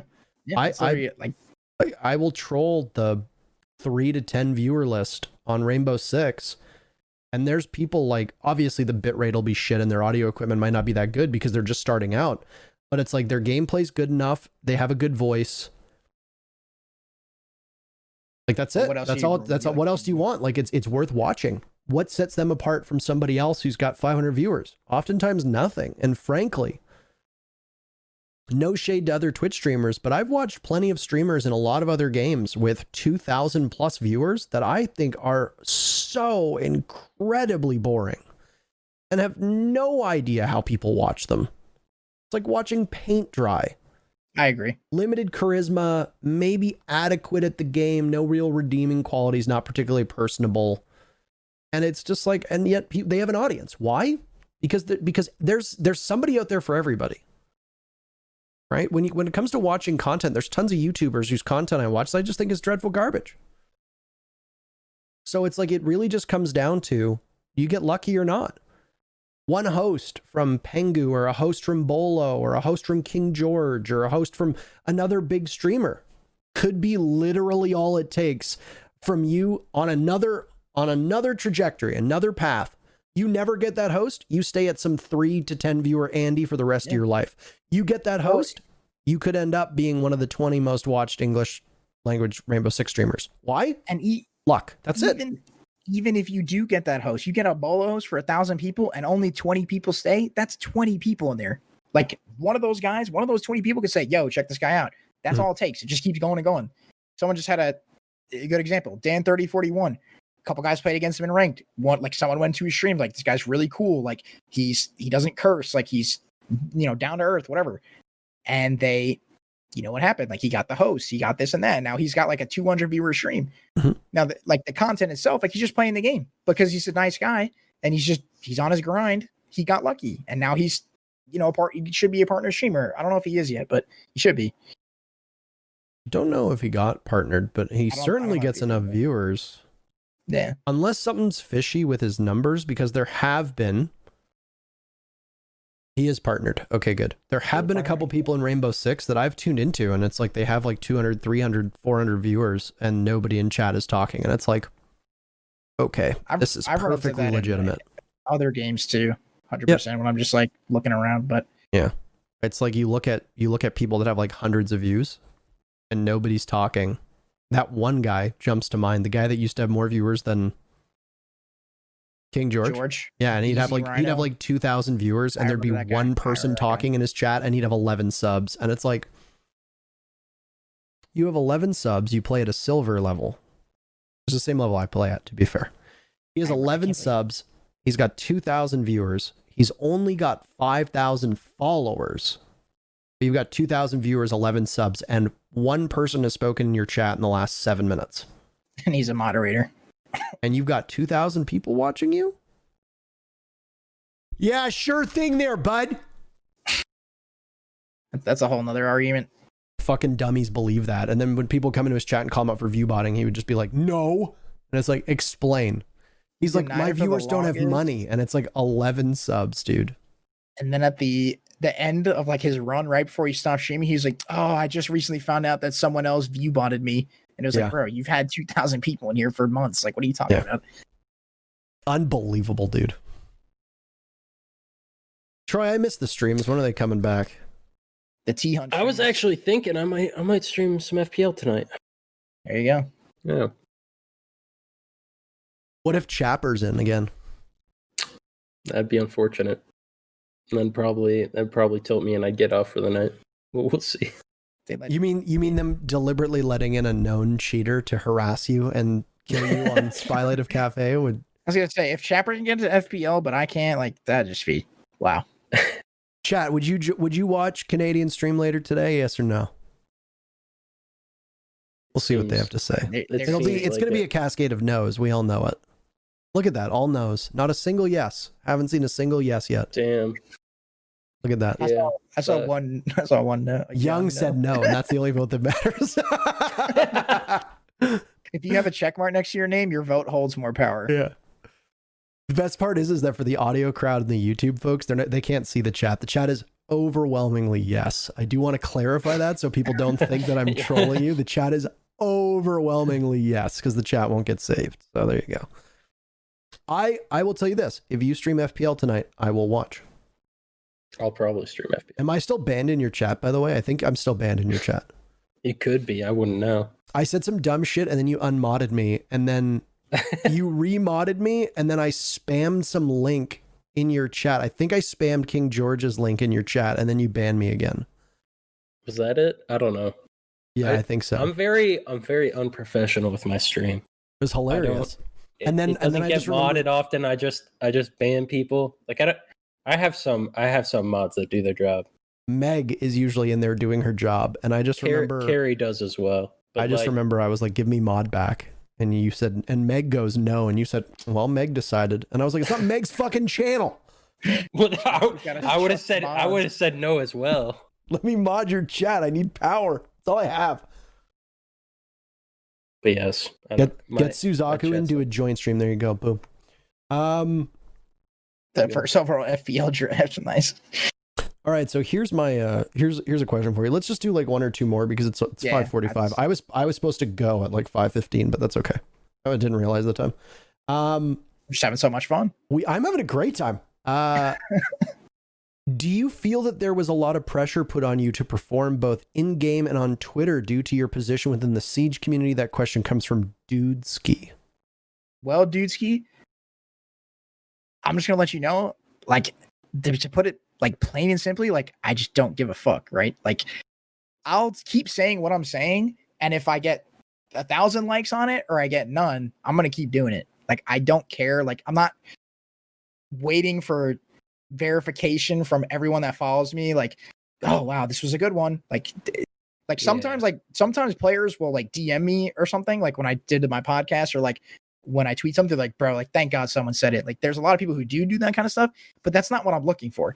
That's not why I do that, right? When I play the game, like, I got smoked, like, not this last Challenger League qual, the one before it. I was playing with Karn and we were scrimming every day, and I got smoked in the qualifiers. Like, we just lost. There was no excuses. Like, usually I make those stupid excuses where, like, I didn't practice, so it doesn't count that I lost. But it's like, we practice every day, and we got smoked by one guy, and it was like, there was no extra pressure because I have 13,000 Twitter followers and because, like, I make memes. It was just, like, it sucked that I lost, but that was it. I moved on, and we're hitting the next qualifier, the next one that comes up. You know what I mean? It's like, you can't really, like, you can't dwell on stuff like that. That's where, like, that's what holds so many people back. I'm telling you, like, if you're an aspiring player and, like, being nervous and, like, thinking too much is going to just end your career. Like, right there, right then and there. Like, you just got to just play the game.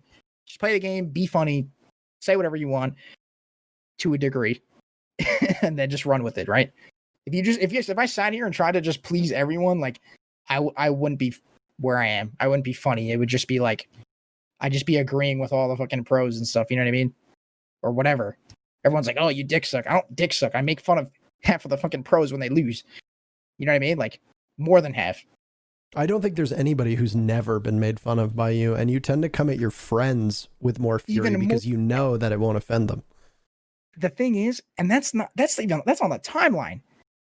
Like when I watch these guys pro league games and their CL games, and they come in the chat, they come in the Discord channel, like that is just capital murder in there. Like it is just ridiculous. You know, their only thing is like, oh, well, you're watching. I'm like, yeah, I am watching. You're fucking dog shit. And like we just keep going back and forth. You know what I mean? It's like, and it's all good fun, obviously. But it's like people, if you think that I sit here and I praise, like I was talking good about England earlier because I believe he's a good player, but like I probably make fun of him the most when I'm sitting in Discord with him. You know what I mean? So it's like, it's not like I'll make fun of anyone is basically what I'm saying. Yeah. I will tell you this. I think the only time that you and I have ever played a game together was Destiny 2. I don't think we've ever played Rainbow Six together. Ranked. We have. We've played in King George's stack a couple times. Oh, in the George stack. Okay, that would have been ages ago. Holy smokes. I haven't played with George in probably a year now.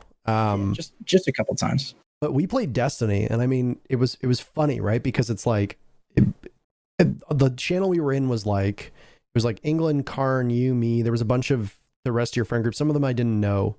And it's just like, you're trying to walk me through Destiny because I'm still new to it. And like, you're like the mom that's holding the one toddler while like slapping toys out of the other toddler's hand, just like doing double duty, because you all are just like shit talking each other in this huge feedback loop. While also you're being like, yeah, you're just going to want to go up here. Just make sure that we're going to have to hit this. English, shut the fuck up. And just like back and forth, just roasting each other. If you really want like a fun time. Yeah, that's right. England said that's because Zest is petty for no reason. If you want to have a really fun time, anyone ever in the history of ever, play a raid with us. Play 2 raids in a row with us. Dude, I actually want to get into Destiny, but I just don't have anybody to play with. That is where the most fun you will ever have in your entire life will come from. Because we actually just troll each other. Like we've come to this conclusion that whoever trolls the hardest gets the best drops, like the best loot. So it's just like everyone's trying their hardest to troll. It's like, it's just crazy. It's so fun. If you ever want to raid, let me know, INTERRO. I do. Chowder was trying to teach me the game, and then I just got frustrated because it was just like him and I, and he was just like zooming ahead. I was like, I don't know what's happening. Yeah. And then all I did was I'd run like bounties on different planets, and now apparently no planets are left, and you can only go to like 2 planets. So I have no idea. Yeah, well, now is a weird time because the whole game's changing. But November 10th, man, if you hop on, I'm in. It's gonna be a good time. Yeah. I'm in. I mean, I'm gonna have time on my hands, so you got a 6-month break. Yeah, we got a long time. I have a question for you. Are you planning on maybe casting some of these FPL games like you did like way back in the day, or no? That's just not something. Right now, they're saying that they can't be casted. I mean, yes, I'm very much down. I would actually love to cast with like somebody else and then have Kicks play in them. I think that would be just a gay whole time. I would love that. You know, like if a player like, you know, I've always wanted to cast with Jarvis. If Jarvis isn't playing in them and he wants to cast for funsies, because, you know, I mean, those qualifier casts were literally the greatest casts of all time. Dude, I love those. They got to bring those back. I know Faceit might not be jumping at joy to do that, but like, I could just imagine, you know, like you said, like you, Jarvis, maybe a couple other people in there, just roasting everyone in the 10-man lobby. Like that would be funny. Like, I am so unbelievably down for that. Like hands down. Man. I miss the qual casts a lot. I mean, we didn't really get to do that this much. Ice Cold from Faceit says we wouldn't mind, but we don't call the shots. Well, I mean, I don't see anybody saying no. So but maybe we'll see it in the future, because we have a 6-month drought, right? I mean, I'm sure there's like maybe tournaments, like mini ones, right, for other regions, but like the people in NA want to see the people in NA, right? Dude, the fact that people still reference the what is this, some 4:30 a.m. shit that Troy said, or the young he dropped down the hatch, or there was the DG Bittersweet game. Flying V. The Flying V, that they just cleared a bank roam in 30 seconds without any drones.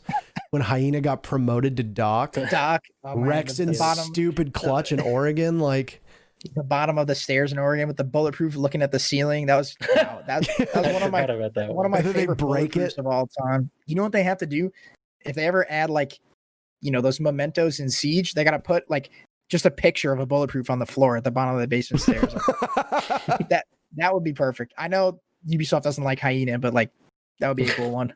Dude, the promoted to doc is still going. Like I've heard like community casters are still saying promoted to doc. Like He's the character. He's quite the character. yeah. Like he holds so much power. I don't think he realizes, like, if he's on stream and you're playing like, you know, Angry Banana and ranked or something, and he's like, this Angry Banana guy's fucking crazy. Every one of his followers will just say that. They'll be like, this angry, you know, they'll talk to their friends about Angry Banana. Like, it's just, he holds so much power. He doesn't realize it. Yeah. It's like Thanos. I'm at some point outside of 6-on-6, at some point I'm going to have to wipe this Twitch account clean because the inevitable DMCA apocalypse is coming. And I do know that we played copyrighted clips on some of the old qualifiers. So at some point I'm going to need to download them and then upload them to YouTube. So they will be leaving this Twitch channel at some point, which is a bummer, but I mean, they'll be on YouTube, so who cares? And I know that there was like that R6 Clips channel that ripped a bunch of the VODs without asking permission or anything like that. And then we deliberately played Star Wars music in one of them so that they would get slammed by DMCA the next day. And they did, and the account got shut down. I don't know if that was entirely us, but maybe ask for permission, you know, like, hey, Star Wars, can I use your music? Well, no, ask me for permission. Like they were literally just ripping the VODs. The moment the match was done, they were just downloading it and uploading it to their YouTube channel. And it was like, nobody asked, nobody inquired. Like, I don't know who runs this account, nothing. So then the next day I just played Duel of Fates or whatever, and then the Star Wars theme song. And it's like, that's enough. And then the account got slammed. And within 24 hours of them uploading that one, the account was gone. I think the account's back, but... And then people got mad at me, and it's like, fucking ask. Like, ask permission. I probably would have said yes, but you got to ask. Like, you gotta ask, yeah. It's theft if you're not. And it wasn't even like they did any work. They just downloaded the VOD and uploaded it. And that's like one of the questions in the chat. For me, I don't know if it's for me, but for everyone, it says, any opinion on allowing streamers to restream Pro League? And I think currently Valorant is doing it. They're getting good viewership. I think you should be allowed to, not during the match. Really? Like, maybe, I think you should be able to do it like on a delay, right? I don't think you should be able to, like, I don't think Macy J should be able to stream Pro League and get more viewers than our Pro League stream because he's Macy J. Well, he doesn't, to be fair. But I'm using it as an example. But I'm saying, like, why would I let XQC watch the Valorant tournament with 60K viewers, but my Valorant tournament's only getting 10K viewers? Yeah. Maybe like a couple minute delay or something. I don't think he should have access. I mean, maybe, but it's also like you're just watching the stream on your stream at the same time. I don't know how they could do that. You know what I mean? Like, I mean, they wouldn't be able to unless he put on a delay himself for his stream. Yeah. But it's like the one thing I will say is, you know, right now we're hurting for viewership. That's not a secret. Macy pulling 2 to 2.5 or 2.5 million, 2.5 thousand, 2.5 million. Macy exploded overnight. Most watched internet sensation. The fact that Macy is pulling 2 to 2.5K watching it, and we're pulling, let's say, you know, it's TSM playing. So let's say we're pulling 12K. If Macy were to stop streaming, would we go up to 14 to 14.5K? Probably not. Probably not. No, you're right. So there's more eyes on Pro League. It's just not being directed through one channel, which means that it's hard to track. But at the end of the day, you still have more people watching it. Yeah. And frankly, Macy's barely saying anything. So it's like, it's kind of just a watch party. Sure. Like, he's still hearing the casting. Like, you're still hearing the casting. You're still hearing his insight every now and then. And occasionally he'll be like, oh, why do you do that? Or this, input. You know, so at the same time, it's like, I actually think we would be better off just with more people doing that. Yeah. And I've always been a fan of that. Like, frankly, I would like to do that for EUL matches, but I'm not going to, because I think it's kind of a gray area and I don't want to take viewership from them. Not that I think that I'm any kind of like Twitch behemoth, but it's at the same time, it's people would watch you. People, you know what I mean? Like they want to watch, you know, the EUL, but maybe they just, you know, well, I don't want to watch it today and I don't want to see the casters, but it's like, hey, INTERRO's watching it. I like watching INTERRO, or let's say Troy's watching it. He's talking about it. I like Troy, so I'm going to watch that stream instead. Yeah. So. Look at my Fortnite example from earlier still stands. Fortnite World Cup, Summer World Cup, you've got over 800,000 people watching it. There's 210,000 people watching Ninja. There's 220,000 watching Tfue. There's 100,000 watching Myth. 500,000 people for the 3 biggest streamers that are streaming it. You've got the official broadcast only sitting at 60,000. That's true. They were always less than everyone else. Yeah. You get rid of, you say to all these streamers, hey, you can't stream it. Do you think there's going to be, do you even think there's going to be 300,000 watching the Fortnite stream? Probably not. You've now just destroyed your viewership of your event because people want to watch Ninja and only Ninja, not the other 99 people in the lobby. Same with Tfue, same with Myth. They only care about one of the 100 that are in there. So, you know, if we have 10,000 people watching the official channel, but 2,000 people are watching King George. I don't know why they do that, but people do it every night. I think they're silly. If you've got 2,000 people watching Macy J, if you've got, 3,000 people watching Pengu, like so on and so forth, awesome. The more eyes on the product, the better. I don't care what channel it comes through, personally. Right. But I do see your concern. All right, well, I miss casting UL. It changed my opinion on it because when you were talking about the Fortnite, I just remembered that like during all that, Summer Cup or whatever, it was Tfue sitting there watching everyone else playing, and he had 100,000 viewers, and the Fortnite channel, like the actual channel, only had like 20K. Yep. So it makes a little more sense now. It's just like, to me, it's just like with how like bad the viewership is. I thought in my mind that it would be a bad look if everyone else was streaming it and got more viewers, but in the end, it's actually just more people watching it, which is better. Yeah. I agree. Like for me, it's a lot of people, whether I care about it or not, a lot of people say like, I'd love to watch this from the perspective of a player. Look at how many people say, like, I just want to watch Bolo and only Bolo. I just want to watch Rampy and only Rampy, and they don't care about the casters. They don't want to hear us talk, period. They just want to watch the players play. And you know what? As a caster, that doesn't upset me. I get it. And I feel like my casting is cool, but at the end of the day, I care more about people watching the esport. I don't care how they watch it. And if they want to watch it with friends or in another language or with things muted or with their own commentary over top, at the end of the day, they're still consuming Rainbow Six esports. And that is a goal that I think we should all strive towards. Even if less people hear me talk, it's fine by me. I was always curious, like, if they did a Rainbow stream, like on the, let's say the R6 Esports NA channel or like whatever channel with just the game and the game sounds, but like not the casters. I always wondered, like, so people could go back and like practice their own casting on it or like things like that. I always like, in my mind, like that's how I would like to watch it because I'm usually playing a game, right? Like while doing it. So like if I just hear the game sounds, when I start hearing shooting and I start hearing like, the people dying, I'd look over, but instead it's like, I'm listening and I'm hearing the words you're saying while also trying to focus on the game. I don't know. I thought it would be cool if they ever did that. I don't think they will, but I don't know if the engine can allow them to watch individual players, but I think that one of the goals of the replay function is going to be to let you rewatch like old matches.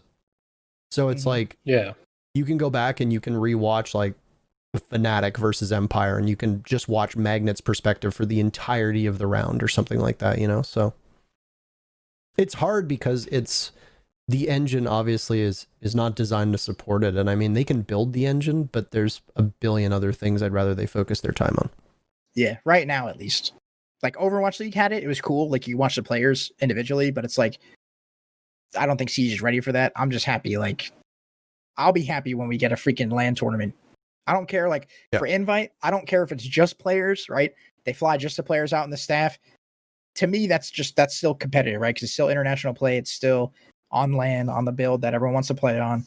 But it's like, until we get back to that, I just think, like, there's absolutely nothing besides alpha pack drops. I'm a huge advocate for that. That would bring viewers in as of now. Yeah, I agree with that. I think that I would just say that they really need to go out of their way to give an incentive. As much as I hate it, same with the test server. People just won't play the test server. Yeah. I have long been against needing to, be the carrot and stick in front of gamers. Like, they should just play the fucking test server. Like, you can freely access upcoming content. Why are you not playing it? But a lot of people don't want to. maybe incentivize it. Maybe, you know, if you play like X amount of matches on the test server, you know, to completion so that people aren't just abandoning it, that they get, you know, an alpha pack in the main game or something like that. Who knows? I think they did do that. They did like or it was like you completed a survey or something and then you got like a skin, but like they didn't tell anyone. So like no one knew you were getting a skin for it. And then it was like, oh yeah, I did that survey. So I ended up with this really cool Rook skin, but the survey is no longer available. It like kind of feels like, you know, I remember that one. Like you're cheating people out of like genuinely doing it, like to actually give you feedback instead of just the skin. But it's like, what other way are you going to get people to give you that feedback that you need? You know, It's like, it was a dock skin, wasn't it, for the survey? I think so. I think it was a dock skin. Yeah. And I was like, wow, that's actually sweet. And then it was like, oh, I can't get it. So I'm still a huge advocate. Alpha pack drops on stream. Alpha packs, they contain skins that are not worth real money anymore, right? They're the ones not available in the store, right? The chances of getting a black ice are terrible. I've opened like 600 alpha packs. I've gotten 4. So it's like, to me, I think I definitely know that they can do it. I don't know like how hard it would be. Even just a chance, not a guarantee. It's not like you watch an hour, you get an alpha pack. It's like you watch this, you might get an alpha pack. I think that would bring people in, even if they're not physically watching it. It gives a chance for like to see Rainbow Six at the top and the chance for someone to click on it, right? Yeah. I watch Overwatch League on YouTube in the background. I have the volume off and I get it for the tokens. I could not tell you a single player. Like I could say a couple players, but like I could not tell you what's going on. I couldn't tell you the meta. I don't know what the map pool is. I couldn't tell you even how they do the bans. Like I don't know anything about the game, but I have a ton of tokens because I just put it on in the background, or I did. I don't do it anymore, but it was like, cause I like the skins. The skins look cool. And that's hopefully is like, I hope they realize that if it's a charm, if it's a skin, if it's a set, or if they just do the alpha packs. I feel like because alpha packs, like they hold no monetary value, it would be perfect. You know what I mean?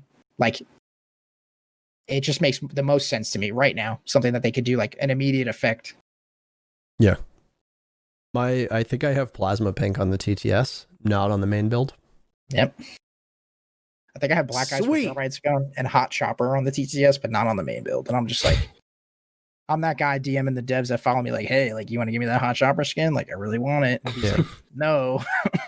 The problem that I've had with a lot of the stuff that they make for events is that, with the exception of SI, I don't think it's looked really good. And it's like, you get like a charm for watching, and it's kind of like, kind of ugly. You know, like if you didn't make charms for hours watched, but instead, because like the amount of people that I see in game running event charms is like 1 in 1,000. Yeah. I never see them in game. Like people don't run them. People don't run like the Raleigh Major Platinum charm. Like nobody cares. All they do is take up space in your inventory, and you can't search through your charms anyway. So you just have to scroll through literally dozens of event charms that all look the same. They have to fix that, by the way. There's got to be some way to like scroll through that.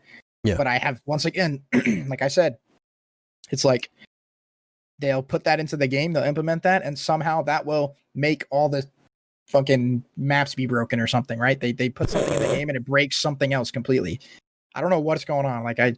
But it's like they fix one thing. It's like, hey guys, we're working on like the echo bug, and then it's like Hereford base doesn't spawn in with barricades on. And it's like, that's literally like an example that literally happened, right? They did an update. They said nothing about barricades on Hereford base. And that was one of the things that like was broken. Honestly, is that it's super trivial, right? Like it was Hereford base. It's not even in ranked, but it's like, how does shit like that happen? Like we got to get that sorted out. And then all these nice features that we want to add in the game, we can start adding in the game.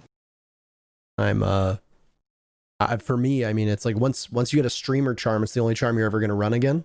But I mean, at the end of the day, it's still nice to know that people are getting nice charms. The ones that were just announced, by the way, for the major, the tulip, it's a tulip, right?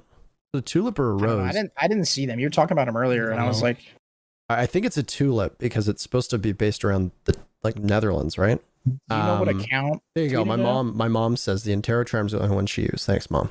I think it's a tulip, but anyway, it's a tulip with the Dutch flag above it. And It's cool. I will say this. It actually looks neat. It's not just like a blank colored like medallion. I think it looks kind of nice. So that's great. And I'm glad that they're doing that. But I do think that maybe instead of charms, you get an alpha pack for watching. You watch for 10 hours, you get an alpha pack with a common in it. You watch for 20 hours or however long it is or whatever the same structure is, you get guaranteed an alpha pack with a blue in it. And then it works its way up to where, you know, if you watch for basically the entirety of the event, you get a guaranteed gold. So It's fair. I think that's a totally fair way to run. and I think that's much better. But Instead of just like, hey, you can watch Invite for the whole weekend. Some people are going to get the Echo Elite and you're not going to. And Yeah. it's like, that's how I feel every time. I'm like, I wanted that sledge skin that was from the drops, but it's like, I could watch the whole event from start to finish every day. And it was like, you might get it, you might not. And I ended up not getting it. And I was like, great. Now I get to just run the regular one from the Battle Pass that everyone has. Troy, would you like to finish this off with the last question? Yes. I've been here for a while. Final question. Goodbye, Young. Everybody say goodbye to Young. Goodbye, Young. I'll see you later Bye, in FPL too. Yeah, see you in FPL. I love Young's emotes. The sloth? I like Young Yeah. streams. He doesn't stream with a I just love that he doesn't stream with a face cam, so you never know what that guy's up to. He does use a cam. He does. He Does does. he now? When he was playing, I was watching him play Euro Truck Simulator. He had the cam on. He was driving. It was He was playing he Euro uses Truck a Simulator cam. with a cam on, and I wasn't aware of this. Yes. yeah. Oh, he says you haven't been here the past few days. Sorry that I missed your last 3 streams. Yeah. He's My bad. had a cam on. My bad. The question I was gonna Hacks asked us. It's about basically that what Shroud said. I think it's a decent thing to talk about because I actually commented on it on Twitter as well. Basically said his biggest concern with Siege is that it's not casual enough. And this guy thinks it's because of the meta and the coordination involved in clearing utility, et cetera, et cetera. But just wants to hear our thoughts on it all. So what are your thoughts on Siege being not appealing enough to casual people, being basically, because I kind of agree with it. It feels like it's too punishing. Like if you're just trying to get on and have some fun, like You can't do I feel that. like yeah, like Siege isn't, especially if keep you're up. new too. Like you're gonna go through. I mean, just getting shit on for a while, like before you can do good in Siege, and yeah, and it's punishing. And then like especially when you're dead, like you're dead for so long too. Like they added the new sugar fright, I think, event. Yeah. And it's like the first respawn event we've ever had. And I mean, like I don't think it's been done perfectly, but I think it's a step in the right direction just because like it lets people get used to the movement. Like it just gives you a different way to play the game. Like everything else is like if you fuck up, you're dead for 4 minutes, and it's kind of it's not very fun. I'm gonna be honest. It's not. Yeah, even in like a minute and a half search and destroy round, when I used to play with my friends, I'd be like, "Can we please just play domination?" Like I'm not trying to sit here and wait and watch you guys lose this round, but it's like Yeah. As an example, I'll use just from like what I play. Like I love watching Overwatch, and I'll get on, and I'm like equivalent to gold rank in Siege. I'll play a rank game. My teammates will either like pick a troll hero, they won't be in the voice chat, or they'll just be like calling each other like swear words and stuff. I'll play one game and I'll get off. Like I don't, you know what I mean? Like I love Siege. I could tolerate it in Siege, but like the normal player is not going to tolerate the fact that the meta is absolutely terrible. The fact that the servers are absolutely terrible right now. Those the fact servers that are so bad. like the fact that the only like you get on Siege and like you want to play ranked. Like what casual is not fun, right? Like most people would want to play ranked and they want to, you know, some form of competitive play. Like Siege is like, I feel like I know a lot of people do play casual and they do play the casual modes and they play terrorist hunt, but it's like I feel like most people are buying the game, and the people who want to play it a lot are playing ranked. You know what I mean? The people who don't play it a lot are playing casual. But at the same time, you go into casual, you're getting team killed.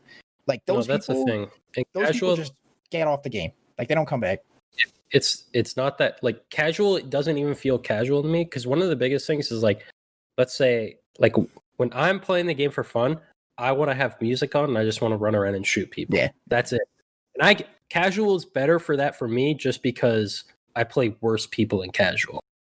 Right? Like if I do that in ranked, I literally just get die smoked. because You get smoked. people are good enough at my rank where they're just if I'm doing that, I'm gonna die over and over again.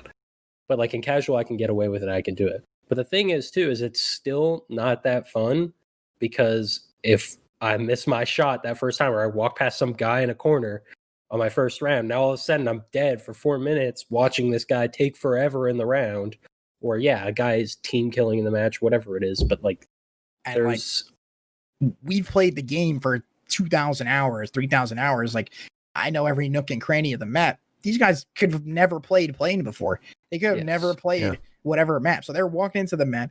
They have no idea what's going on. A new player is not going to know to throw his drone in a room before or ask for a drone from his teammate. And it's like you said, you die at the beginning of the round. You got to sit there for 4 minutes watching your casual teammates sit on repels, right? Or just walk around, crouch walk around. And it's like, that to me is like why I strongly believe the game should 100% just be balanced off the pro play, because like those kids just like, they don't know what the game's supposed to be, right? Like they're just not that they're not playing it right. You're allowed to play the game however you want, but it's like, fun for someone in gold would be a bazooka that could kill everyone, right? Like in Valorant, Assault, but it's like that's not fun for literally anybody else. So that's just like, I don't know. Like I said, you get on these kids, they get on the game, they play either a ranked match or a casual match, they get TK'd. One of the 11 things that could happen to them in any given match, sound bug, whatever, they get off the game and they don't get back on. Yeah. That's just like, and is there a way to fix that? More modes. I'm hoping that this deathmatch mode is a test to see if they can add it in the game and leave it in the game. The game, if you notice in the deathmatch mode, the game runs so smooth. The hit rate is so good. I think the reason for that is because the stuff on the map is not destructible, and it loads all the characters in. You can't change your guns. You can't change anything. So I think like it loads all the instances in, and it just feels so smooth. Like when you headshot someone, to me, it feels like instantaneous. And I don't feel like I get bullshit around corners. Like I'm hoping that like there's some deeper meaning to all this, right? Like they're using this like right before the new consoles come out. They're gonna like come out with this patch, and like all the servers are gonna feel like this, and blah blah blah. But that's just me like speculating, right? But it's like there should definitely be a deathmatch mode for people who just play like that, or kill confirmed or whatever. And I'm hoping that this is like a step into that. The map is dreadful in my opinion, but other than that, I like everything about it. That would help casuals, because like again, they wouldn't have to sit there and wait 4 minutes for Angry Banana to bait his teammates. I think the map that the Sugar Fried is on is really awful. There's like a billion places you can die from. Like just windows and buildings. Yeah, there's windows and doors, and they can be below you, and it's like couple it with a one-shot headshot, and it's like it's not even like you can hide. Like if it's caught and there's like 8 different angles for people to watch at, if you're a good enough player, you can usually try to get away after you get hit the first time. It's not always going to happen, and you're going to die more often than not, but at least you have a chance. There's no chance, right? In Rainbow Six, it's like one shot, you're done. Yeah, you get plucked in the head, you're done. And it's like you're trying to run across the right side of the map, and it's just like just going from door to door. You have to watch the thing in the middle, the roof on the middle, down below it, the building to the left, 2 windows, the roof, that like hallway. The guy the who's next in building, the spawn windows, and it's like 2 times R4C, and you're just like, God, like how do I get across the map? Yeah, I will say though, like at least in the game mode though, I don't care if I die, right? Because I don't know, like for me, like I'm literally playing casually, so like if I go 25-5 or whatever the fuck, like I'm just dying over and over again. I don't care because I die and I respawn and I get to try to fight someone again. I mean, if I'm literally never running into someone, then it's a problem, but like you run into enough people in that to where I don't care. But I agree, there could be a better map, but like I'm just happy there's a step in the right direction. 100%. That's true. Also, we can all admit that we can all agree that it was supposed to be a Christmas event, right? Yes. Was it supposed to be like some like Muppets like crossover? Like is there like how they did the Netflix series one? Is like, is there some Muppets thing coming out that like is going to partner with Rainbow Six or something? I don't know. All I know is that you're doing snow angels. There's like presents that are just like trick-or-treating bags. There's candy canes and lollipops and suckers, and it's like all the colors are like pastel, almost like gingerbread-esque, and it's like, this is Halloween? Like this definitely seems like it's, I mean, maybe we're thinking too deep into it and we're going to start like a conspiracy theory that was created by a couple different content creators. I know Varsity Gaming tweeted about it, but it's like, it certainly seems like it was meant to be a Christmas event, and that they're probably just like working from home. They probably just can't do two. So it's like, maybe they even just bring it back, literally just bring back the same thing for Christmas time. Yeah.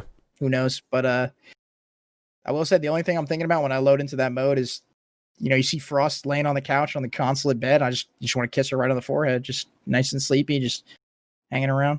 She's definitely a S tier waifu also. Frost. Forgot about her. I think that's a good time to end the podcast. Face. That's throw that in there. That's the phone. I have to go anyway. She's psych right now. We wouldn't have ever brought this conversation up, and we wouldn't have brought you on the podcast if we didn't expect this. So it's been a real pleasure spending all this time just chit-chatting. Greatly appreciated. It's nice to have your perspective on the league structure, on Challenger League, on FPL, everything that we discussed. Obviously, side content, your own story is very interesting. And like we said, it's nice to get somebody on here who's not like deeply embedded in the whole pro league thing. So you bring a perspective that has frankly not been on this show. So it's great to have that. And I really appreciate it. And I know Troy does too. Before you go, plug your social medias. Where can we find you?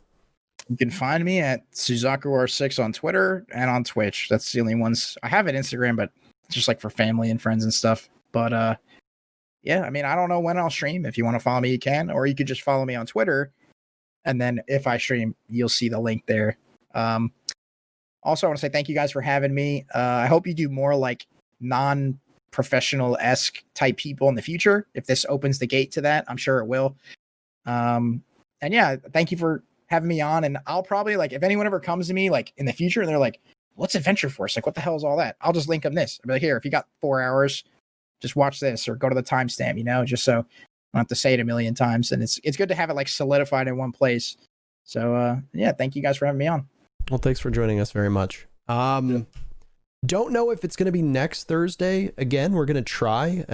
Schedule's kind of up in the air just because of the major looming and you practicing, and we'll see. It really depends on timing. And that's it. So if you're watching this, there might be a show next week. Best way is to just join our Discord. Also, if there is no show next week, I will be tweeting about it, and Troy usually retweets it. So if you're following either of us on Twitter, you'll typically know now that the show is on Thursdays. We tend to get the announcements out on Monday or Tuesday, usually Tuesday mornings in North America. So just look for it then. But thank you, everybody. Take care of yourselves. Enjoy the rest of your days, evenings, etc. If you're on YouTube, smash that subscribe link. We broke 10,000 YouTube subscribers, by the way. That's pretty cool. It's pretty cool. So thank you, everybody here. That was awesome. And yeah, follow Suzaku R6. We'll get him in FPL. And don't just follow me. Wait, which button is hashtag? My keyboard doesn't light up. Is it 6? Oh my god. Hashtag is 3. 3. Thank you. Hashtag ZakuForFPL. I got it right there. I tweeted it. Go ahead and retweet that. You know me. I'm going to get in. Everyone's going to be like, oh my God, there he is again, just getting his way because he complained on Twitter. But I'm just trying to play the game. It's all clout, man. That's all it is. It's all clout based. All clout. Like, and you know what? This will help everyone's argument when they say it's clout based. If we get this going, then we can confirm that it is, right? So it's like, I mean, this will help everyone. Yes, we'll have an answer. We'll have an answer. We'll have an answer. Thank you very much for joining us. I greatly appreciate it. Take care of yourselves, friends. We'll see you again soon.